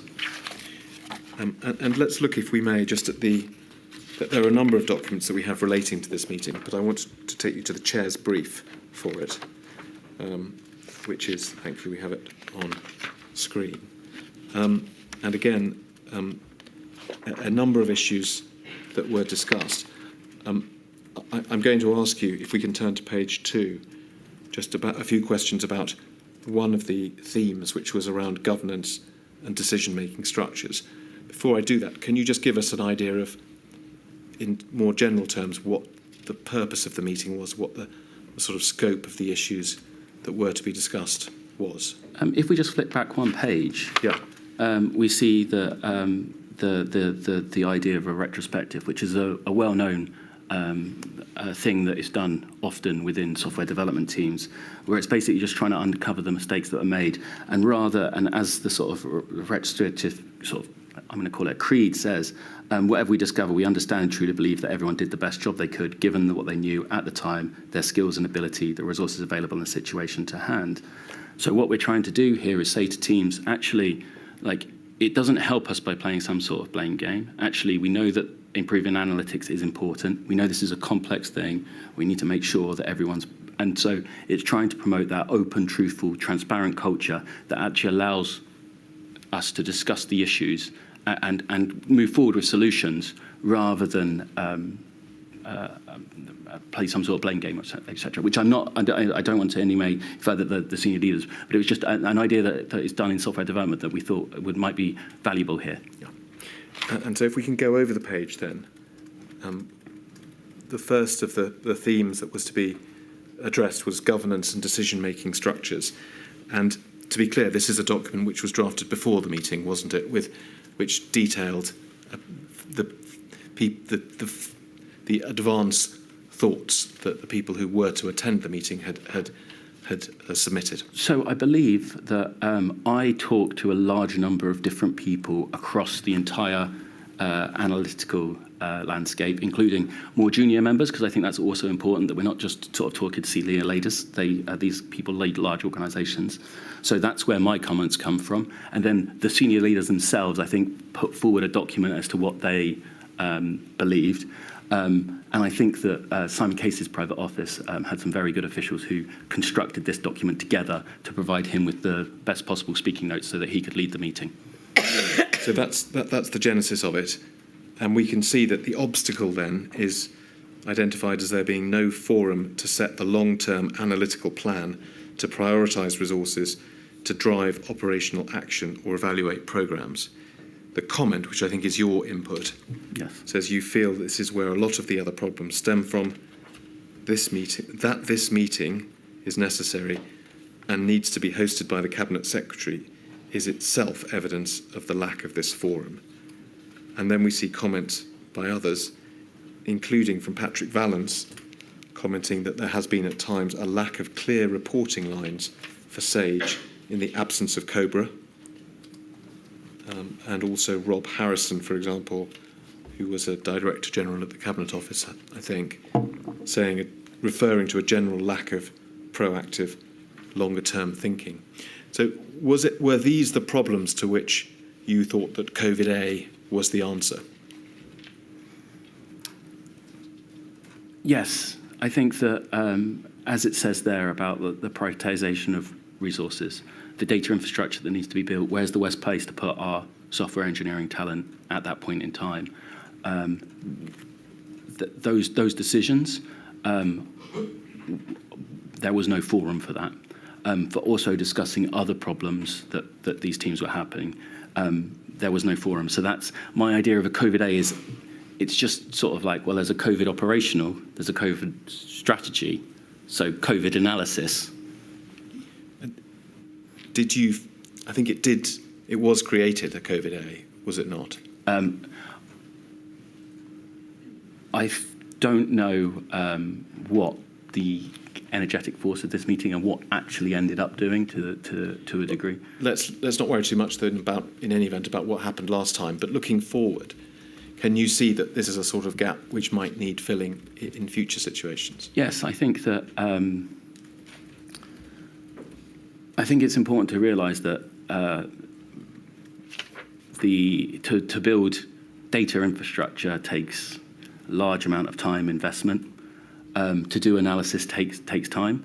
Therefore, you need some body that's saying, okay, given the amount of resources we have, we need to focus on this problem, or to be able to move in the right set of talent for the period in time. For instance, if you need, at a certain point, you might need data engineers to onboard the data, but then you might need to bring more data scientists in, and you might be able to remove those data engineers to another problem. So that ability to flexibly bring in your talent to focus on the priorities at the moment, given with a long-term vision in mind, I think that senior analytical leadership and how that is done for these type of cross-government problems. Obviously, departments are doing this within their own sort of digital and data teams, for instance. But how do we do that for the cross-government problems, I think is what I'm talking about here. Yes. Dr. Warner, thank you very much. Those are all the questions I have for you. There will be just a few more questions for you. Ms. Mitchell?